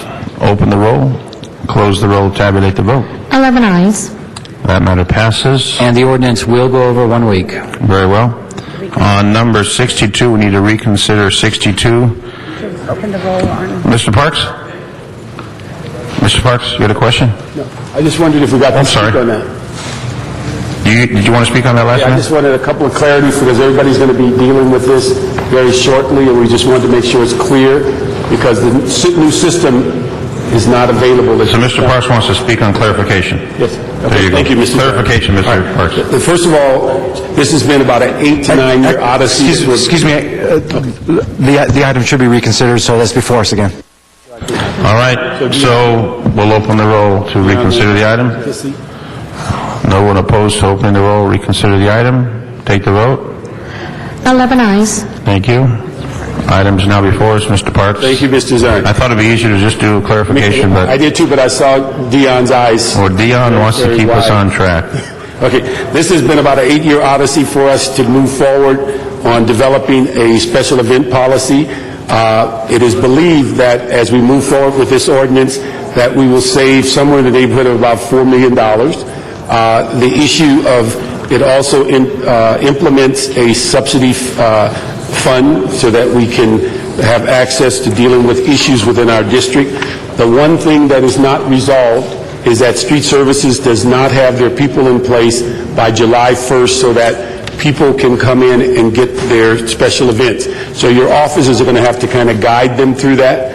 And we will also, in the sense of subsidies, we're going to extend that till August 1st instead of July so we can work through this process. And then I just want the city attorney to come up for one clarity so that we're fully aware. If we can ask Pete to come up. Pete, when we refer to non-commercial parades and assembly, is that the First Amendment events?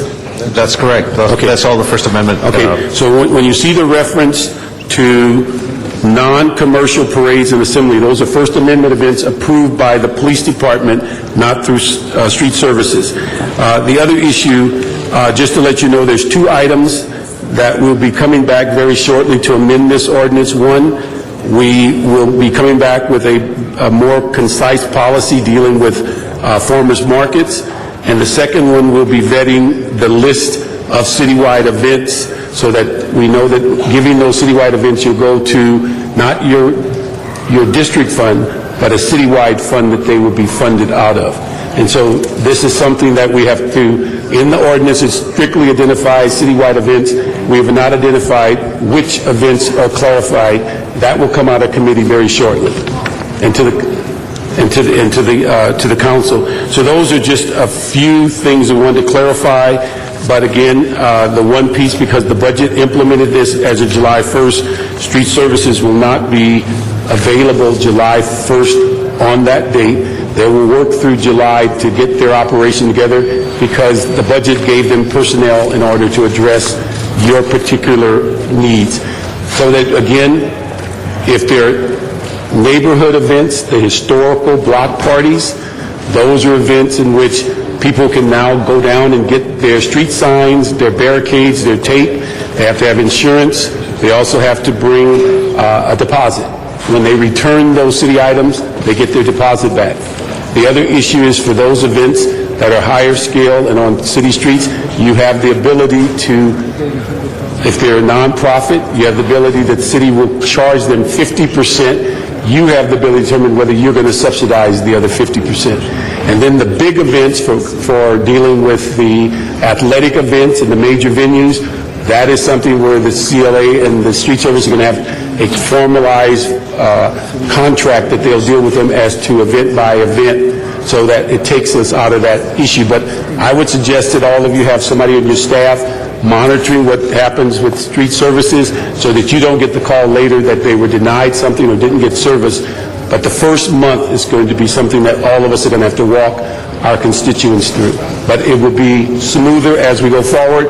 And again, We've already identified somewhere around $4 million worth of savings, and that is already plugged into the budget with that savings. So I just wanted to go through that because, again, it's a major transition. We will not be getting any waivers or any motions anymore through council. They'll be dealt with by the department. Thank you, Mr. Parks, for that clarification.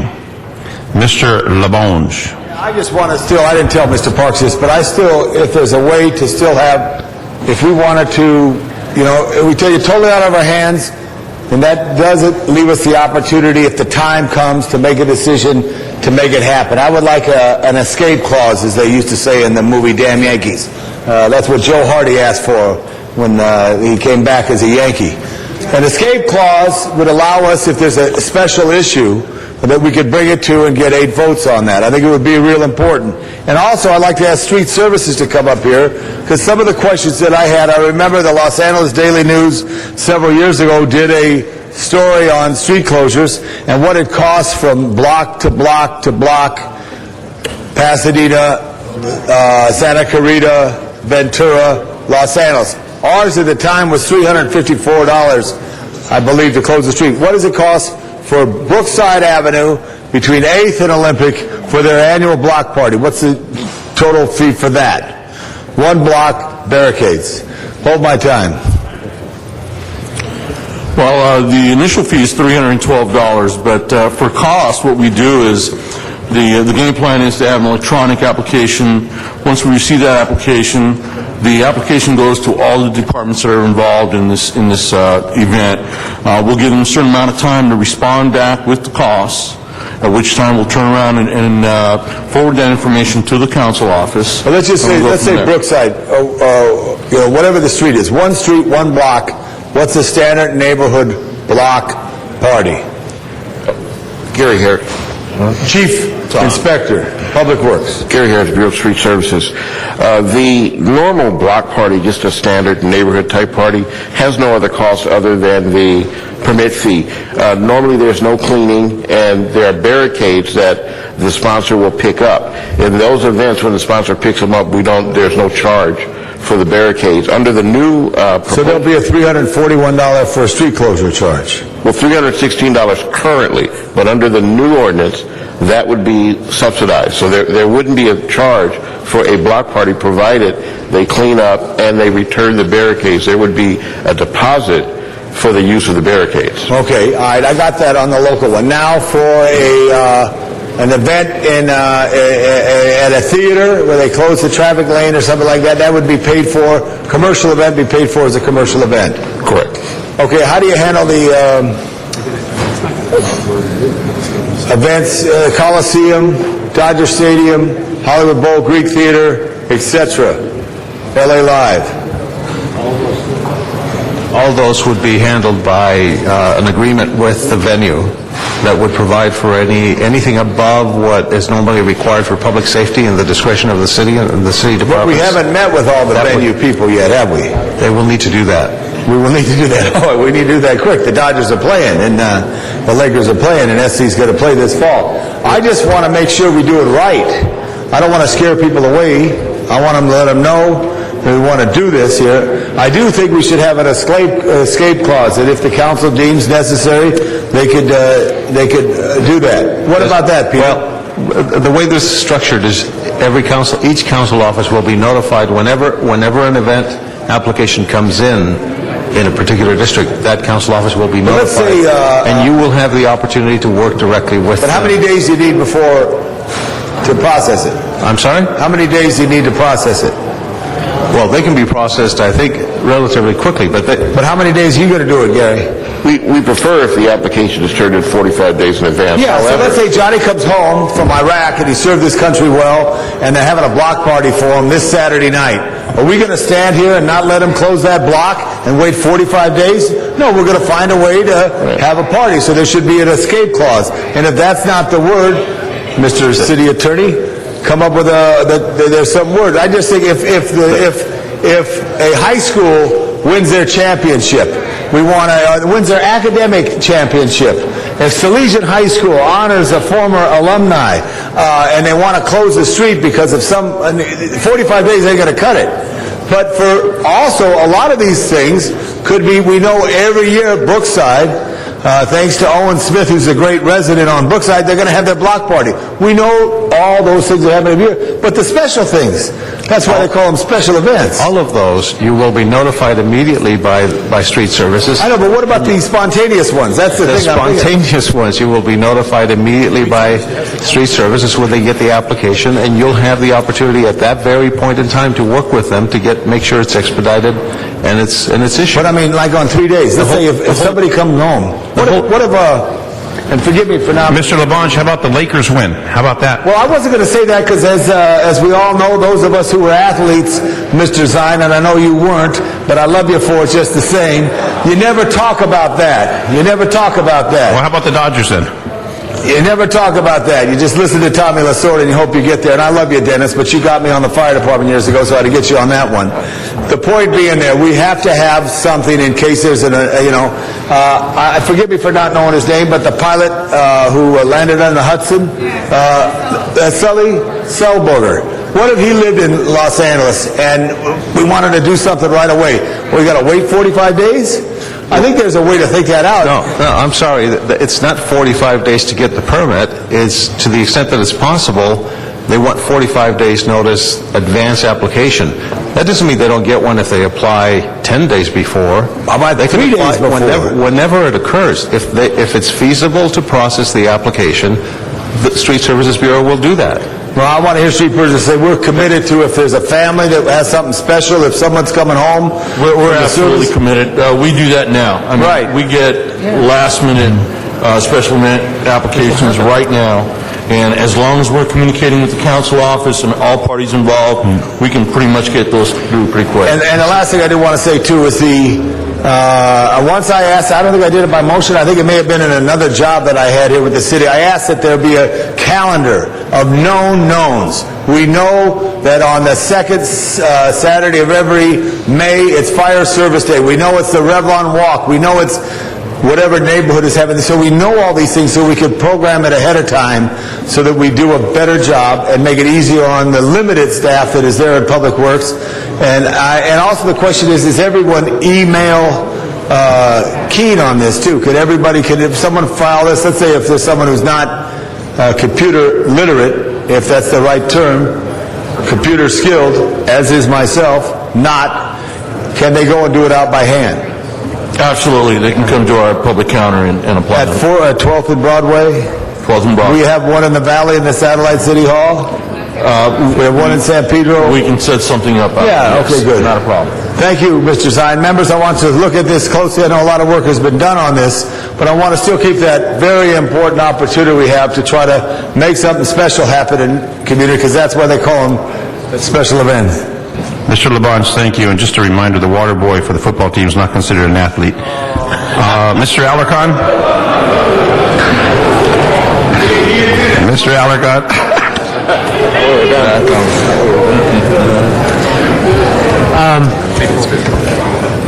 I'm particularly concerned that the poorer communities and smaller organizations will not be able to pay some of the costs that they would now have to pay. $312 for a late fee, when a lot of people don't even know that they have to go to the city to get a street closure or something, and it's an educational process. So I'm concerned that a lot of first of all, let me say for the record, my district has the fewest number of special events in the entire city. And I think that my community has been very responsible with special events. And yet, now they're going to have to pay a late fee if they come in a little late, $312. That's going to have a really chilling effect on the neighborhood councils, on the neighborhood watch programs, the block clubs. They don't have some of the block clubs don't even have budgets. They just meet at somebody's house and they bring cupcakes and cookies and they're doing good things that we need them to do, and to have a block party once a year and bring out a couple of street closing devices is not going to, it's only going to help our community. So I'm concerned if you put a security deposit on these people, what would the security deposit be for something like that, by the way? The barricade deposit would be something minimal, something in the neighborhood. What's minimal to you is, I don't know, what is the amount? Well, we're looking at something in the area of $50 for barricades, which is less than the price. $50 for a barricade? That's a good deal. Of barricades. I'll take two. There are more than one for every event, so it's less than the price. Okay, I noticed that the language of the ordinance is very, it's sort of ambiguous. I mean, it says a reasonable fee, and the interpretation would be yours as to what is reasonable? Correct. The Board of Public Works would. Okay, so included in your consideration would be if it's a teenager group that wants to do something good, if it's, will you consider those factors? I mean, well, how about, most of the events that we do, my staff actually goes out and gets the city equipment, because that's the easiest way to do it. I mean, should the community be given some consideration, since the city employee from my office is actually picking up the stuff and delivering it? Shouldn't that be granted an exemption or something? Sure, we would work with the council office in that situation on what we could do to reduce the barricade fee, especially if the council office is going to be responsible for picking them up and bringing them back. And yes, we can. Okay, I think that's fair. I think that's fair, and we'll continue to try it. And actually, that's something that other council officers might want to consider is how they can absorb some of the cost by or some of the, because we're out there working on these things anyway. Might as well pick up the stuff if somebody has a pickup, and some of my staff do. So I'm willing to give this a try, although I do want to say I still am worried that it may have a chilling effect on the poorer communities that do not have a lot of resources. And what's going to happen is they're going to come to me and ask me to cover it. And so other things that I would use the money for would be slowed down when other districts are unaffected because they are in wealthier parts of town. And I don't, so I would want perhaps a report back in a reasonable time. What would be a reasonable time? But okay, how about 6 months? Can we get a report back in 6 months to see if there's any chilling effect on the as I've described? Yes, if I may, Pete Echeverria from the City Attorney's Office. The fee for $312 for the late fee doesn't kick in until next January 1. So you'll have at least 6 months to evaluate whether in fact there are that many late applications, and then you'll have some time after that to... Thank you. I have one final point of information for the chair. You said that we're going to extend the temporary fee period until August 1st? August 1st, while they're getting their... But it's not in the action today. I know, we just said verbally because we didn't want to alter the ordinance. Is it an amendment? Is it a verbal amendment? We don't want to alter the ordinance. We're just telling you operationally how they're going to address it. They're just not going to have people operational to get... Wasn't that imposed by ordinance, and don't we have to... It wasn't imposed by ordinance? There was a motion. It was a motion adopted in council. He's talking about the moratorium. We're talking about the people that were basically put in place will not be there July 1st. Because the budget will not... But that was a motion, and I'm just wondering, there is no action we're taking to extend that. Well, if I may, the ordinance won't be effective for 30 days after publication, so if it goes to second reading, that's 1 week, and then 30 days beyond that, we're already talking beyond August 1st. For the ordinance to be effective. So I'm just wondering if we have to take a formal action before... The thing is, the ordinance will be in place, and we're just telling you operationally how they're going to deal with it, because they will not have people on the phones July 1st. They have to put together this operation during the first few weeks. So what happens after August 1st? You said it was going to They should be operational August 1st. Oh, I see. Yeah, they should be operational August 1st, and this system should be working as dictated. But again, we just want to tell you... I just want to make sure. I have a huge 4th of July event, and I want to make sure that it'll be covered. We will work with your office. Okay, thank you. All right, thank you, Mr. Alarcon. Ms. Hahn. Thank you. I know we've been working on this a long time, and I know the public has been calling on us weekly to come up with a policy that finally deals with special events in the city and fee waivers. But I feel like what's before us today has some holes in it. I just feel like there's a little confusion about this late fee. You said no problem. They can have the event, as Tom LeBon said. If Johnny comes home from the war, we want to do a block party this weekend, they can do it. But you didn't say that wouldn't have been charged a late fee come next January. And so is that's still in there, right? There would be a late fee if it's not applied for 45 days before the event? The late fee applies for applications received less than 21 days in advance. Yeah, I have a problem with that. Again, we're already, colleagues, we're already making these community nonprofits pay for half the special fee, and now again we're going to charge them a late fee.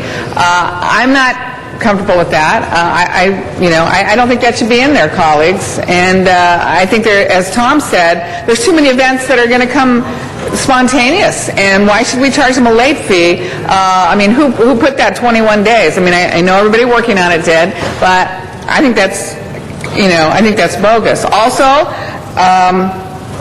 we don't have a list yet of what constitutes citywide events. So we don't have a list. And I think that's key when we adopt this ordinance, that we know going in what we're talking about in terms of citywide events. So that's a problem for me also today. Also, the ordinance allows for council discretion on which events are considered citywide. Why can't the council office have discretion on which events are labeled as district events? I think this ordinance lacks colleagues' real council input into the discretion on which event constitutes a district event. I think we should have say, at least in terms of priority, on what we believe should get subsidized, not necessarily depending on when they apply. A lot of events happen towards the end of the year. If the money's run out by that time, those events suffer. So I know everybody's been working hard on this. I know we're trying to come up with something.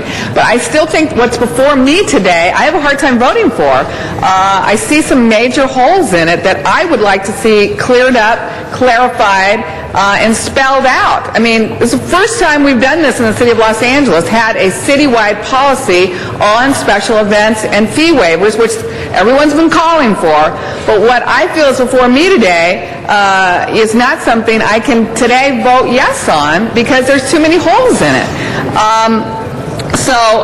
I know that's frustrating for everybody, but it's frustrating for me that we've been working on this for so long, and it comes to us today with so many, in my opinion, holes in this. So I'm going to have a hard time voting for this. And the other thing I just want to say for the record is, I don't know if we actually know the money we're saving. It sounds great to say we're saving $4 million. I've always felt like those numbers were kind of phony numbers. We never, ever knew exactly what an event cost. Those were numbers that we estimated. Many times we were estimating that DOT officers would show up. Come to find out after the event, those officers never showed up. So that really wasn't money that we're going to save. It never took place in the first place. So a lot of these numbers, in my opinion, are phony numbers. So what we really think we're saving, I'm sure, is something, but I don't think we can throw these numbers around, because many of them were guesstimates. They estimated what it would cost to run an event, and that never really was the case. One more question. If a neighborhood council decided to purchase street barricades of their own, are those satisfactory with street services for them to own their own barricades in a neighborhood council area and hand them out to the neighborhood block parties so that they don't even go through the city for those? Is that legal? Is that something that we're going to encourage? I think that would be something we need to confer with the Department of Transportation on, related to the standards they have for traffic control devices, before we can answer that question. Well, again, I think we're trying to reinvent ourselves when it comes to special events.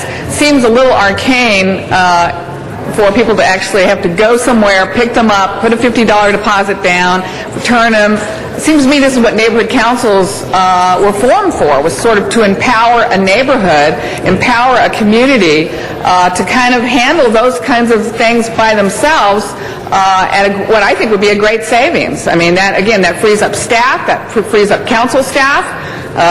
What if the staff is on furlough, the day that they have to go pick up the barricades? So I think that's the way I would like us to begin looking. Let's look to neighborhood councils to do this kind of things. Thank you. Thank you. Mr. LaBonge?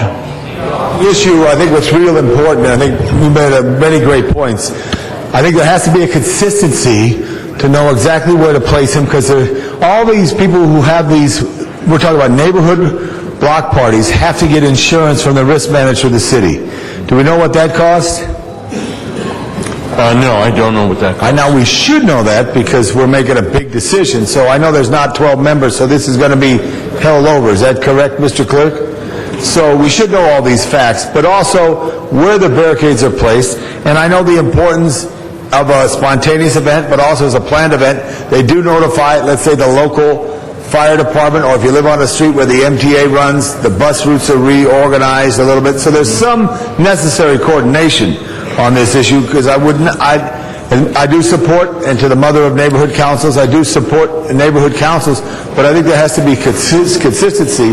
What Mr. Alacolt mentioned earlier about staff, our staffs are going to be deputies who are going to help the neighborhoods. I think that's a process that's going to take place here. But I also was thinking too, and I know Mr. Rosendahl is attending another business at the moment now, on hot summer days out at Venice, and there's something at the beach. Are you involved with DOT at all on this? Does this affect DOT? The special events that occur on the public right-of-way would involve the Department of Transportation. Right, and has that been vetted with the coastal community? And I don't mean to be speaking for Mr. Rosendahl, but he's stepped away. So, we really saw that, because I know when Venice Beach is the most popular tourist attraction in Los Angeles, how do we deal with that issue and the cost? Because that's what you're looking at, Mr. Chairman, the cost to the city. So maybe I should go for the table to the chairman. Hold my time. Let me just, please, let me patch a couple of the holes. First of all, held. Mr. Parks? Yeah, he wanted me to use some of his time. Go ahead. Okay. Yeah. Let me just say, first of all, currently the system requires insurance, so there's no difference in insurance. Currently the system requires a late fee. It's $100 now. They're talking about raising the late fee. So these systems are in place. As far as a district event, the council member has total control over district events, because when they get a phone call from Street Services, you said, I'm not going to subsidize that. So you have total control. The issue of what's on the list for citywide events, that will come out of committee within the next 2 weeks. And the definition is there, the dollars are there, the list will be, we did not want to bring it with this because it hadn't been completely vetted, because not every council office cooperated in giving their list on time. And so we said, give us another week and we'll come back. We've also said we got to deal with farmers markets, because right now, some of these farmers markets in a year cost over $300,000, and we're saying we don't think that's something that the city should keep absorbing. So we fill most of these voids, and I think the issue from Street Services is that, yes, they've got some latitude in the sense of dealing with people for spontaneous events, but they can't, because the other issue on spontaneous First Amendment events are as spontaneous as you can get. They can show up at the police commission on Thursday and say, I want to do a parade on Friday, and they get to do that, and they have to scuffle and make that occur. So but on a special event, let's say down a big boulevard, they don't have to pay for that. Well, the thing is this. They go to the police commission and they say First Amendment. First Amendment. That's a First Amendment. Right. What we're talking about for block clubs, they're not on primary streets. They're on secondary streets. The other issue is the reason they have to put a permit in, because it's just not the barricades. They actually have to get some street signs to tell people not to park 72 hours, so when they get up that morning and have a block club, their street is not full of parked cars. So it's just not getting the barricades, it's street signs they have to post, but if they do it on their own, they save themselves a ton of money. Well, okay, well, I know this is going to come back in a week. I just wanted to ask anyone at the table there, because they haven't had, as a motion that I put in, it's going to transportation on issues related to the Hollywood Bowl, the Greek Theater, Ms. Perry seconded, as well as Mr. Parks, the Coliseum, LA Live, Mr. Reyes also seconded, and Dodgers. How does this affect those operations? And when are we going to bring those individuals who are the general managers of those organizations to learn what these new rules are within the city? Because there hasn't been any outreach. Well, there has been some. Well, actually, that would be a matter that we plan to work with the CLA's office on working with the major events, and those will be handled through contracts. So the contract would cover all the issues related to their fees and their permitting requirements. Okay, and I know the Dodgers have made contributions this year, but there is the Greek Theater, which is a city-run facility, that they closed the street off because of unsafe, no street lights at Hilverston, Vermont. There needs to be some there because there's some liability. Is that the liability of the city or liability of the park or the operator? The Hollywood Bowl, which has the great park and ride where over 42% of the people take transit, parks on Highland Avenue and blocks the road. And how is that adjusted to? And what I'm saying, Mr. Echeverria, and you're one of the great city attorneys from multiple administrations, we need to get everybody in the room on that now, because these are what happens at LA Live. Have they got it all workable? What happens at the Coliseum? And as this ordinance progressed, that was seen as a need, and that's what the ordinance provides, is that the needs be identified through discussions between the city and the various venues, so that we can provide what it is they want, what they need, and if it's above and beyond what is required in the minds of the city for public safety, then they have to pay for it. Yeah, but what do they pay? A 30% tax on parking too, right? They pay a tax on parking lots, which I think are important. So if you're paying the tax on the parking, you're double taxing. Everybody who uses a parking space pays a 10%. I understand that, but I think we have to do that. So that's why a motion, it's going to go to Ms. Gruhl's committee on transportation to look at that issue, and hopefully all come back together. Because I kind of want to be supportive, Mr. Parks. Not only because Mr. Labange, thank you. Your time. Thank you. Thank you. Mr. And I want to Parks? stand up for Ms. Hahn, too. Okay, that matter is now before us. And for clarification, there are now 12 members, so it could be adopted on first read. All right. 12 members present. 12 members up to vote. Open the roll. Mr. Parks, he's waived it. Okay, open the roll. Close the roll. Tabulate the vote. 11 ayes, 1 no. And now the ordinance will go over for 1 week. Second reading next week. Okay, item number 29. Reconsider item number 29. We need to vote on suspending the rules on number 29 without opposition. No opposition. Vote on reconsideration. Open the roll. Close the roll. Tabulate the vote. 12 ayes. All right, we have public comment cards on number 29. Barbara Burke, Jim McQuiston. Ms. Burke, Mr. McQuiston, on number 29. Is Ms. Burke here? All right, Mr. McQuiston, on number 29. Jim McQuiston, I, like everyone else, am disappointed at the number and proliferation of these big signs, but I think the water's already gone over the dam. As a lawyer, I would say we can't run the water backwards, unfortunately, but you all have my statement there. Please remember this last paragraph in the statement where it says, I'm very disappointed that the city did not consider the consequences of its action on CD13 signage. That occurred about 4 or 5 years ago, and the implication was that it was a wider implication than maybe this circle really realized. And now, if you were a smart lawyer, I don't think there's anything that we can do about these signs. All we're going to do is spend a lot more money litigating and not getting anywhere. And so my earnest hope is that we do look to the future on these things before we jump into the water, because when the water goes over the dam, you can't put it back again. Thank you, Mr. McQuiston. The matter is now before us. Number 29, open the roll. Close the roll. Tabulate the vote. 12 ayes. Forthwith on that matter, please. Number 62, we need to reconsider number 62. Vote on reconsideration, open the roll, close the roll, tabulate the vote. 12 ayes. And we have public comment card on number 62. Mr. Jim McQuiston, number 62, please. Thank you. Jim McQuiston. The problem with 62 is that we have the Voorman Act, which is the Street Improvement Act in 1911, which says that the city cannot pay for these things. It can put the money up to start with, but we must assess the property owners for this improvement. And that includes street trees. Everything is specific in the Voorman Act. Even weeding underneath the trees is covered by the Voorman Act, and that means that the property owner is supposed to pay for it. The catch is that if we don't notify the property owner about some condition in this area, then the city is liable. But if we notify him, then the city's not liable, even though the property owner himself broke up or chopped down the tree or did something like that. So, which is an anomaly to me, but that's the way the courts have ruled.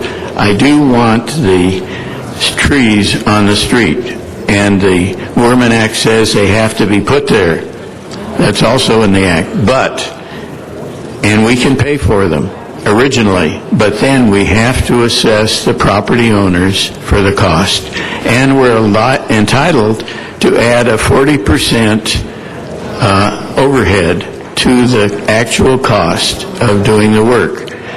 That I approved also, but we got to tighten up and do the assessments that the state law requires us to do. Thank you, Mr. McQuiston. Any members wishing to be heard on item number 62? If not, let's go ahead and prepare the roll, please, and tabulate the vote. 12 ayes. Number 62 is approved. If we can reconsider 40 to receive and file, we can please open the roll on reconsideration, close the roll, and tabulate the vote. 12 ayes. And move to receive and file that without objection, since that application was withdrawn. Okay. Next, we have item number 32 before us, one of the hardship exemption items in Council District 3. And we do have cards on that. I'd like to call forward members of the public that are here on item 32. We know it's been a very long day, so we appreciate your patience as we went through other matters. John Donahue is our first speaker. After that will be Zuma Dog. Good afternoon. Good afternoon. Thank you for seeing me. A little unprepared. Only got the notice on Saturday to be here, so I'll go with what I've got. Basically, as far as I was concerned, the hardship was for when you received the letter from the DEA so you could move your dispensary to another safe haven. We did that by moving into another pre-186 safe haven, which then was out of business. We transferred the hardship is to transfer our old license into the new address, which is also a pre-186 address. So we have a pre-ICO address and a pre-ICO permit. That is our hardship. We are operating under all the guidelines that have been given to us. We're even operating under the guidelines that you have put before as an idea of no edibles, no concentrates. We are flowers only. We have done, then we had Building and Safety come to our location, told us that the pre-ICO address that we moved to was not registered for retail, it was registered for auto body. Luckily, our building was big enough to where we could expand and go further with keeping both addresses and having then an address that fit retail, so the zoning was correct even though it was still pre-ICO. So we've moved, we've had Building and Safety come by, we've met their requirements, we do not know what else we can possibly do. If you could tell us, we're willing to do it. Thank you very much, sir. I will take us to our next public speaker, Zuma Dog. Yes, thank you so much. Now, for the record, what we're talking about is medical marijuana dispensaries, and there are hardship exemptions which have allowed to have been filed under the ICO. So Today is the first day. We're having reviews of the first 14. I'd like to say for the record that the notices were only sent out in the mail on Friday. This gentleman happened to have received it on Saturday. I'm sure some people will check and find it maybe yesterday or today. Not a lot of time to notify your attorney to say, hey, Los Angeles City Council is going to be voting on our thing. I'm here to say all 14 of these, nope, nope, nope, nope, nope, because there wasn't proper notification. And from now on, you should have 30-day notification. Not enough time to handle the matter. And I'm curious, okay, now secondly, there's 14 of them that have been voted on. Only 3 have been called special. Now, the hardship exemption is in there for a reason, because it's necessary, and although I am sure that many of the hardship exemptions are a bunch of BS of people trying to subvert the system, however, not all of them. And I see this gentleman seems to have addressed the matter in a way that I feel I would like to see this one approved. You cannot blanket no all hardship exemptions, and I'm here to say out of 14 of them, only 3 have been called special, and the rest of them were not discussed at all. Correct me if I'm wrong, it was just blanket no's without, how do you blanket no all of this? How do you take 14 different examples and blanket no them all? You allowed for the hardship exemption. It's there for a reason, your experts said. Now from here on in, if you take it off, well fine, there's no excuse. But you are, you're going to be keeping the city attorney's office very busy. And mainly I'm here to say that even with the removal of the hardship exemptions, there's still tons of these co-ops. It's there because it's demanded, supply and demand. But this is really despicable without proper notification. We'll close our public comments on this one. Anybody wishing to be heard on this, Mr. Zine? Thank you, Mr. President. On this particular location, what the applicant wrote in the hardship was that, and this is not what he testified to, the applicant wrote, was not notified by the city of need to register and has just been made aware of the need. Applicant is in full compliance with required permits. Request approval. That's not what he testified to. In addition, the location, date filed August 21st, 2008. Our interim control ordinance took effect in 2007. So after review of this, what I believe we need to say is the review of the hardship exemption. We've reviewed it in consultation with the city attorney, determined of my office that the reason stated for failure to comply with the interim control ordinance does not qualify as a hardship, and the hardship should be denied. So request that we deny the hardship in this particular matter. Any other members wishing to be heard on this one? If not, please prepare the roll. And you move to deny. Yes. Close the roll and tabulate the vote. 12 ayes. Okay. That denial of the hardship exemption is approved. Next item, please. Item 34, called special for cards. Okay. Item 34 is now before us. I'd like to invite forward from the... Denied. Correct. You probably said. Will Holbrook.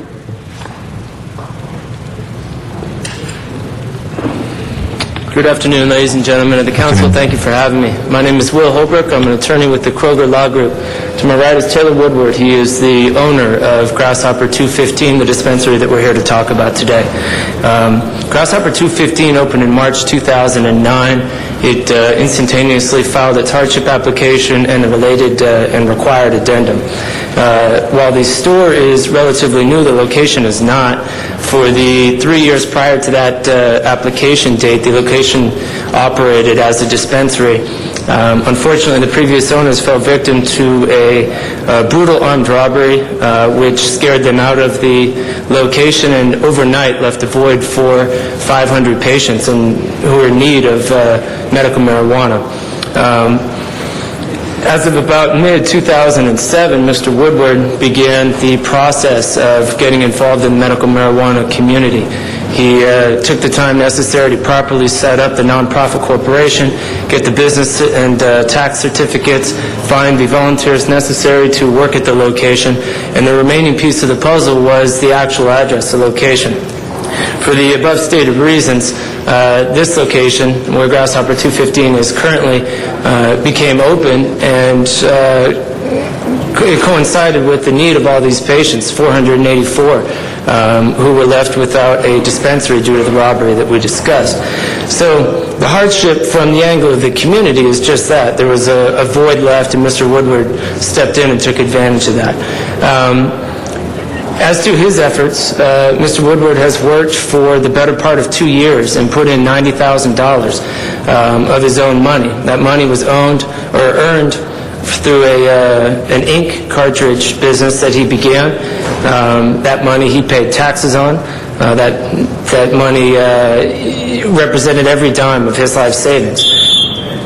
I'd introduce Mr. Woodward briefly. Yeah, we have Taylor Woodward as our next speaker. Thank you for hearing me today. Sure. I just want to say the reason that I actually opened up this dispensary was to hopefully show other people, in the community, another alternative to medicating themselves. I watched my dad with arthritis and kill himself slowly on taking prescription pills, and nothing against them. I'm sure they work for a lot of people, but when I see like the smile on people's face when they leave my shop, knowing that they're going to be able, like the lady that spoke about the breast cancer earlier, like it's actually helping them and like not causing like more serious side effects. That's why I'm in this business. I'm not here to become a millionaire or anything like that. And that's pretty much all I have to say. I'll put the rest of my time back to Will. Unfortunately, we can't cede time to another speaker, but if you have anything left, Well, that's pretty much all I have to say. Okay, great. Thank you. I'd like to recognize Mr. Zeiniger. Thank you, Mr. President. On this matter, I will cite the report from Los Angeles Police Department. By far the biggest problem of any of these locations, the LAPD firmly opposes their operation, reports that since they've opened, there has been a great increase in crime in the area, including property-related and violent crime. Operators have been convicted in the past of assault with a deadly weapon. The security guards have been in confrontation with the police. The DA has raided them in the past. And for those reasons, it's a nuisance to the community. There is no hardship, and request that we deny the hardship. Thank you, Mr. Zine. Any other members wishing to be heard on this item? Now we have the motion to deny the hardship. For us, please prepare the roll and tabulate the vote. 12 ayes. That hardship is denied. Next item, please. Item 38 called special, or cards. All right, item 38 is before us, and we have speakers on this as well. Stephen Wright is our first speaker, and then after that is Coco Balian.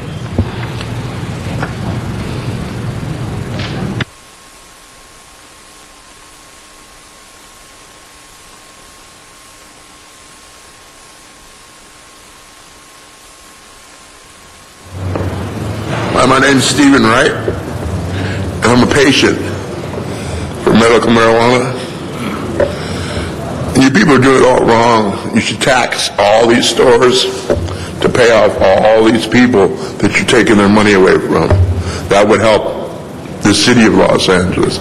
As far as my concern, I have to have it because I'm on dialysis 3 times a week for 5 hours. And I have glaucoma real bad. Your eyes are very important here. People should know that your eyes are very important. My ophthalmologist told me, smoke pot. I have to pay $80 for little bottles like this for my eyes. When I smoke pot, I don't have to pay for it no more. That's all I know what to say to you people, but you should tax all these stores, like I said, and spread it out with all these city workers here that are hurting for money. That would build up your revenue real good. Thank you. Thank you very much, sir. Coco Balian is our next speaker, and then Dr. Don Nachman. Good afternoon, council members. My name is Coco Balian. I'm here speaking on behalf of LA Collective. And although I'm virtually unprepared, because given there was only about 3 days to prepare for this, I did, however, bring a couple of our patients with me. That's the best of our preparation, I guess. I do thank you for hearing our motion for considering this hardship, and I just want to explain to you that the need to approve this application, as we are all dedicating ourselves in helping our patients that need it. And other than that, there's other issues, I'm sure, that I personally can't address right now because like I said, I'm not prepared. And that's it. Thank you for your time and attention. Thank you very much, sir. Dr. Don Nachman is next, and then Marie Conti is next after that. Hold on, you're on deck, Marie. Just Dr. Nachman, and then you're next after that. Good afternoon, council members, and, well, I thank you for hearing this particular case because, well, I know the management and the people that run the dispensary, and, well, they're very high-quality people. They consider all of the potential dangers of doing the wrong thing prior to making any decision. And, well, they have helped me. I was diagnosed with a terminal illness that I have been fighting for 3 years now, and, well, their compassion and their integrity as people is something very important to consider in granting this special request. And, well, I thank God that they have been able to dispense this medication to me because it has changed my circumstances, and, well, I'm hoping to have a second chance at life. Thank you so much, and, well, I hope that God richly blesses the city of Los Angeles. Thank you very much. Our next speaker is Marie Conte. Thank you. At this time, I'd like to address items 37, 38, 39, 40, and 41 so I don't keep popping up here. Is that better? Okay. I am addressing propositions 37, 38, 39, 40, and 41 so I don't have to keep popping up here. These 5 dispensaries are on Glendale Boulevard within a half mile of each other. 4 of them are in contiguous buildings right next door to the library. None of them meet the qualifications under the ICO in terms of previous time, location, nor do they meet the permit qualifications that should have been issued or could have been issued. They are right next door to the library. They are within a half mile of 3 schools, 1 Head Start, 1 recreation, within less than a mile of 3 churches. We have a legitimate medical marijuana dispensary within a mile from here, which has been there and has been accessible. These 5 dispensaries have mushroomed overnight like mushrooms after a heavy rain. We do not need them. They're not legitimate. We are not against legitimate medical marijuana dispensaries. These are just marijuana dispensaries. The increase in crime and there has been an increase in crime since they've been there. These actions have been reported to the police as well as to Councilman Garcetti in District 13, which is where this occurs. I would strongly recommend that you deny all of these hardship applications. They're not in the business of providing to those who really need it. We should have legitimate medical marijuana dispensaries for those who need it. But we want our quality of life, too. Mr. Garcetti is our first speaker. Thank you very much, Madam President. Thank you to the speakers on this issue. Colleagues, just to be clear, and I know that our friend Marie from Atwater Village mentioned there was 5. 2 were withdrawn today, and those collectives have indicated they would like to go through a different process to be entitled, where there's actually some time, place, manner, restrictions potentially. 2 went forward, and then there's this one that's here right now. And this is not to speak to how well managed any of them are, but simply to look at this hardship exemption in which there needs to be a finding of hardship in order for granting this. applicant states that the hardship was the following: our collective is insured, permitted, and licensed. Our pledge is to do so thoroughly and perfectly according to statutes of state law in general, in the City of LA, ICO in particular. Our management bring substantial professionalism in MM services. I don't deny that may or may not be true, but that isn't a finding of hardship. That is a statement of qualifications. And as such, in looking at this, I did not find myself a hardship existing, and so I would ask that we vote today to deny the hardship exemption. Again, that does not close the possibility of any one of these dispensaries going through a process as we look after the temporary ICO based on the new ordinance that should be finished in September, actually opening up a facility, but this will allow us to look squarely at whether there are hardships, and based on that, I did not find one. Thank you. All right, thank you very much, Mr. Garcetti. There's no further speakers in the queue, so Mr. Clerk, would you please open the roll, close the roll, tabulate the vote? 12 ayes. Next item.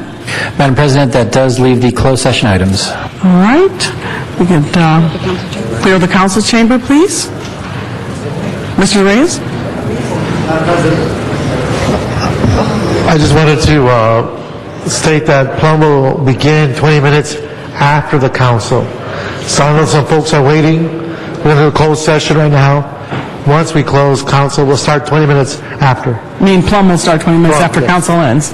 Yes. Okay, thank you. Thank you very much. All right, so if we can just clear the council chamber. Council will now go into closed session.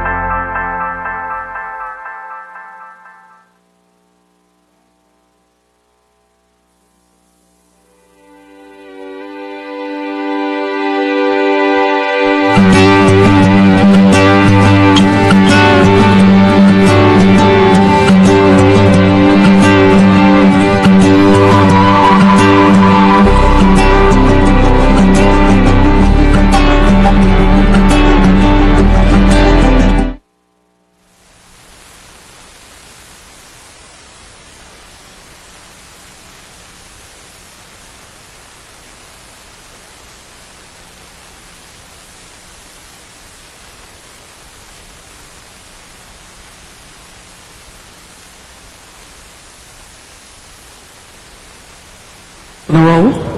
Close the roll. Tabulate the vote. 12 ayes. Next item. On item 67, there's a recommendation for settlement in the amount of $160,000 in the case of Jermaine Foster versus City. Please open the roll on that item. Close the roll. Tabulate the vote. 12 ayes. Next item. And on item 69, there's a recommendation for settlement in the amount of $175,000 in the case of Joseph Ward Wallace versus City. Open the roll, please. Close the roll. Tabulate the vote. 12 ayes. Next item. Madam President, can those closed session items go forthwith, please? Yes. I'm sorry. All those items should go forthwith. Yes. Next item. Council has motions for posting and referral. Motions are posted and referred. There are excuses on the desk. Councilmember Zine requests be excused Wednesday, July 22nd to leave at 11 a.m. and Tuesday, June 23rd to leave at 11:45, both for city business and both meet council policy. Yes. Mr. Zine is excused. Good. Councilmember Garcetti requests be excused July 7th, 8th, and 10th for personal business. A motion is required on the 10th. Mr. Zine moves. Mr. Smith seconds. And Councilmember Perry requests be excused to leave at 11:30 on Wednesday, June 10th. That meets council policy. Mr. Garcetti moves. Mr. Zine seconds. That clears the desk. All right, members, are there any announcements? Any announcements? Mr. Smith. Yeah, Madam President, Review LA Committee will meet in room 1070 in 15 minutes. All right, thank you. Any other announcements? Would you all please rise for any adjourning motions?